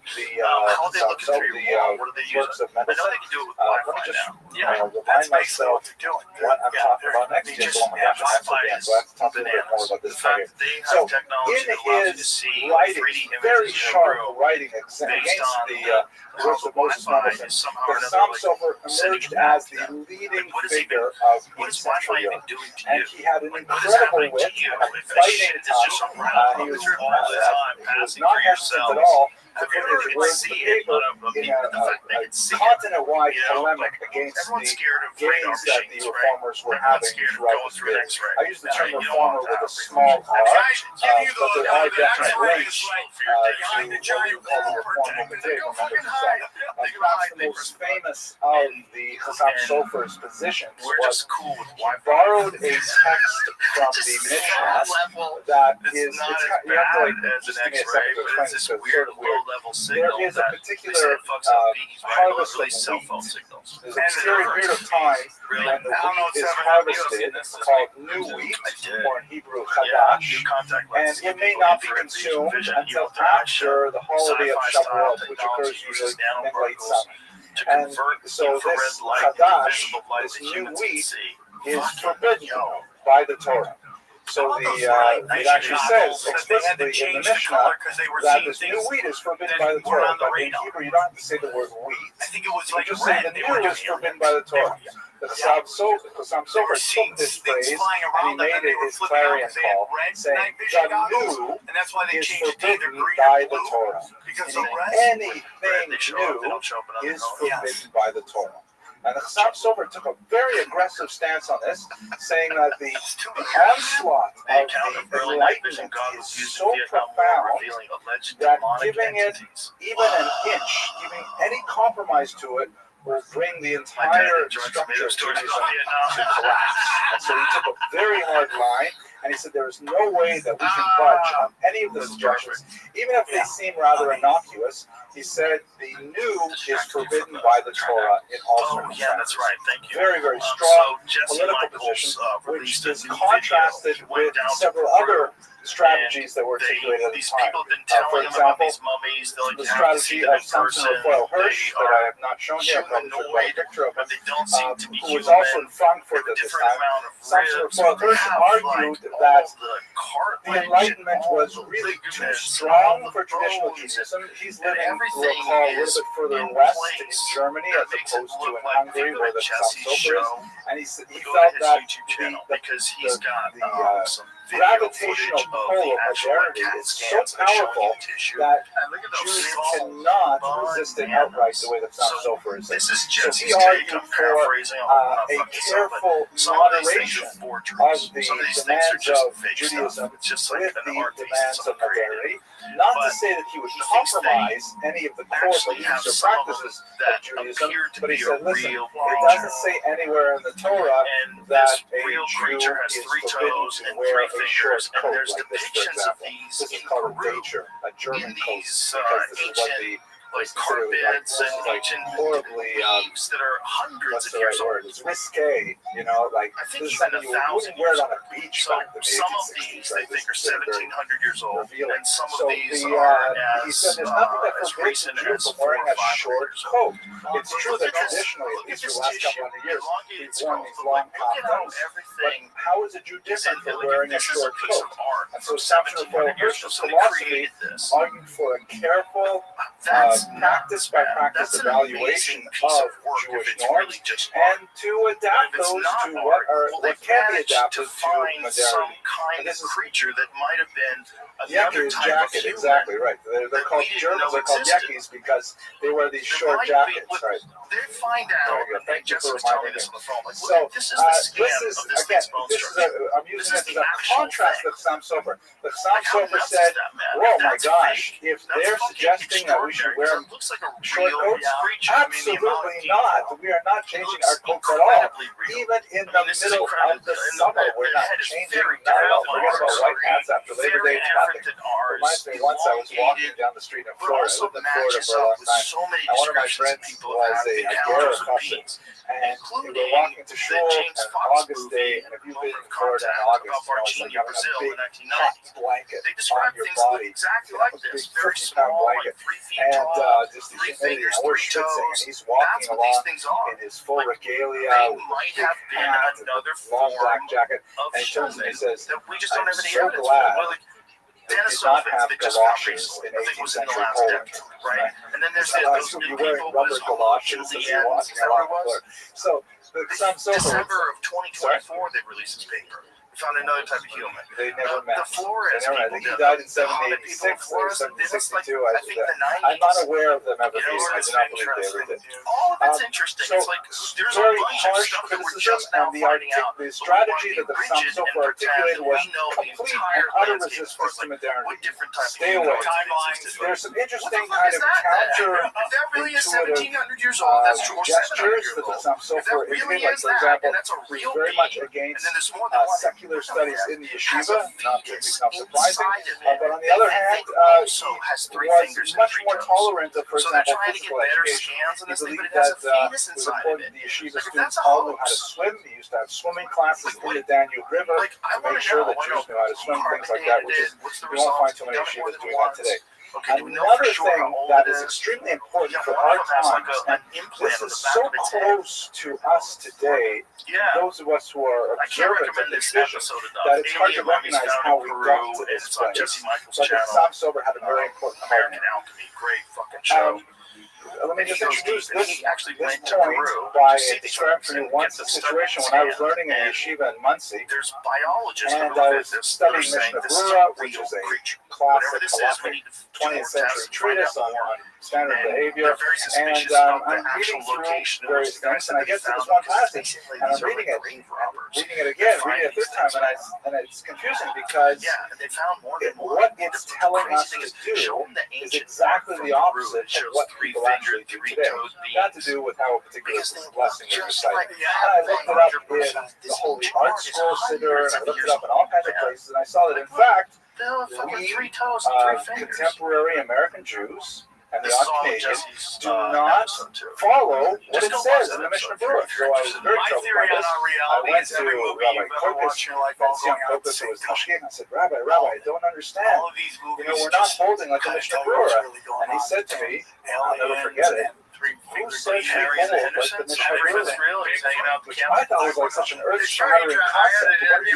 This is it. This is the code. This is what we follow. It's the law court. I mean, this is everything. But in fact, you should understand that halakha does have a certain amount of if you're religious, the phrase of wiggle and it room. goes down to We have the grandkids and all phrase that in Torah stuff. of the dalet So amos it's of like halakha, you the only see 4 what you cubits want of to see, halakha. and it If shows you up ever in measured out 4 format cubits, that's it's a lot of space. Right. 4 cubits So is I close think, to 6 yes, when you feet. go Bigfoot, In 6 feet 100%. square, you can put a lot of different 100%. One of opinions the with craziest a lot of stories different ever people. told to me Now, it's was true by a that guy we that had tend a to show, coalesce and around he was certain telling me opinions. he Sephardim did will a show where follow people would certain send in bodies their of opinions. Ashkenazim will follow certain bodies of opinions. And God forbid that I'm stories. suggesting that And he anyone said that a guy deviate was, from their driving to the customs forest with his or their girlfriend theory and dog. things like that. But one of they the pull things over that for the a second Sam to piss, and the Sofer, dog takes off. one of his So he goes to strategies chase that him has through affected us the woods. is that he And he absolutely looks at his dog, stops, canonized get up, the he looks Shulchan up, there's like Aruch what as a seems to be text. a Now, the giant Shulchan green Aruch is a screen very important text. It is the with code of something Jewish crawling law, on it. but And it they're is just not staring the at it, and then the only thing stops, code of notices them, Jewish they're law at camouflaged all. stuff. He looks We down at had his dog prior and ran back codes and written abandoned by him. And greats he such ran as back, and his Maimonides. girlfriend saw him. They're like, We let's get the have fuck out of codes here. that And that gets disagree into like, fundamentally kind of like the with whole, what the again, Shulchan Aruch missing, has to say. missing formula. One Notably, is the that Ramah, Rav it's Moshe almost like Grand Isserles. Theft Auto. You ever And drive to it is Vegas, you in the Grand Theft debate Auto as between a the regular various yourself forever. commentators So the whole that theory we is that make these people contemporary go halakha. missing It's not a because the straightforward, simulation just doesn't look it up render what it for says just there one and that's all you person, and need. that's why Like they they disappear. say, the Litvak That's says, fine. what do I need a rabbi for? I have a book, right? I don't need a rabbi because there is no. But the fact is, not everything is in the book, and the book is a rigid, dead text. It is not sensitive to the immediacies of the social and chronological and geographic and cultural moment that a rabbi, a human being, could be. But sensing that the flexibility of halakha was something that would not serve the Jews well in a time when compromise was so dangerous, the Sam Sofer rigidly adhered to the words of the text and urged his followers with great success to turn to the text, specifically the Shulchan Aruch, as the primus inter pares, as the great work that is the last word on halakha. Even though intrinsically it is not, he himself added to halakhic interpretation by writing about the Shulchan Aruch. He definitely focused us more as a text-based people, and although we gained,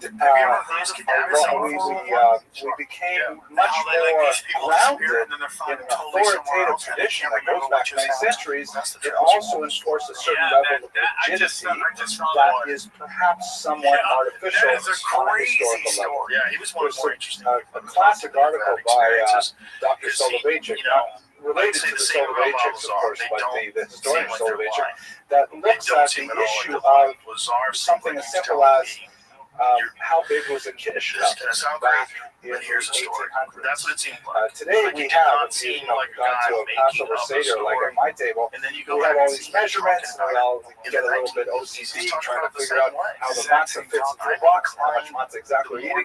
They never had things like that in Eastern Europe. They just said, this is the way Zaidi did it. This is the the kind of organic Masora, the organic tradition that we followed from our ancestors. This has changed quite a bit because in certain parts, the Samsofer's emphasis on the Shulchan Aruch as our text religare. It also is something that unfortunately we suffer from because we are an orphan generation, lacking connection to Europe often because of the cataclysm of the Holocaust. So those two aspects are especially important for the Samsofer's son. On the one hand, it's incredible opposition to reform, and secondly, his adherence to the Shulchan Aruch as the defining halachic text of the era. So let us conclude appropriately, I think, with his last testament, which I think is very illustrative of his thought. This is actually the handwritten manuscript version in his own hand of his last will and testament, and I have it here in translation by Yaakov David Shulman. I'm just going to read to you a couple of sections, and you'll recognize his voice in this translation. I'm not going to translate the whole thing, it's only a few pages, but I'll translate a couple of them. So he writes here, my sons and daughters, sons-in-law and daughters-in-law, grandchildren and great-grandchildren, lend me your ear and you will live. Let not your heart turn toward evil. Do not join the company of evildoers who follow the modern ways and depart from Hashem and His Torah. Do not dwell near them and do not associate with them in any way, shape, or form. Note, by the way, that he probably, my humble opinion, his greatest work was his commentary on Chabad HaLevavot, where you really get a sense of this deep, abiding, ethical sense of God. But it is definitely monochrome and unitary on the issue of how to deal with the all angels. Do not go near the books written by Moses Mendelssohn. Right? Straight up, this is your last will and testament. If you were a direct descendant of the Samsofer, I wouldn't live on the same block as somebody who had a book like Moses Mendelssohn. Study Tanakh with the commentary Rashi and embrace yourself with the Torah with the commentary of Ramban. Teach the Torah to your children, for it constitutes the underpinning of our faith and embraces the universal wisdom of the ages. And if heaven forbid you will be saved by the pains of hunger, thirst, and poverty, please stand this test and do not turn to false gods. Do not omit Hashem from your thoughts. Let the girls study books written in German, which are based solely on our tradition and the moral tales and insights of our sages. Obviously, this is well before the Beis Yaakov movement and things like that. Women did not get universal literacy in Hebrew. They would have most likely enough to pronounce the Hebrew prayers, but they would not have reading facility. I positively and unconditionally forbid you to attend theater performances. We inherently hold the sweetness of Hashem and the joy of His children speaking in our days. Christians go get I don't know what the answer is. The girls can't go to theater, probably the boys can't go to. Spiritual man, like one God, Jesus. Well, it's hard to, I imagine you would forbid them both. No theater whatsoever. Vibrate at a higher level, but okay. If you study I'm going to read some more, it gets better. Be strong and resolute. Study Hashem's Torah diligently and with concentration. Disseminate the Torah among the masses. He was an incredible public teacher. He apparently never missed a single day of teaching Torah in his adult life. If your knowledge is limited, make an effort to teach others whatever you know, in purity and sincerity. Hashem knows you have no ulterior motive, and that in your sincerity, your holy name is to be honored with His great name.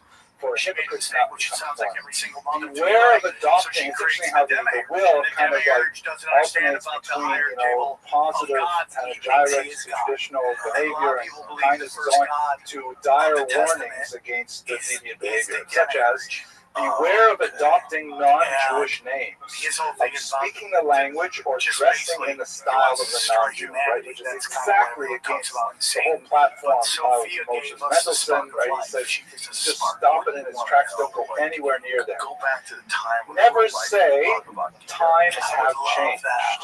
We have an old father, praised is his name, who never has and never will change. A very strong statement. You can imagine how his thought would specifically inspire the ultra-Orthodox in Brooklyn and Israel behind. Now, there's one more little addendum. There's like 3 pages or so to his children specifically. Then he leaves instructions to his yeshiva, his community. Don't forget, he was the leader of the Jews of Pressburg, and by extension, all of Central Europe during his lifetime. Right to the very end. And he writes they come down, they get trapped to the here, Jews of and that's the Pressburg whole thing about specifically. transhumanism. You are today one is of that the they're trying to outstanding figure out how to communities get in the out of world. here. Never allow a person who deviates from halacha to assume the leadership of your community. Please, I implore you, do not allow the rabbinate to remain vacant for more than 2 years. It's actually kind of funny because maybe it wouldn't take that long to find someone who was not going to deviate. Appoint only a Talmid Chacham who has a reputation of being God-fearing and who is uncompromising in his adherence to the Torah and halacha. A man who does not lend credence to heretical philosophies and who does not preach in the German language. This is, by the way, a very good, it was one of the hottest debates at the beginning of the 20th century in America, was whether or not American Orthodox rabbis should deliver a sermon in English. Delivering it in English was considered by the old generation to be a gross violation of everything Jewish, and by the younger American-born generation, that was considered like, what's the big deal? This is the language of the street. Why not speak about Torah in English? It shows how much has changed in over a century.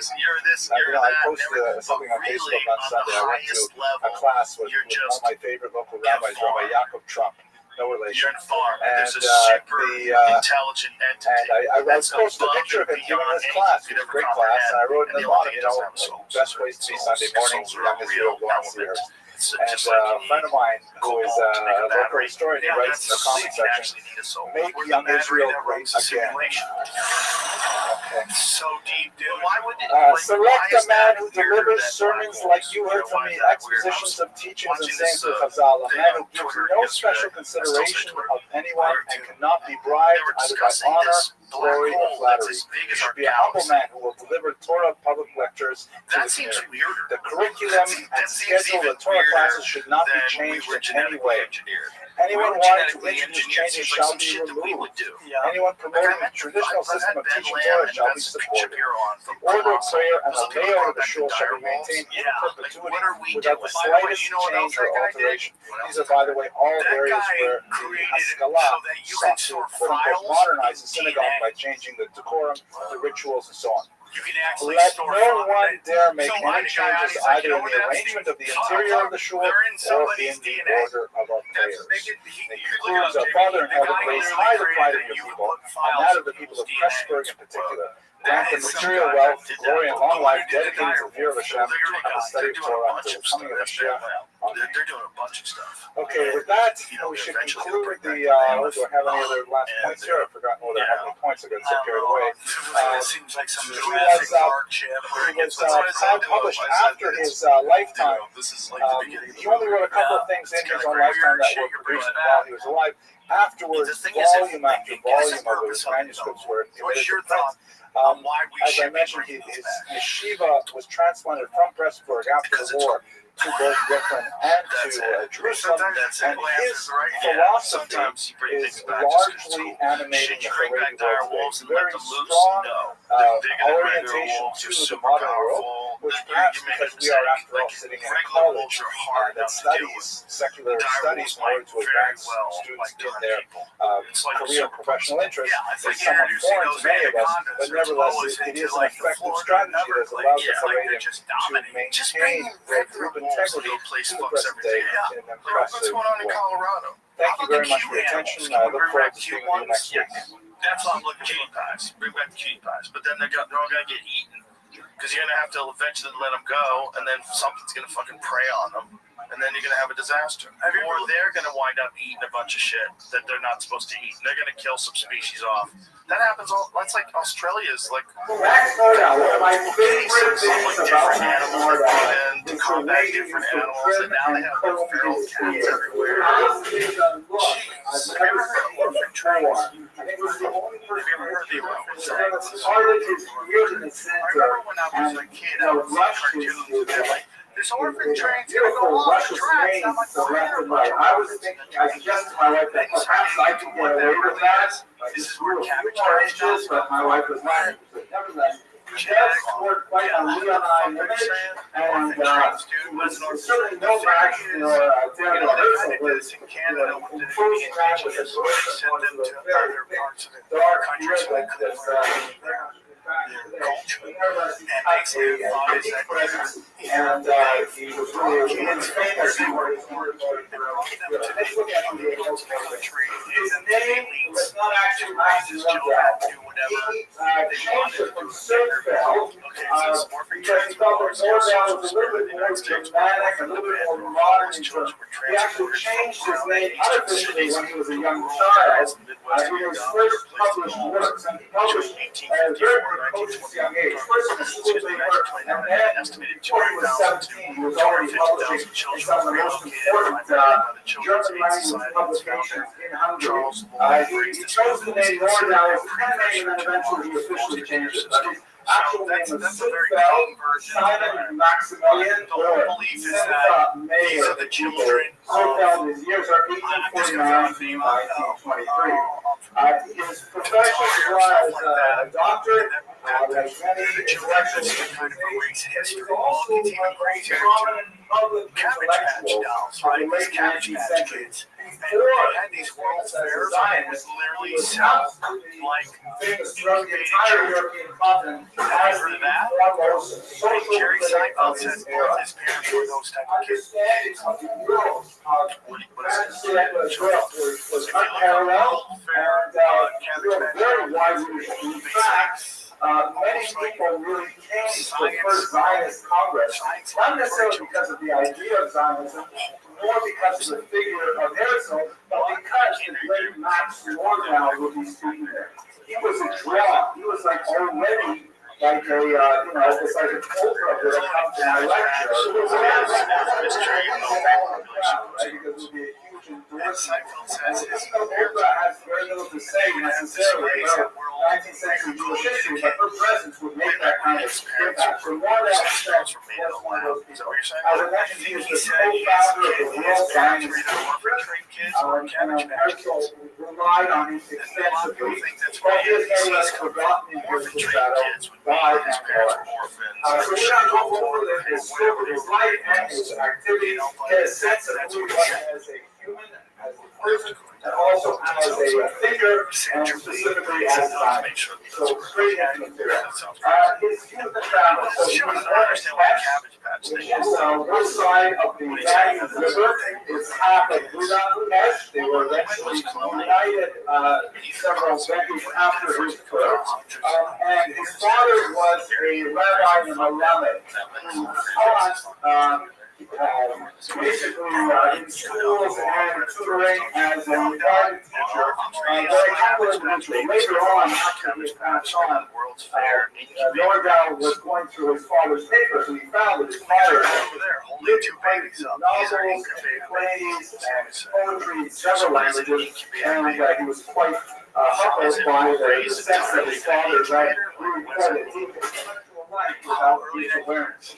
Nordau rebelled against his Jewish identity fairly early in life, along with his sister. It was the second marriage of Jacob Sundfeld, and the two youngest children, and his sister, were not particularly observant of Jewish law. In fact, even when his sister was about 14 years old, we have letters in which she writes to Nordau saying, I'm writing this in the shed right now because it's almost summertime and it's Shabbos and I don't want father to catch me writing on the Sabbath. So they were part of the generation of Jews who were on that transitional liminal stage where the parents were still adhering to the older traditional lifestyle, but the children were really thinking about as outdated and outmoded. In many ways, it reminds me of, I think it was Marshall Sklar, the sociologist, who once coined the term the ever-dying people, with reference to the Jews, of course,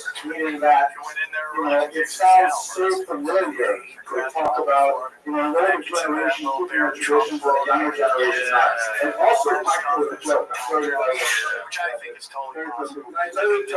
it's a true story, actually. When I was at a funeral once, talking to the Israeli consulate, I was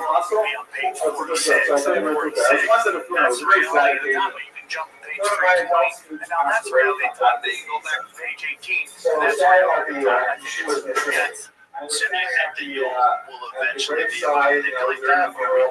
And the consul general from Miami was there at the funeral. So he's talking to me. He sees I'm observing individuals. He's talking about you. And he says, you know, when I was young, I grew up and I said, well, that's how you kibbutz. That's how you like, they're extreme, leftist, anti-religious, communist kind of people. Table on Pesach, on Passover, we have everything. Beer, pasta, bread, you name it, everything on the table on Passover. Nowadays, the young people, they don't keep the traditions like we used to. Companies can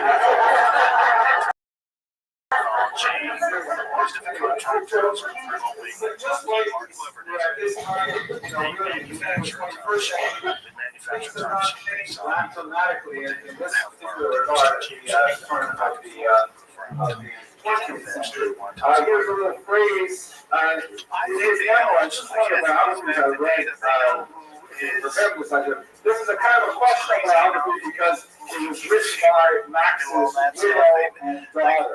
So it tends to present a rather glowing and maybe some hagiographical impression of their husband and father, but nevertheless it has some really good insights because, of course, they heard everything from the principal himself. And you have his letters. So he writes his letters. These are letters from 1867.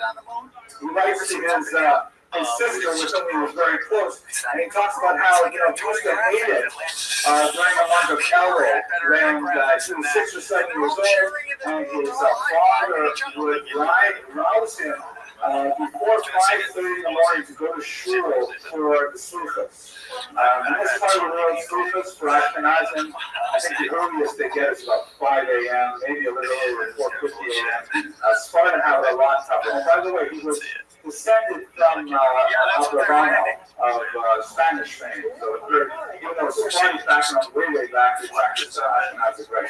Anyway, he used to complain about how hard it was for a young boy and wasn't it terrible to bring him out so early night. Then he writes, it was foolish, you may say, to rouse a poor little 6 to 10-year-old immediately. Yet today at 18, I wouldn't mind exchanging souls for the sake of 7. I wouldn't mind exchanging my worn out piece of dirty soul at all with the pure soul of Wilson. I'd be very different. At that time, my incredibly vivid imagination surrounded those sleepless mornings with 1,000 mystical solemnities. I truly felt that I was standing before the gates of that hope. It's such very high levels on the strong, desirous of purifying a degraded and wicked world. Today, I believe in nothing, except perhaps in the flavor of a good dish garnished with fine fried onions and potatoes. Of course, I'm doing myself wrong. I still believe in something, in what is more beautiful than an outward any religion. I believe in love and virtue and the power of true duty. All I hope is that in the next 10 years, that if you once walk in this faith, as the past men have betrayed my faith in God, that nothing moves me like the memories of those days or like those of the Savior. Great to bring me solace and rich memories and move me as Christmas seems to move the believers among the Germans. So he still has, 18, and he's clearly left the religion beyond quite fond of. He still has some nostalgic feeling for the ancestral faith, and of course, they will return in the form of his very intense Zionist activities about 20 years later. He also was extremely respectful of his parents' faith after his father passed away. His mother was still very firm, very religious mother to his home, and she lived with him until her passing in the year 1900. As a child, as an infant, he was instant medicine early on, and showed absolute fervor as he went to medical school and became a practicing doctor. But it was journalism that was really his passion, and his remarkably early successes as being published at the youth of 17 was really something quite significant. Also very important in this regard is that he was fairly Germanified, which was very typical of Jewish Hungarians at this period.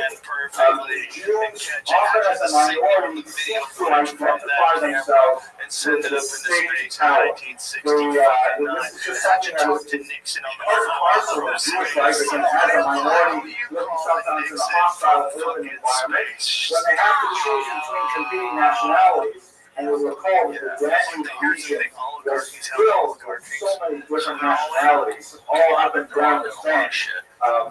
The language question was often first and foremost, and identifying one's language was just one piece of the entire package of national identity that minorities had to determine for themselves.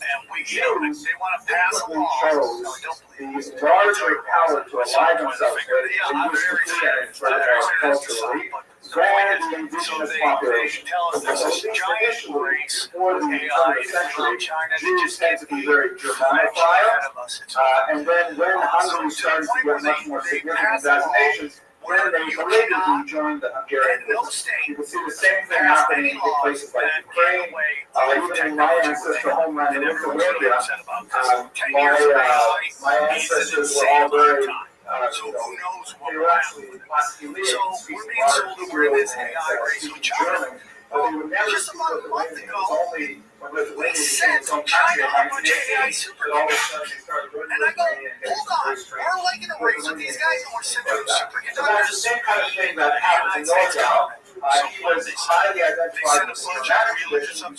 When Hungary went through its initial period of modularization, meaning the Hungarianness, language and requirements on, then he found himself displaced, and his father in particular suffered tremendous economic losses because he could no longer tolerate German language to the way he one other example was probably Quebec in the 1970s when the Quebec law came to power. Then all of these Jews were so strongly identified as Anglo, as being oriented towards English-speaking Canada, which was a minority in Quebec as a whole, although not so much Montreal. They suddenly found themselves politically displaced, and that's why the bagels in Toronto suddenly got so much better. It was harder, right? Montreal Jews migrated over to the Anglo-speaking environment. Anyways, here's a couple of things. He married, and he did not marry a Jewish woman. He had two very love affairs before he eventually married a human father. Ironically, part of the reason for the failure of his second love affair, which was fairly serious, she was his mother discovered the relationship and waited quite a while longer before he eventually married. His third love affair resulted in a marriage and a daughter, Maxa, who is shown here with Nordau. She eventually became an artist of some fame in Paris. And people are running a lot of it. It's the weirdest video I've ever seen. It makes no sense. This is a picture just to give you a sense of where the text is. This is the Riga side of the river, and with Abraham Cooper from the Simon Wiesenthal Institute. And in the background is Tesh. Here is another, just a picture of where we were standing. It was a really cool thing in my life. Kind of like a Disney sort of castle. And this is on the Tesh side at nighttime picture. But I even wear this same kind of clothes.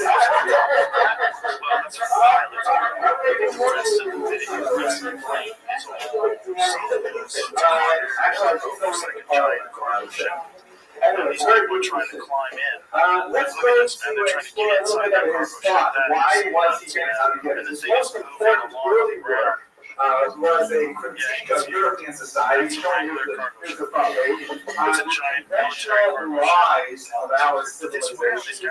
In the title itself, you get a sense of his personality. He was a gadfly. He was a critic in the common sense of the term.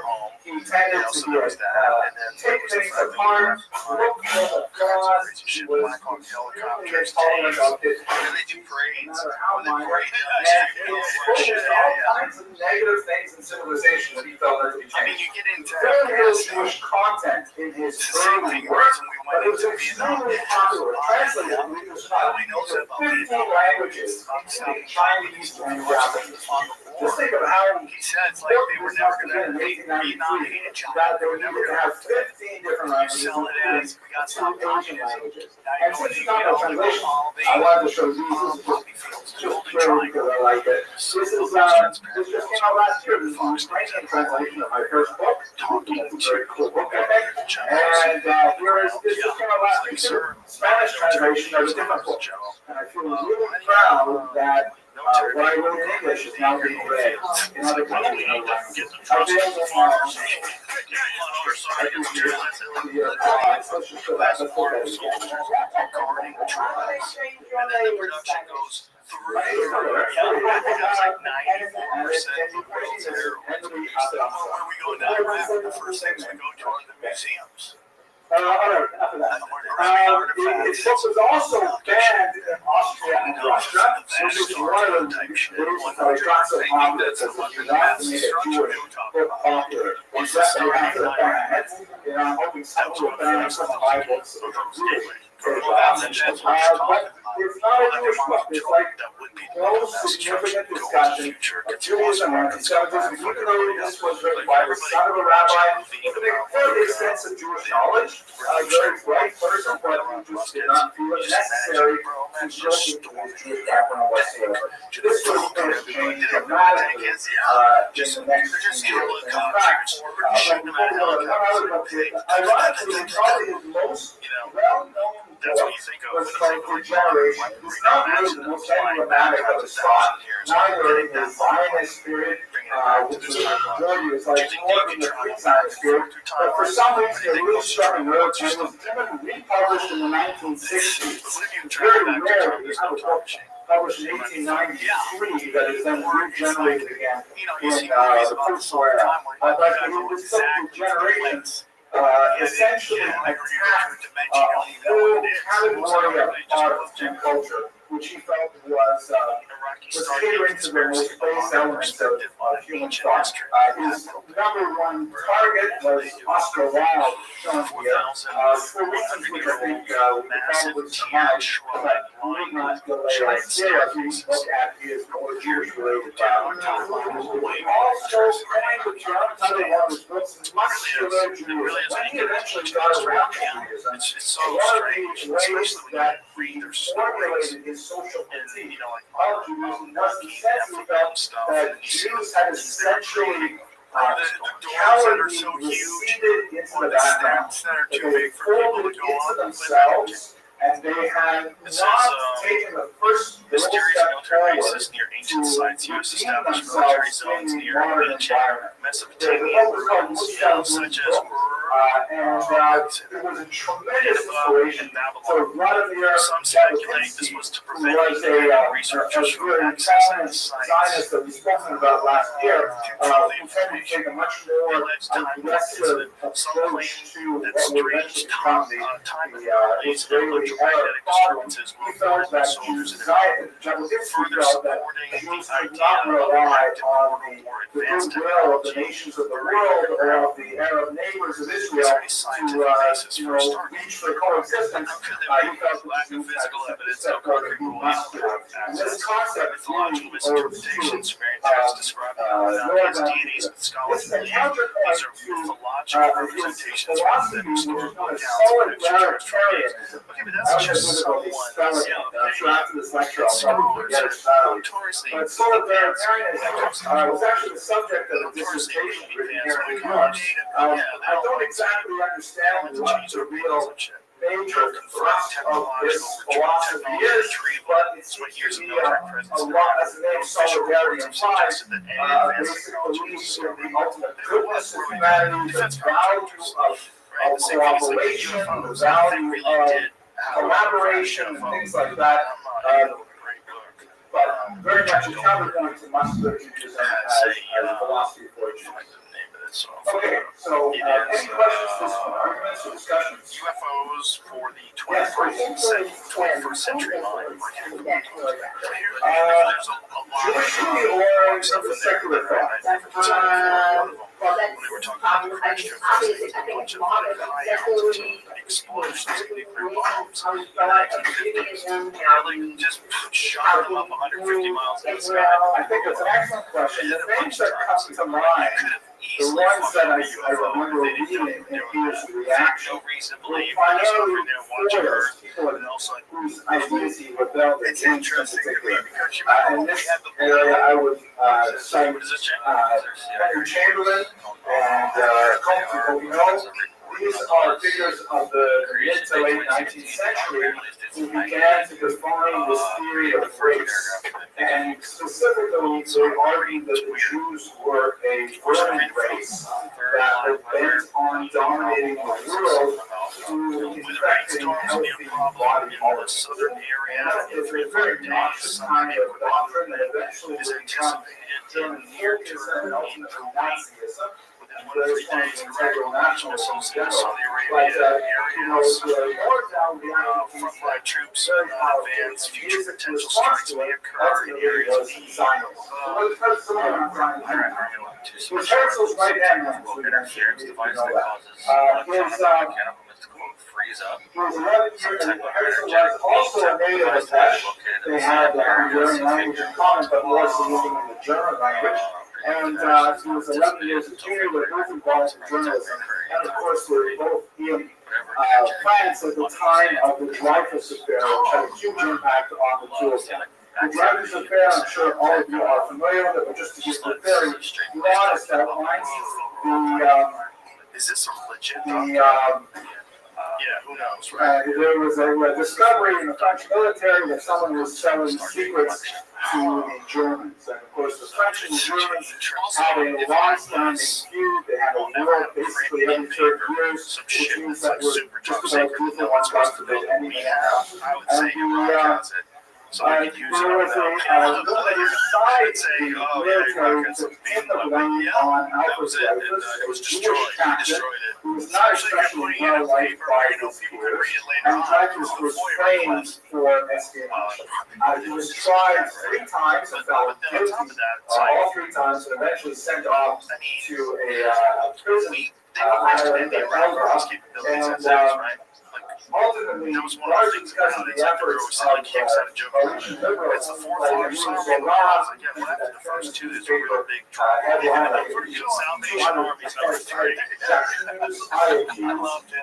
He essentially laid the blame not only on the upper echelons of the military, who were complicit in this frame up, but of the French judiciary, who had participated in a sham trial, and who essentially said the entire law and order system of terror was shot. Ultimately, he was clearly obvious that it was not Dreyfus who had actually sold secrets to the Germans, and he was released, but he was not pardoned until 100 years later. Completely staying on French society all the time. What's relevant for our purposes is that both Nordau and Dreyfus witnessed these French crowds screaming for the murder, for the capital punishment of Dreyfus, calling him a traitor, and he was death to not just this particular guy who's a traitor, but all Jews. And he was kind of like a huge reversal of everything that had happened in France since the emancipation, fully 100 years prior. So both Herzl and Nordau were amazed.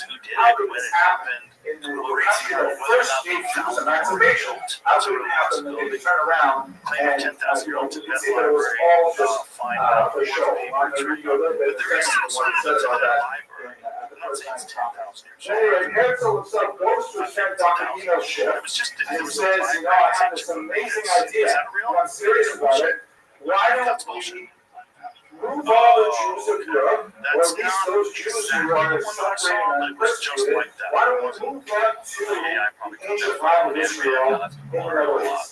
I was showing this ship very carefully, and then said to them, Now that I've heard you say this idea, I have an excellent bullshit. person for Not you to talk to. AI bullshit. Someone like this. Have you ever heard that most Right, wars are about he's like, erasing you history? need to see a psychiatrist because you are definitely experiencing some crazy and he's told you it's essentially crazy. What do you have? So, Harrison has no luck with his friend relationship. So then he went to Mordell and he experienced the same story. And Mordell said to him, "You are insane. We are insane together.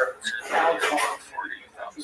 So it's extremely important friendship, relationship, personal relationship that lasts until the end of their lives. Okay, so this is And of course, the first major moment was the convening of the World Zionist Conference in 1897, an extremely important event 2 years after the Dreyfus Affair, which represents the first gathering of world thinkers from all over Europe in particular to get together to seriously discuss in Basel, Switzerland, the possibility of creating a Jewish state in Palestine. Here, of course, all the delegates usually right at the center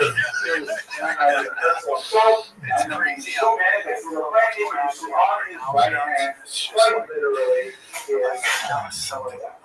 is the number 2 guy. Gaza's crazy.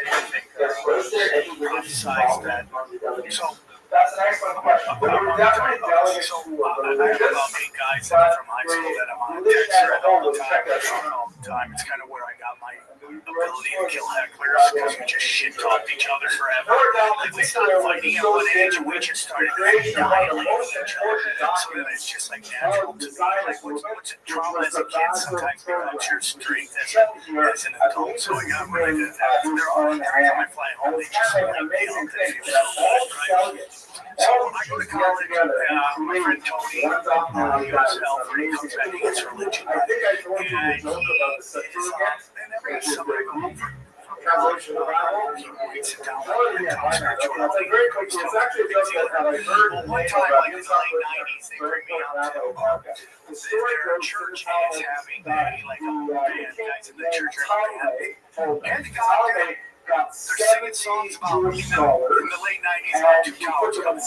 70 different I remember rooms, hearing that going, that's and kind he of crazy. gave And them a then 9/11 copy of the happened. Bible and said, please translate this That's to so Greek. crazy. So When they all came out later, we compared their versions. There was a miracle. Each one of the versions was identical. And apparently, my booklet once said that you call that a miracle? That's not a miracle. Take 70 scholars, 70 rabbis, put them in one room. there's a great video on Instagram that breaks down 9/11. It's this animation. It's So so here it is. The fucking program, cool. So do you think that it those came out, planes there's were only remote one controlled? very significant change. I would take it.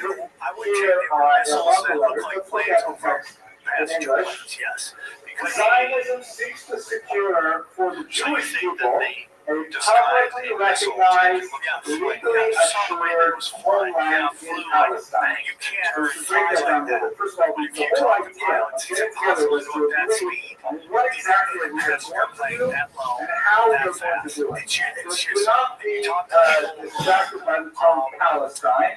This is pilots, they say they could never have done that. There is technology for them to take the term over Palestine was stop coined by the hijack. Romans way back 2,000 years ago because they wanted to replace Judea, which obviously has very Jewish connotations, right? Named after Jehudah, with a name after the enemies of the Jews. The most well-known enemies are the Philistines and the Philistines, and so they chose the name Palestine after the enemies of the Jews. It's just another It's layer just of a deceit. descriptor. You often find that Jews they who set are a foundation 1948 referring to the land as Palestine without any political connotation. So anyways, what did the six do? For the Jewish people, publicly recognized, that's the term that's written out here.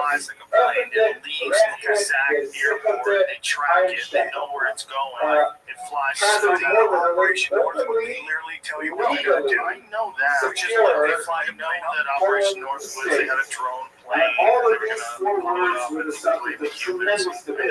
Some delegates wanted internationally recognized, which would have a very political connotation. More down on others said, look, we just want real estate. We just want to be able to put people there. Similarly, the book used the word check alone, city. We used the word high check, which means like a holy land. Which could mean state, could mean a political entity, but it's a little, softer. It could mean simply a protectorate. Could mean a province or, something like that. So it's softened. But they, right to the last moment, they were debating, and that's why they had to have the circle openly recognized, meaning it shouldn't be something that happens behind closed doors. It should be anything called just a mass of people. So, how they the intent of this purpose that Congress considers the following service rules. This is what we're going to do. Number one, the promotion of the settlement of Jewish agriculturalists, artisans, and tradesmen in Palestine. This is the inheritance of the Zion movement that was very active in the 1880s, which actively promoted the agricultural development of the land. It would feed very much just take a chance like that when your plan involves being able to control Israel wanted to be another kind of like Western European capitalist nation, but wanted it to be some kind of social paradise, communist paradise even, where Jews were actually getting involved in the land. This is very much in contrast with the 19th century values of the thought that people derive their identity from their connections specifically to farming. Jews who overwhelmingly urbanized, overwhelmingly involved in trade and commerce, lacked that connection to the land, and Zionism was viewed in many ways. I'll take your questions in there. Zionism was viewed in many ways as an attempt to rectify that. Secondly, the Federation of all Jews, which was local or general, according to the laws of the various countries. Just because a guy who's the head of the World Economic Forum looks like a wizard. Just because he dresses like a wizard in a fucking that they should be establishing themselves as organized groups. Study Michael Church. Unlike what federation means in America, although sometimes this is envisioned as a much stronger entity involving a national register of Jews who would pay taxes to a central authority, have those taxes then be redistributed, things like that. So element number two really argues to the organization of Jews elsewhere. Zionism was seen not only as a movement in one part of the world, but being looked at something that would energize Jews all over the world. Third, related to that, the strengthening of the Jewish movement and consciousness. This is some of the impact of the Zionists in many cases back to Nordell, and eventually, as you will see, they're eventually buried right next to each other, arguing that Zionism should inspire Jews to be more Jewish, which is much more consonant with their religious values, God, Torah, and things like that, without necessarily demanding, that the borders should be drawn here, flags should look like this. That guy is into the weird. You're the head of generally dedicated to the Jewish community. And finally, that was sort of secondly, changing the governmental gains would become necessary to the achievement of the Zionist purpose. This is Herzl down here. Whose main Zionist activity was essentially shuttle diplomacy, going from government office to important figures to celebrities, and trying to garner support by using and lobbying and kind of a traditional Shabbat type of approach, which is serving the Jews so well for so long. So this is a main achievement of the first Zionist convention. With your permission, I'd like to read to you a little bit from what Nordell is electrifying address of that time. So here it is. Pictures of him. I'm just guessing that he probably spoke based on the length of this English translation. He probably spoke for someone in the neighborhood of 20 or 30 minutes, so I'll just give you a couple of pieces. And he has kind of like a someone who dresses like that would be fucking weird. They only steals clothes. Where's the clothes to like China Vets? Where people, one lady's like, that's my dress. She said designer was a one-off. The nations which emancipated the Jews have mistaken their own feelings. Like, remember, it's like 1897. At this point, every country except Russia has ultimately emancipated its Jews and given Jews equal rights. Russia did not do so until 1917, when the Romanov dynasty fell. But even the German lands have slowly, created equal rights.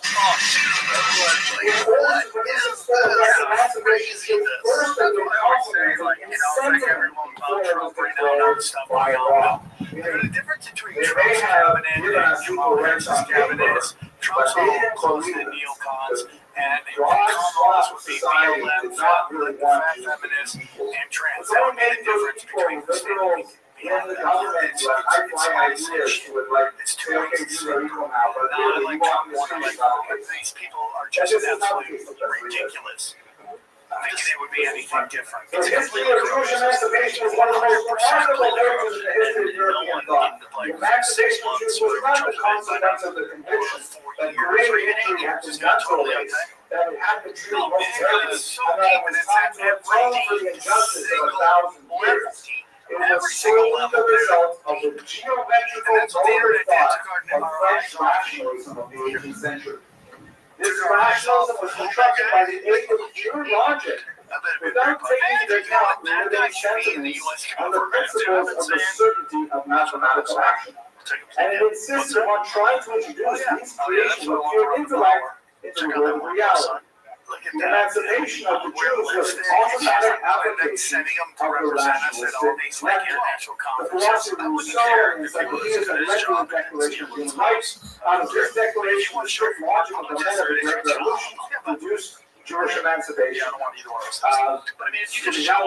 As the French Revolution gave to the world the metric and the decimal systems, so it also created a kind of normal spiritual system, which other countries either willingly or unwillingly accepted as a normal measure for their state of culture.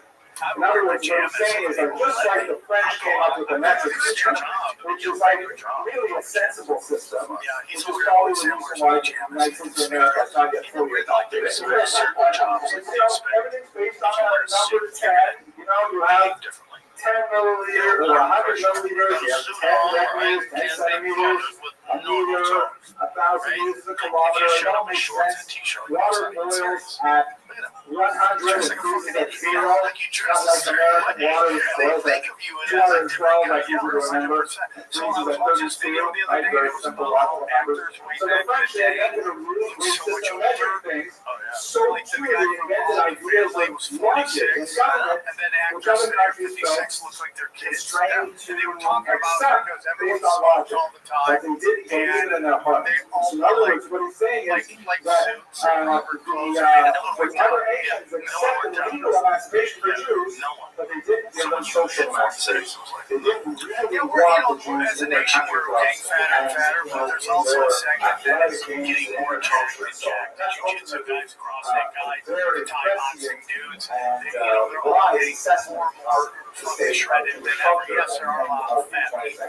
But there's also way more shredded people too, because they're just more people. I don't agree there's more shit than ever before, but I think the average person is more shit. The average, there's like outliers, people that work out all the time, there's more of those than ever before. But we're getting fucking poisoned, and our food is terrible. This is really more than ever. The RFK Jr. thing was one of the most important things of this administration, I thought. We're getting there right now. These companies have this great on charity, and they're really broken companies in have this many great ways spiritually. with medication. Certainly, this is the heartland of Torah Judaism, and you have some phenomenal great people raised in Eastern Europe at this time, with a broad swath of Jewish population that was completely shattered by their horrible living conditions. And in the Western world, in Germany and France and England, the Jews had a tremendously advantageous economic situation, but spiritually their lives were play out. They didn't have the Torah of peace, but they Yeah, had that's all the crazy. That's the same company that makes stuff that they send to Canada. Does all the they were donuts. seeking for It's meetings crazy. for all Well, the you know, I saw But Ian Carroll those talking two about things this, how they have together, a drug we felt the that causes Zionism hair put loss, on the and then one the same hand, company meet sells the you needs, the stuff to actual help your hair grow pecuniary back. needs Yeah, of well, there's the companies Jewish right now that are Europe, working and also on meet the drugs intellectual, that spiritual help needs of the people Jews that have of heart Western Europe. inflammation, This is kind of mild interesting. heart The fifth congress, issues sorry with for the repair. writing, but it's beautiful. As There's it a says here particular in Hebrew, NBA legend the in secretary Greenland, had Jamal, Shulman during the Timberani, whole COVID our stuff, eyes will once again see like your he was going after return LeBron to James, Zion. really In hard mercy, about not which is obviously a getting messianic shot. kind of And now implication. when I And listen, in the because I background still here, listen to the sports sun talk setting, radio, you'll see a you know, Jewish farmer with a he's plow. doing And over commercials here, it's kind of like an angelic feature,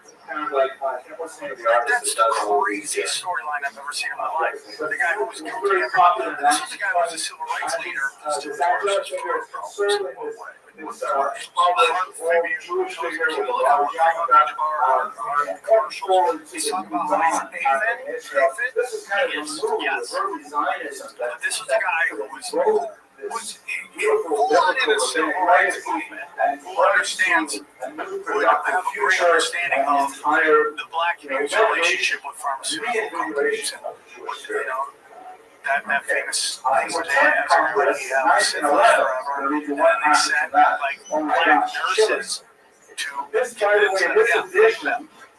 So he was a guy who was pushing everybody to with Pfizer too, and he was the guy who was pushing everybody to get the jab. He was like really going after LeBron James, who didn't want to do it.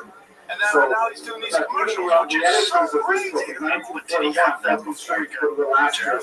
I never heard of that. It's possible, but I never heard of it. But it's crazy. They have both sides of that. So much more awful. It is kind of crazy. A lot of old people got real scared. That's one of the things that happened. A lot of old people, when COVID came around, got real scared, and they wanted to believe that the pharmaceutical drug companies had an answer. They didn't want to hear any nonsense from the anti-vaxxers. We saw they rolled it out, right? Like it started with China, and we saw these videos of people falling down, even though they never happened when everybody got COVID. Here it took one. They had the jab, right? And then we started saying, God, you know? So, watch how they were slow on these signs. The crazy things watching the compilation of all the newscasters saying, I'm doing good there. How about when they see something and they freak out and then they fall down? That's the weirdest thing. It's all weird. It's all weird. It's weird that we all watched it in real time. Yeah. But it's also the universe and the stories against it, right? Although this is That McDonald video in particular, she's like, I got all the jab. Yeah, nowhere has ever yet destroyed like the perfect punchline at the right time. You know, if you don't have evidence of a simulation like that, seems fake. That's so crazy. It's caught on camera. And then she falls accurately. She doesn't try to brace herself. It was so bad. I feel for her. That was bad for her. This is 1911. It's just crazy how it lined up that way. And crazy how brought to you by Pfizer. Okay, now let's You see those commercials, those compilations, rather, of all the different newscasters. very important moment in the history of Wow. So, no one 1901, got suspicious other than these weirdos online. All the newscasters get suspicious. No media people get suspicious. New York Times, they get suspicious. Soccer players are a horrible wrong healthy athletes. Healthy people are just having heart attacks. 18 years old, shouldn't have before. What the fuck is going on? City of Slaughter. No one wants to admit that they made a terrible mistake. And then they got duped. So they continue to do the work of Jewish history and also Zionist history. Because their family, they got bit by the vampire and they try to bite other people. It's weird. Have you ever it was such a horrible international event that the British colonial secretary, Joseph Chamberlain, said, listen, Zionists, I know you appreciate what you're trying to do. It really makes sense that there should be some kind of refuge for you somehow. At this point, England was not control Israel. It was under the Ottoman Empire. But tell me what, they made all these, they listed all these fake kids going to school that aren't really going to school. And the weird one is the amount of salt that they make known as the Fujita from Japan has gone down in half. the land he was thinking about was actually in These guys tour but he said like there's to no the like Zionists, listen, there's no this is part of British territory. where's everybody? We feel in a special promise for the very strong position of vital people are in there. And we see this over and over again. how about China? They're like, there's nobody around here. a raison d'etre for Zionism is fundamentally based on the Western model, meaning as a whole point of Zionism was to give Jews a place of shelter, a place of shelter. So obviously Israel itself has a great poetic value, but would it be better to have Uganda than to have nothing at all? So he decided to bring it to his second in command, and they brought it to the Zionist Congress that year, and they argued that in fact they should take the British up on their offer, not necessarily abandoning eventually the idea, the messianic ideal of return to Israel, but at least for the sake of providing shelter. So those hundreds of thousands of Russian Jews in particular who were endangered by the Pogroms. 14,000 miles of stone wall built by hand. Norwell was not enthusiastic about the plan, but he was a faithful deputy. Given that Herschel felt that it was was at least something. So Norwell went along with it, and he endorsed it. He called it not a seal.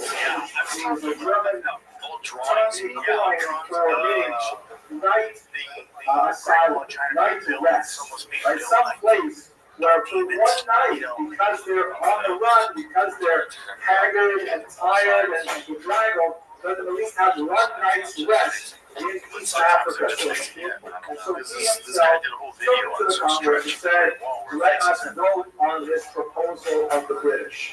Amazingly, the Congress voted 295 to 178 in favor of taking the British up on this, at least to consider it, at least to engage in an exploratory commission of it. Now, even though the Congress actually voted in favor, and it was by a significant margin, the fact that of those 178 delegates who voted against it, the vast majority were from the East themselves, had a huge moral stake in it. If the Russians, they needed this more than anybody, were the ones who were opposing it, then what right do the Western Jews, who have no intention of living in East Africa, how did they push this down their throats?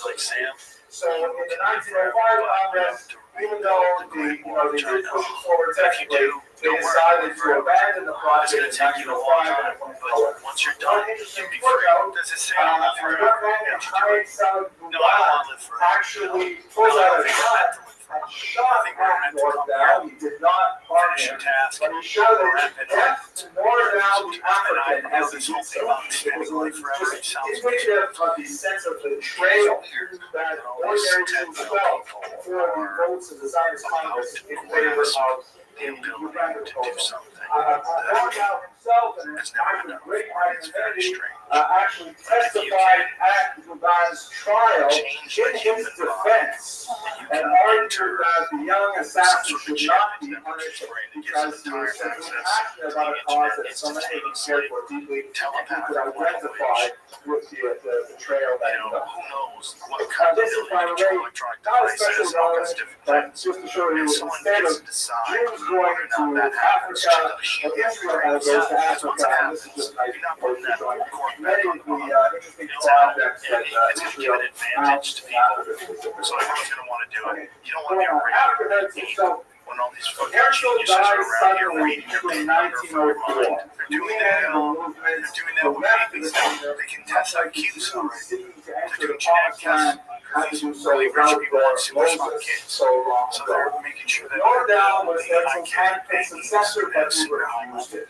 He did not feel that he was worthy to be the leader of this movement, and he preferred rather, and this is really much of what was his standard operating style, critic on the outside, very productive and significant critic, but the constructive leader was a very difficult thing for him.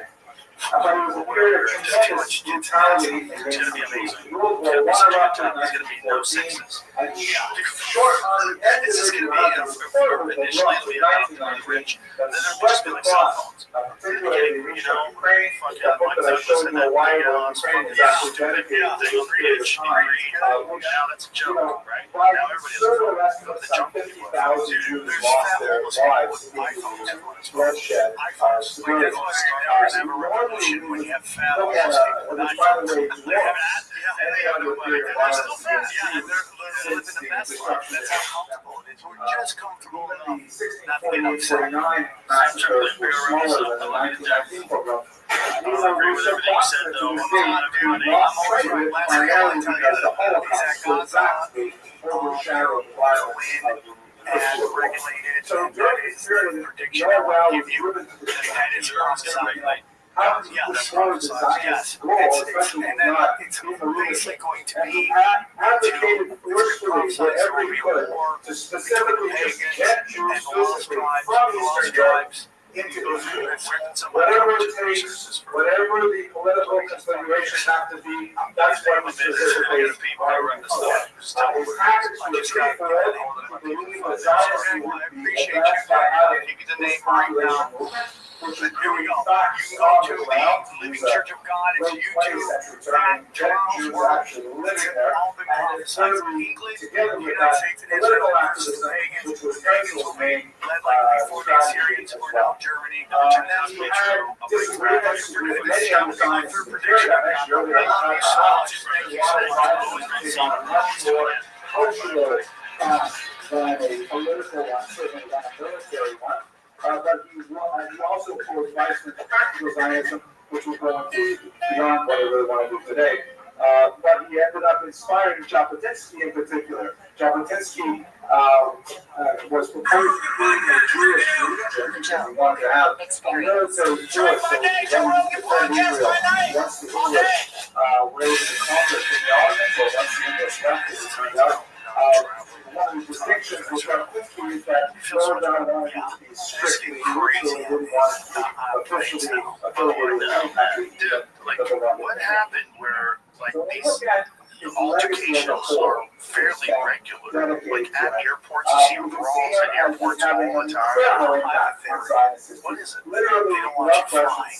You think I'm crazy? You think I'm crazy? Also very representative There's like a public intellectual 25th, and literally in there in this who had a tremendous impact on European culture. You see them at all these like WEFs and all this stuff in Davos. Here's overshadowed by Herzl and Starkman, That's literally the plan. You think that can't be responsible for brawls at the Spirit Airlines? Yeah, they send in all these people all the time. I mean, it's crazy to me. We like to always late. Right, a lot of that happened because all these military planes are all sitting commercial. I'm telling you, dude, if they want you in a 15-minute city, why do they want you flying around? Okay, I see what you're saying about the 15-minute city. I think that's true, but I don't think it's this grand. They plane slam into each other. I think it's a lot of it's incompetence. Whatever happened to say it's Black Hawk in DC? That was weird. Apparently, that lady was instructed to not go in the direction that she was going. Right. What was the specifics of it? Well, she didn't. They looked the wrong way. Like they go, hey, they looked this way and it was coming that way, or they looked that way and it was coming this way. They looked the wrong way when they just tried to say, ladies and gentlemen, thank you so much for coming tonight. This is going to be a fascinating discussion. I really have a tremendous feeling about this topic because I learned so much in doing the research about Beretha. Just out of curiosity, show of hands. With the exception, perhaps, of the little things that I sent out on the internet as teasers, how many of you have heard the name Beretha? Fire chief or whatever was like, oh, if I come get you, I imagine the context of you're in the wrong place, wrong time. Right, exactly. Why would you say tonight that? is going to be mind-blowing because First of all, I chose her because she lived on a Danube. She comes from Vienna, and of course, she has a very important role to play in the history of psychoanalysis. She is, of course, the famed Anna O, the pseudonym of a woman that is described in great detail by Joseph Breuer, who was essentially Freud's teacher, and Freud built on that to build modern psychoanalysis or Freudian psychoanalysis. So what I was totally unprepared for was the trajectory of her life after her psychoanalysis. She's an incredible hero, really a phenomenal role model who deserves much more attention than she has been given. Just to give you one little nugget of information, and of course we're going to go into much greater detail over the next hour. She's a little petite, 4'11" woman who would walk into, because she was one of her prime causes was to end human trafficking. And she did this world tour walking into bordellos in dangerous places like Cairo and Constantinople, staring to procurers right in the face and trying to shut down their businesses. And she saved thousands of young women, Jewish women and non-Jewish women, in her crusade against human trafficking. It's amazing accomplishment at the turn of the 20th century. It boggles my mind that few people, including myself, know about her, or if they do know about her, they primarily know about her through Sigmund Freud. So let's take this hour to really explore her life in a very brief cursory fashion, but at least to hit the highlights of the contributions that she made to human civilization, when Karen values that are so close to her Orthodox Judaism. Okay, so what do we know about her? Her years are 1859 to 1936. As I mentioned earlier, she is most well known because she underwent a significant period of mental illness that we will discuss in some detail in this presentation. And she was treated by Joseph Breuer, who later developed that into the nucleus of what will become psychoanalysis, especially under Freud's work. But her life did not end after she had her recovery when she was in her early 20s. She went on to this famed leadership role, particularly for Jewish women in Germany, but worldwide as well, and specifically taking on those difficult causes that I mentioned. The sources, and of course, at the end of her life, she had to battle nothing less than the Nazis, and in fact, one of the last things that happened to her was she was interrogated by the Gestapo because she was betrayed to the German secret police, and she had to endure a grueling interview, but she refused to give up any information that would have harmed her charges in her orphanages or halfway house. Let us quickly go on to do a little bit of good wealth, and then we'll talk about her in particular. So tonight's lecture is based primarily on two big sources that I relied upon for my research. In many ways, these lectures, although I'm really glad that you enjoyed them, they're not really that super sophisticated. It's basically I'm one chapter ahead of everybody, reading the book the week before, and then I get to talk about it. Sometimes I know a little bit more. In this case, we're relying on Melinda Gibbons Richmond's biography called The Enigma of Anna O, a biography of Bertha Pappenheim. The reason why it's called The Enigma is because we know so much about the very dysfunctional young woman that went through psychoanalysis or psychiatric treatment when she was in her 20s in the context of her father's death. We don't know anything about everything that happened to her afterwards, but in fact, 3/4 of her biography is dedicated to a tremendous literary and academic career afterwards. Also related to this is Marion Kaplan's classic work, The Jewish Feminist Movement in Germany, the campaigns of the Jüdische Frauenbund, 1904 to 1930. She was not only the leader, she was also the founder of the Jüdische Frauenbund, which stands for the Jewish Women's League, a very important organization in 20th century Germany that ultimately grew to have tens of thousands of members in hundreds of locations throughout Germany, and had a tremendous impact on first wave feminism, as we shall discuss over the course of the year. So these are my two primary sources for our talk. I'm very indebted to their pioneering research in both of these areas. One more good welfare point. Tonight is, of course, the last lecture of the fall 2018 semester. The next 2 weeks are going to be occupied with Hanukkah, and I'm going to be occupied with my students, my undergraduate students, and with my family. So we're going to pause for December. I'm not sure exactly what date we're going to come back, but I do know what we'll be talking about. God willing, we'll be spending spring 2019 looking at the Jews of Italy. A very unusual history. It's a very ancient community, goes all the way back before the Common Era, a continuous settlement of Jews in the Italian Peninsula, and it's connected with my ongoing relationship with this organization called Kosher Riverboat Cruises, because we'll be going to Italy in July. If any of you would like to come with us, please check it out online. The only announcement I'll be making for the date and for the calendar will be online, so please make sure that you visit the website and sign up to get your emails or follow it on social media, whatever you prefer, or just check back frequently, like once every 15 minutes or so, to see if I've released the date. She was known as a high daughter, or in the German, it's spelled with an umlaut, so I think it was a Tifta. But my grandmother, she always said to my mother, Tifta, clearly without the umlaut. Surgery, but he realized he couldn't. There was no way. So she was one of the Tifta like that. Yeah, he's savage. Took a chance. But he needed to get it thank you. Okay, so that saves me from making all kinds of embarrassing mistakes. Plural, like leg or be plural camps. She was one of the high daughters, meaning she came from a very wealthy, prestigious background. Her extended family include the Goldschmidts. Her mother was a Goldschmidt. A Goldschmidt married a Rothschild. These are all very wealthy families.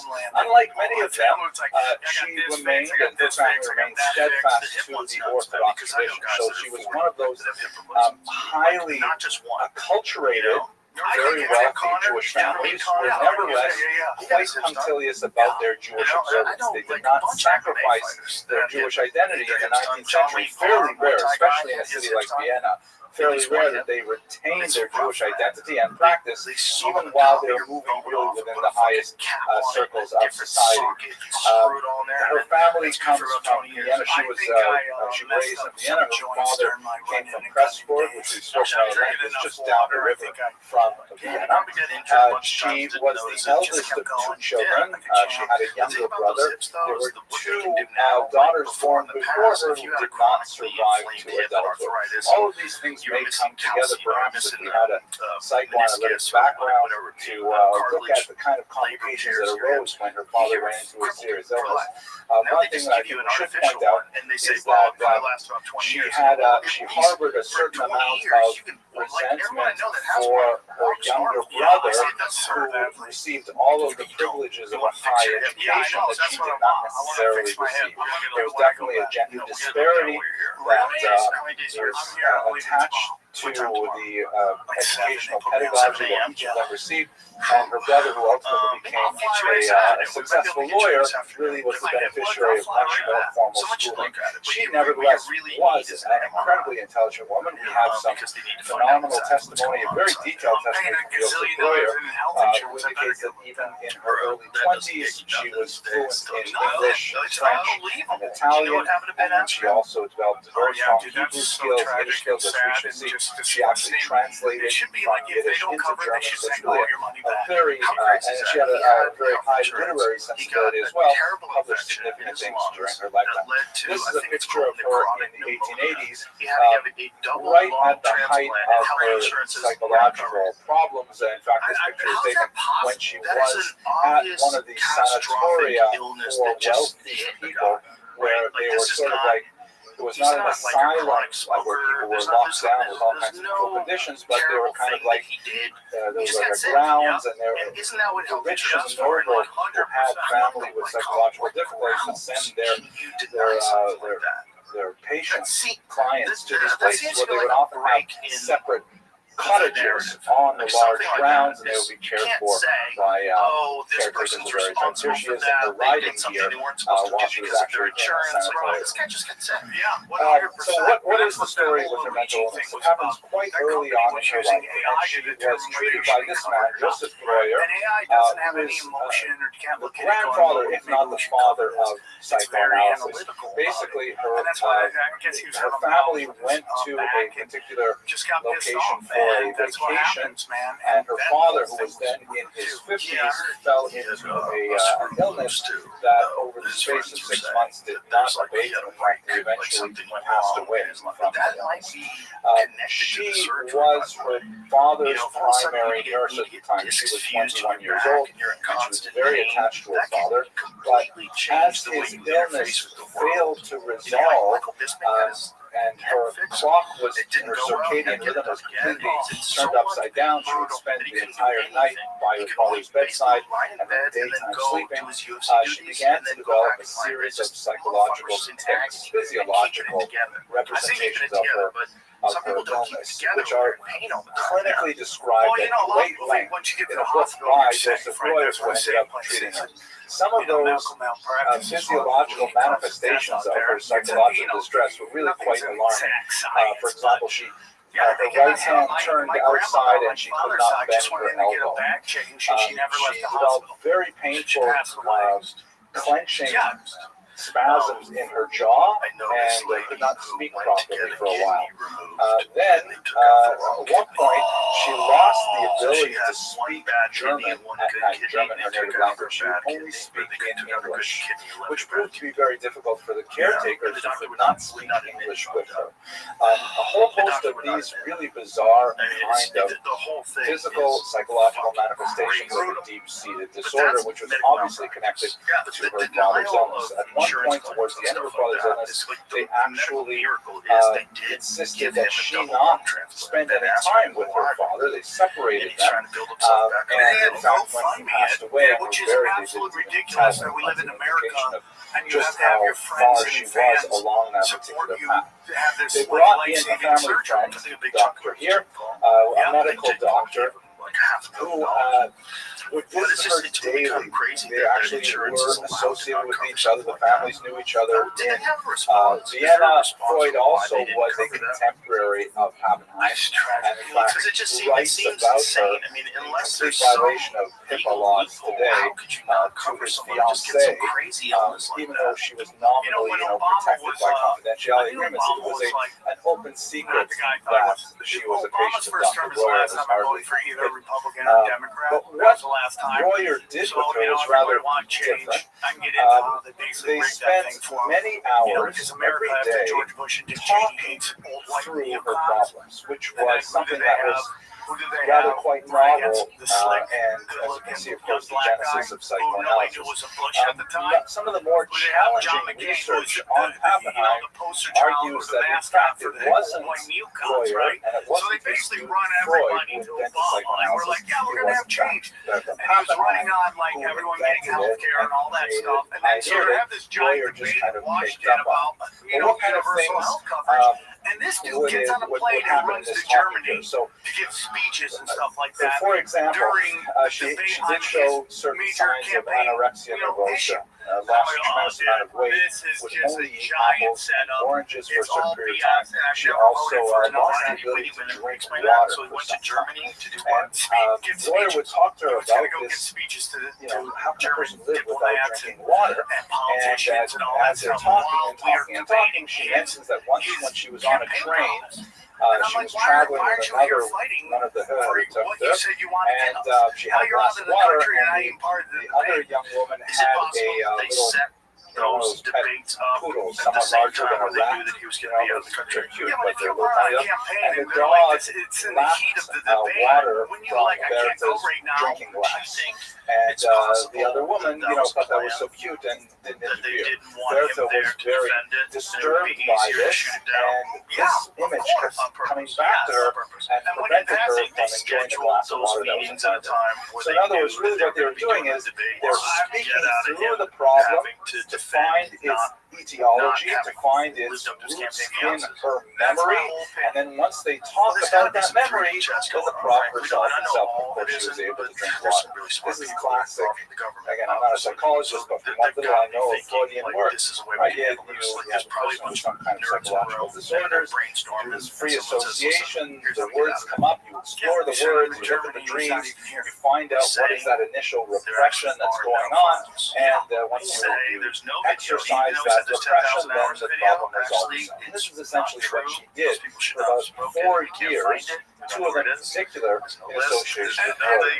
The talking cure came to an end when there seemed to be an excessively close relationship between Royer and Bertha. This was not necessarily reciprocated by the doctor. Again, a classic coordinating transference, right, where the patient falls under the doctor. But he came upon her one day where she was going through a hysterical labor, false labor, sympathetic labor, as if she's delivering Dr. Royer's baby. And at that point, everybody realized this was not a healthy relationship, so Royer stopped treating her. She did not recover immediately thereafter. She had 2 more years of really going to sanatoria, trying to work through her issues, but then she managed to clamp down on it in ways that we shall discuss shortly. Royer published a book based on his experience working with her called Studies in Hysteria. The term hysteria has in itself a fascinating and bizarre history. It's related to the uterus, and it was believed for much of ancient medieval history that when women had psychological illnesses, it's because their uterus traveled up their body and strangled their brain. It was widely believed that this was the problem. They actually had manipulation techniques to try and bring the uterus back down and so on. We can tell lots of jokes, but I'm not going to do it because we're going to put this on the internet later. At any rate, any kind of bizarre behavior on the part of women was associated specifically with hysteria. And there are all kinds of behaviors associated with it, fainting and being over melodramatic and things like that. So in his book, Studies in Hysteria, he really treated her as if she was experiencing this kind of disorder, and he described how the talking cure works and how, in fact, women could be effectively treated as a result. Sigmund Freud was completely taken with this book. It was a landmark book, and it formed the nucleus of his theories of psychoanalysis, all going back to Anna O. Of course, Royer did not mention Pappenheim's name. She's a prominent woman from a wealthy family. He did not mention her name. He referred to her throughout as Anna O. But it was an open secret among the Jews of Vienna who this Anna O was. It was published in 1895 when she would have been about 35 years old. In 1953, the papers were released and she was officially outed as actually being Anna O. It's classic presence. It's just we found out about bisexual Kennedy. This was a psych class we would spend a lot more time talking about. But look at how many. This was just one circle for the psychology. These are all the stuff we did afterwards, which I think is really the story that has not been told.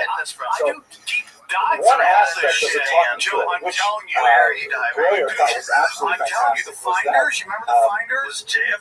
Bertha had an incredibly fertile imagination, that she was frequently telling these complex and gripping fairy tales that she would make up on the spot. We should understand that fairy tales, as we understand them today, Snow White, Beauty, and so on. These are all basically late 19th century German texts that we use, and they are related to the roots of memory and culture in the same way that myth serves that purpose for Greek culture. All of these stories have tremendous. We recognize these stories and they're lodged in our brains, no matter which culture we come from, because they have kind of universal messages, right? Little Red Riding Hood, don't talk to strangers, right? That's kind of story you tell your kids, you hope they imbibe it, and then they move on. So she would make up these stories, many of which she later published under a pseudonym as P. Berthold, which is a rough change of her name from Bertha Pappenheim to call Berthold, trying to keep the syllables and the letters reversed. And these were actually quite successful editions of modern fairy tales that had that kind of elemental power of Grimm's fairy tales alike. She also was very heavily involved in translation as well. So just look at some of the things she wrote. The fairy tales from the talking cure, most likely from the talking cure themselves, were published when she was already only in her 20s. And then later she wrote her memoirs on a couple of occasions. She wrote these travelogues, as I mentioned in the warm-up before we really got started. That she took world trips, including to this city here, New York City, to promote her various causes, and she wrote these long descriptions of what she encountered. And many of those travelogues are fascinating because she went to quite dangerous places where no single woman should really be walking about, but she took those risks for the charges that she felt responsible for. She also wrote poetry and even prayers to be recited at the grave, prayers for her mother, her deceased father, and so on. Really beautiful things that are well included in Dr. Gutman's work. She also translated heavily, including Mary Wollstonecraft's Vindication of the Rights of Woman, late 18th century work, which is considered one of the ur-texts, one of the earliest texts of feminism, coming out of the French Revolution. But it's interesting because during this time, Bertha Pappenheim was not a feminist in the sense that we would recognize a feminist today. For example, she did not believe that women should get the vote. That was definitely going contrary to most of the suffragettes of the 20th century. She felt that education was far more important than the vote, and having women voting without having the prerequisite of education was simply going to make society decline further. So she puts all of her energies into the basic, concrete care of women, particularly those who are in populations at risk, and then furthermore into their education, because she felt that that would ultimately benefit society more significantly. She also had, as I mentioned earlier, a very strong attachment to Judaism that was not peripheral to her identity. It's ironic because last week we were talking about Max Nordau, who was such an incredibly important Zionist, and yet, he himself had a tenuous relationship with Zionism and Judaism. Bertha Pappenheim, on the other hand, was definitely very much a believing Jew and a fervent Jew who wished to communicate her sense of Jewish values to others. She translated the classic Yiddish work Sanarena, which is a 16th century work written in Yiddish, which she considered it's hard to exactly translate what she felt about it. It's called the Weibersprache, the women's language, because it was not the language of my culture. Jewish men would either use non-Jewish languages for commerce in the outside world, primarily with buying and trading in the market, or they would use Hebrew as the language of liturgy and the language of ritual and the language of scholarship. And Yiddish was just, the pidgin language. Was not considered really a language. It was just kind of like an amalgam of various medieval languages all thrown together. Kind of like you might say that about Creole or Ebonics, things like that. But it was definitely in the late 19th century, the socialist Jews in particular claimed Yiddish as a bona fide people's language, and she also claimed it as a woman's language, saying that this is the language that is really the true expression of women's concerns, and you can point to a very deep literature on this subject as well. The various Taínos that were written in the 18th century, for example, 19th century in particular. So Sanarena was one of these Yiddish texts written primarily for women. It's based on a verse in, I believe, Ecclesiastes. Sana or Enna. Sana or Enna bears Zion, right? Go out and see, O daughters of Zion. I like all the flips they do and all the jazz, and it's fun, it's so go out and see, meaning go out and learn about Torah. And so it's basically a translation of the weekly parashah together with mixed in midrashim and stories and morals and things like that. And it was a extra pageantry that adds to the order for many women, women to read Sanarena every week, especially on Saturday afternoon. So she translated that into German and made it accessible to another generation. She also translated the memoirs of her ancestor, Lippert Hamel. She was actually descended from Lippert on more than one part of the family line. Lippert is an amazing woman. If you're on the internet, I've got a fun lecture on her. I really find she's a fascinating individual as well. Here's Bertha Pappenheim. She was so taken with Lippert, who lived in the late 17th and early 18th century, that she actually dressed herself up in with this clothing and had this portrait made. So this is actually Bertha Pappenheim dressed as her ancestor. Look with Hamel, just a quick biographical snippet of who she is. She comes from the city of Hameln in Germany, and you know, towards the end of her life, her children see that she's kind of depressed. She's had a hard life with all kinds of things going wrong, and they say, "Why don't you like spend your day writing down your life story?" She says, "No, nobody's going to read it." So she says, "Oh, go ahead." So she writes down 7 volumes of her life history. It's fascinating. It has all the stuff going on with, you know, her businesses. She was an international businesswoman. She was constantly traveling back and forth to Europe, especially true after her first husband died and she had to take over the business, and also true after her second husband lost the business. She had to build it back up again from zero, and she has, I think, 11 children. Maybe it was 14, maybe 11 survived. It was a very large number, and she's constantly worried about who she's with him, who they're going to marry. It's an amazing book that gives you a really a ground level view of what life was like for this incredible woman who does not think she is incredible, who just talks about how she deals with the challenges of life. It's definitely worth reading. It's available in English translation, and I strongly urge you to have a look at it, get a real sense of not only this woman's life and her personality, but her tremendously deep and abiding faith amidst adversity. It's really a phenomenal work. So anyway, she translated it as well and made a version available in German to a wider public. Fascinating. It is actually at the root of the English translation as well. So those are her literary aspirations, but where she becomes really famous is in her care for exploited populations. Now, one of the things that is sad about her life is that the occasion of her mental illness coincided with the most marriageable period of her life, those early 20s. And the Canaanites were symptoms that I described to you very briefly. They're much longer, much more clinical descriptions of them. Would have made her, even with her wealth and her family background, would have made her perhaps less desirable to many matches, notwithstanding the fact that she's a highly intelligent woman, or perhaps I should say, perhaps because she was a highly intelligent woman, that also made it difficult for her to match. She never married. However, she clearly, and she expressed this explicitly in some of her writings, you know, the deeply cherished wish she had to bear and raise a child was diverted into a much larger scale as she sought to care for hundreds and thousands of lives of young children who did not have similar, did not have parents.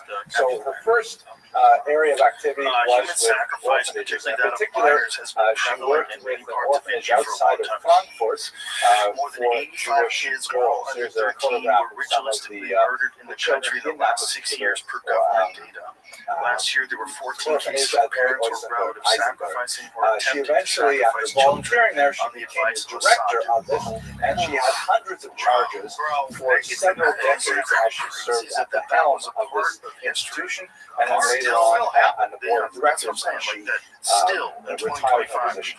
We should recall that this was a crisis in the status of orphans in Europe, particularly affecting Jews, primarily because it's a period of great economic and demographic upheaval. We discussed actually in a couple of different classes the context of the pogroms of Ukraine in 1881 to 1884. Most historians, unfortunately, It's just because people want to make money. exaggerate the actual devastation of those pogroms in terms of casualties. Those pogroms were not characterized by large numbers of deaths. In fact, reasonable estimates put the number of deaths over 4 years, 3 years of pogroms, to less than 100. That's a tiny number. Even compared to, let's say, the pogroms of 1919, which we basically forgot about because of the Holocaust. But it's small in terms of the actual number of Jews that were killed. How it is very large, however, is the fact that these pogroms went on for so long, 3 years, within the Russian state, and the Russian government was unwilling and or unable to actually Right? I mean, quell the violence. if you're at A lot of research indicates that although there was significant anti-Semitism at the higher levels of nobility, right up to Tsar Nicholas II, for example, there was no real advantage for the Russian Empire to tolerate mob violence. It just leads to more insurrection and could ultimately, and did in fact, lead to revolution.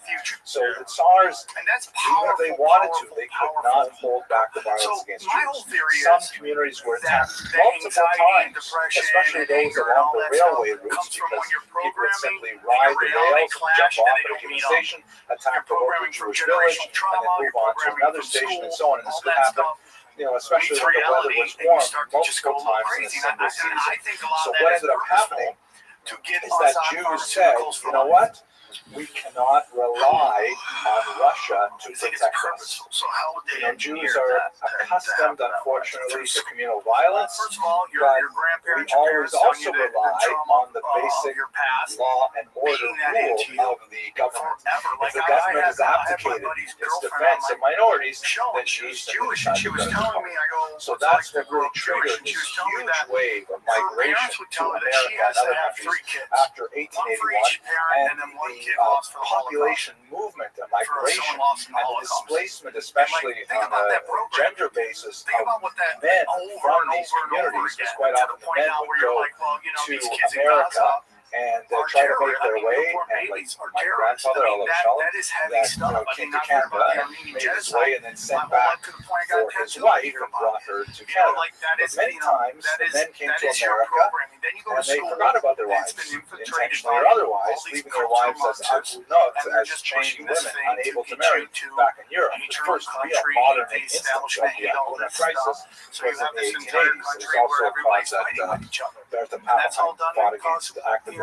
But you've got all these women and unprotected minors in Eastern Europe, and they're flooding the borders, trying to make it out of Russia into Western countries. This creates a tremendous number of orphans that just gets worse with every wave of pogrom. There were very significant waves in 1903 and 1905, and of course then you had World War I from 1914 to 1918, and then absolutely horrific pogroms in 1919. So the problem just got worse and worse. More and more unprotected minors coming into the country. Austria is the first Western country on the way out of Russia, and so as a result, a lot of Jewish kids needed some shelter. All these different kind of cultural when she established these orphanages, she set down some pretty significant rules about how the orphanages were to be run. And reading them even today, at the beginning of the 21st century, they sound like quite enlightened rules. For example, she granted the children tremendous degree of autonomy. She absolutely forbade any corporal punishment, which is unusual. We're talking now about 1895, 1900, no corporal punishment. I had corporal punishment in the 1970s. Maybe some of you remember what that was like.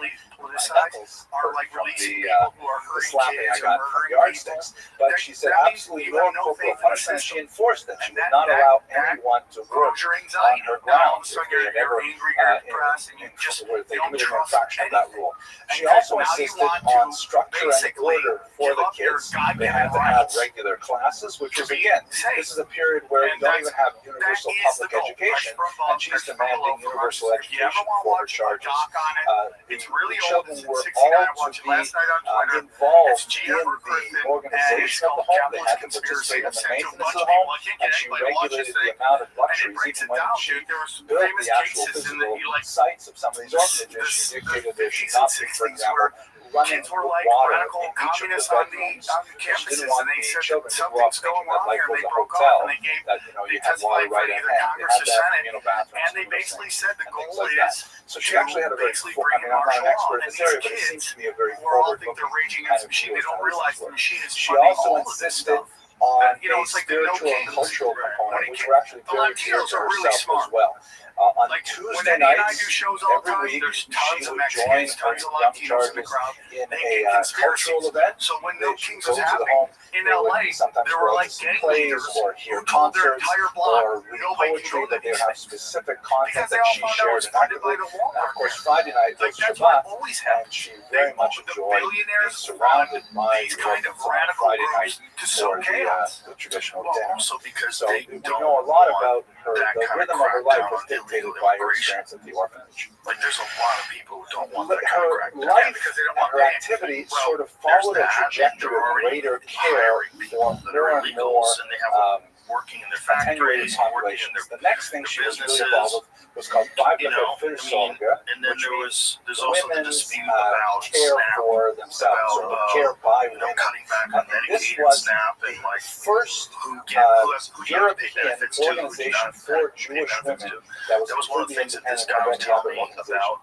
She Someone told established it in He had 1802 a and conversation he with is someone. He second said from it's the really left. upset they're stopping illegal Even immigration looking because it's a at big some part of of her what he uses for his confreres, she business. seems to stand out And with a certain he was like aura open about of it. He was saying that he does it because he doesn't have to aristocracy, pay I them think, in benefits. her bearing, You can pay them her less and dress, you don't and have to so pay them on. benefits. Like, She he's was just very saying it particular out about loud. all kinds of things. You know, Like so she was that really was part very of the enthusiastic thing about too, things of like letting people into the lace. country. About There was I don't like even know you the need word more of apparently a is supply natting, of people that are willing to do Natting. the That's the construction verb for jobs and making the lace, you know right? the You nat slaughterhouse lace. jobs, like jobs that With a ball, I nobody have no wants idea working what in that looks like, slaughterhouse, but you know, like that was apparently a but I really also big hear thing, them and she was always so say much into Americans it. don't want She to do used this to job, collect and then lace, my things like fat that. ass But you is get going that to big fucking impression Wendy's from at her 11 in this p.m. interview this year. and I'm So she ordering a chicken established this sandwich. The because guy she handed was me the bag is asked 55 years by old. B'nai B'rith I mean, to Americans want establish a work. women's That's a whole auxiliary, psyop that they don't and want to do some she sort says, of I'm not those interested jobs in are creating brutal, an bad auxiliary of right? If you're anything. picking This was completely vegetables, standalone, and in fact was the model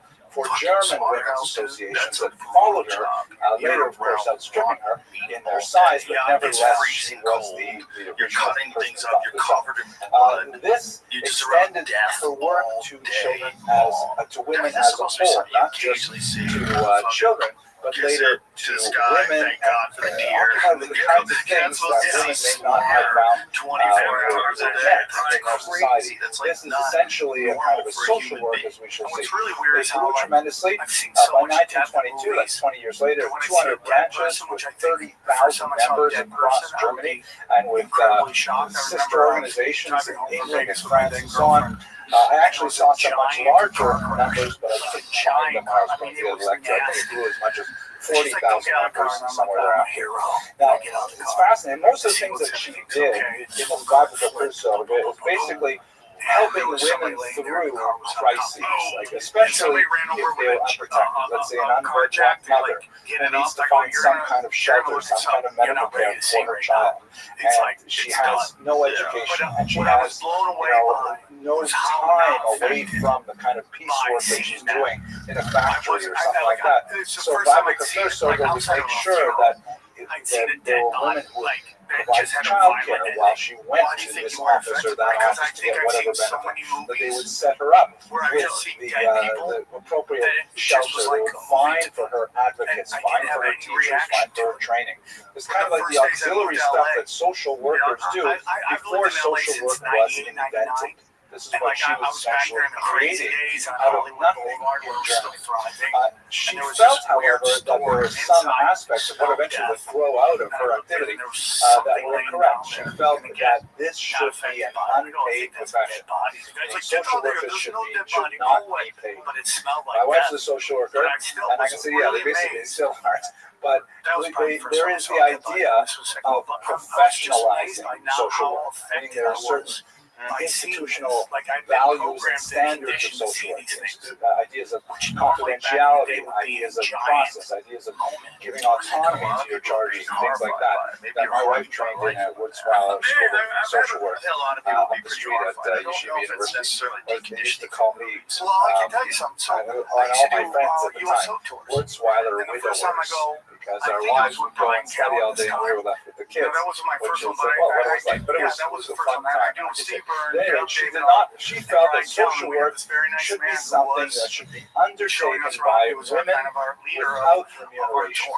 And he which was of telling course me made it that in World exclusive War only to those women who had they- sufficient means they found that the guys to couldn't engage in that kind of activity on a because they didn't volunteer want to kill him. basis, They didn't have which it in right away them was a to very kill small another human being. segment of society. So he says And even in that's her when you own start day, to she see eventually in relented movies and would begin to guns hire coming out and professionally shooting. trained and It's a paid program. social workers in place of And essentially that's her when it got friends from real her way network. easier to start shooting people. Now you One got more these thought. video This games is, by the way, where you're just a very going in somewhere significant and you're murking everyone. problem In that is movies the and video ironic games. success of Tons of feminism movies, tons in of the video 20th games. and early 21st We were century just talking about is the other that day when you see as people women getting in fights, receive like in parking more lots and shit. opportunities It's almost in like people the think secular life is world, in the world of like you don't education, the really world of understand work, what and a so fight on, is, like how dangerous it is and voluntarism scary it is. declines. And We you're didn't doing realize it like how much like we it's are like really you're in a movie. reliant on And I women's wonder unpaid how much of that is volunteer because labor people have to seen people make fight the whole movies. system run. And they just And, don't all kinds of understand things in how society crazy are it is based on when there's women's no unpaid rules. work. And And you're when just women hoping decide this to guy go and fights work for worse than money, you do. work You for have no pay, idea.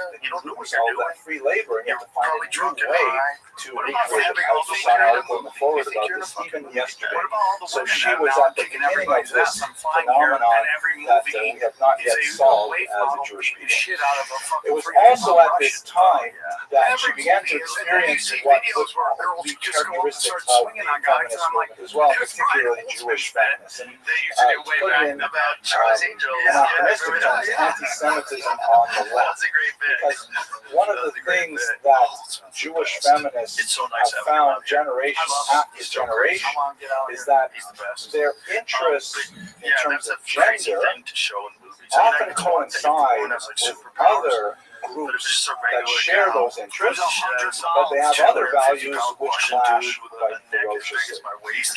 So in other words, let's say Arab women and Jewish women are both concerned with issues like equal pay for equal work, or family medical leave act and things like that. But then if they start talking about the Middle East, they're going to be at each other's throats.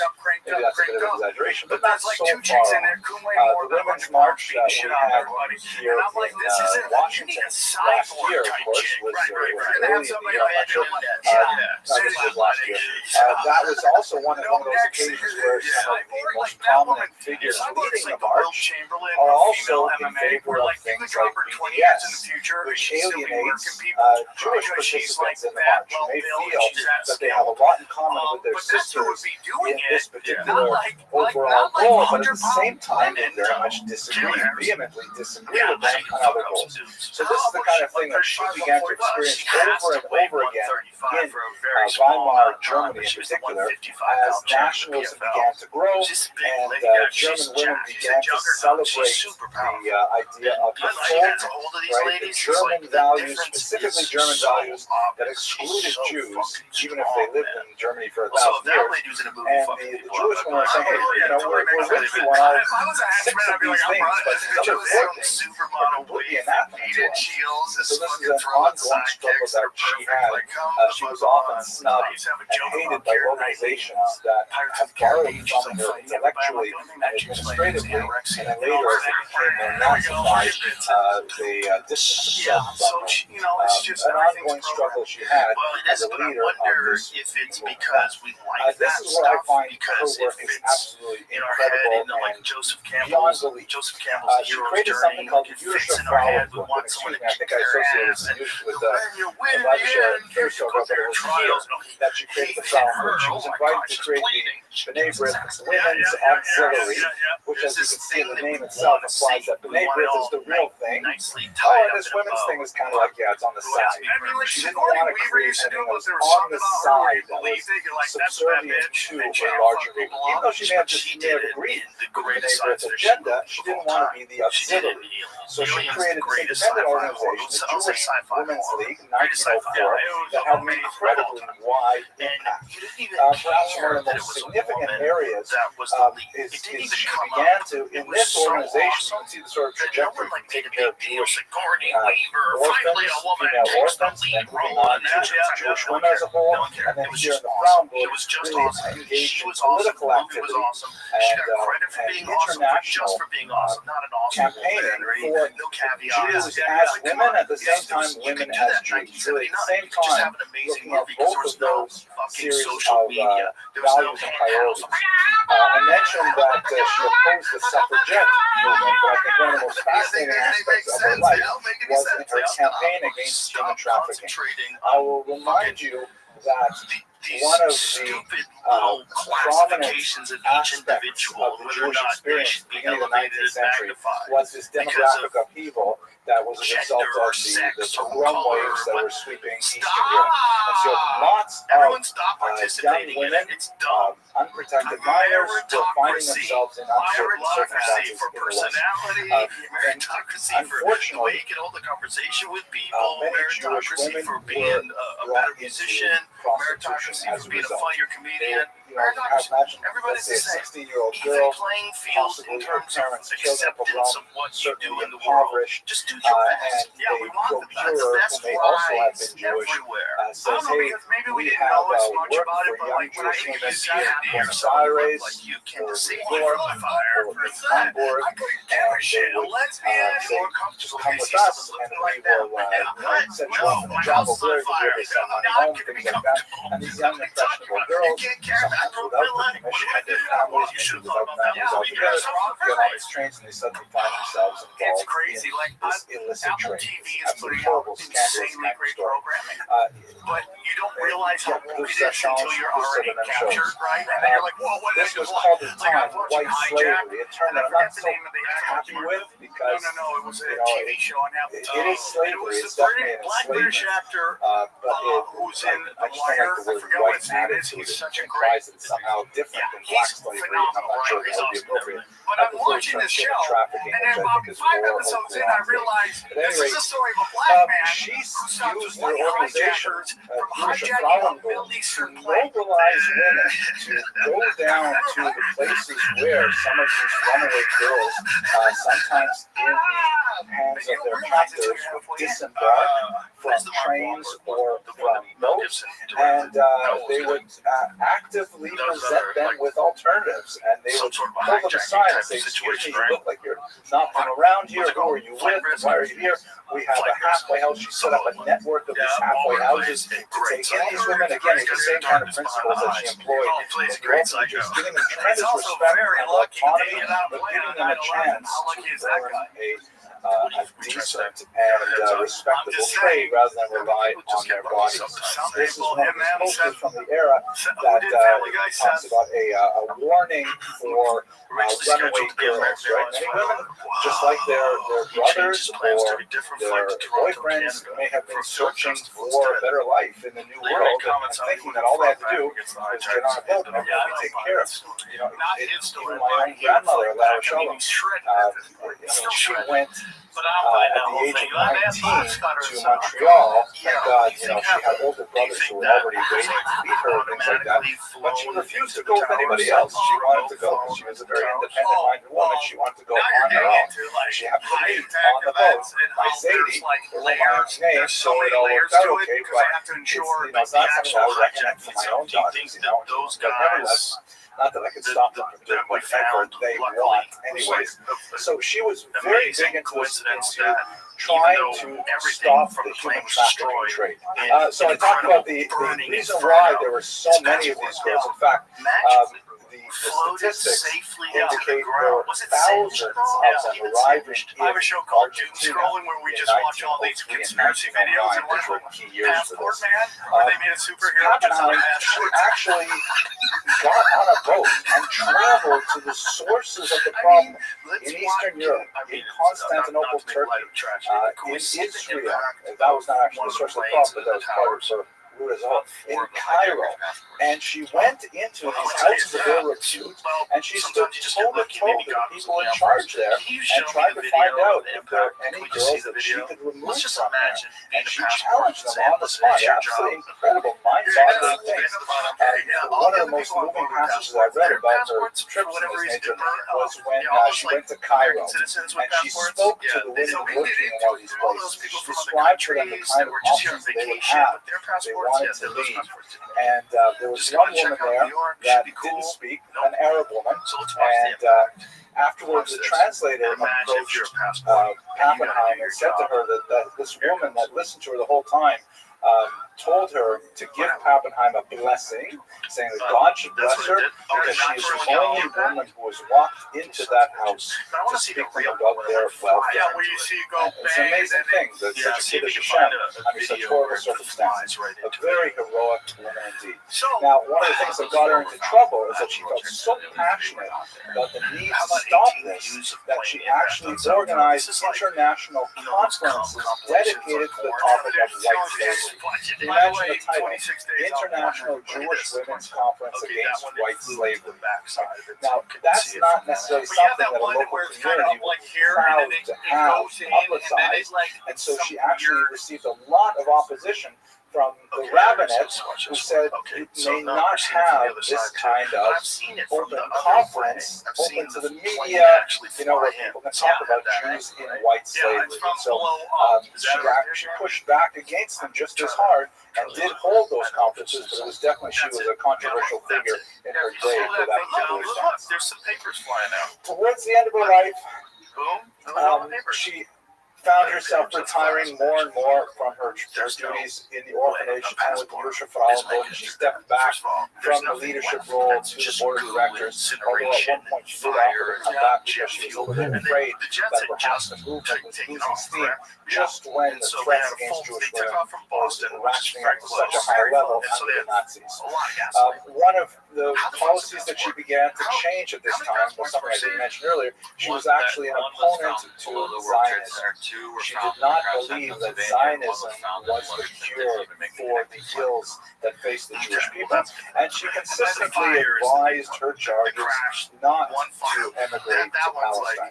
She did have a very lively ongoing debate with Martin Buber, who was some 10, 20 years her junior, but they had a very active correspondence on issues of literary questions, philosophy, and Zionism, and she consistently maintained that Palestine is never going to be a state belonging to the Jews, and we have all this civilization here, we have our population base here. This is where we should develop Jewish life. But under the Nazis, after 1933, she began to see that this position was wrong-headed. And she began to counsel her charges in the orphanage and the various women that had made their way to their halfway homes that they should, in fact, consider emigrating to Israel if they had that option. So she began to slowly shepherd them out of Israel. Some of the most moving descriptions of the last blessings that she would give these young charges, placing both her hands on their heads and pronouncing a blessing on them to live in health in Palestine. They made a huge difference for many. They carried that with the rest of their lives. The Yerusha Frauenbund, the Jewish Women's League that she had formed at this point, was completely excoriated by the various other Jewish women's groups. This is not an anti-Semitism on the left anymore because the Jewish women was the German.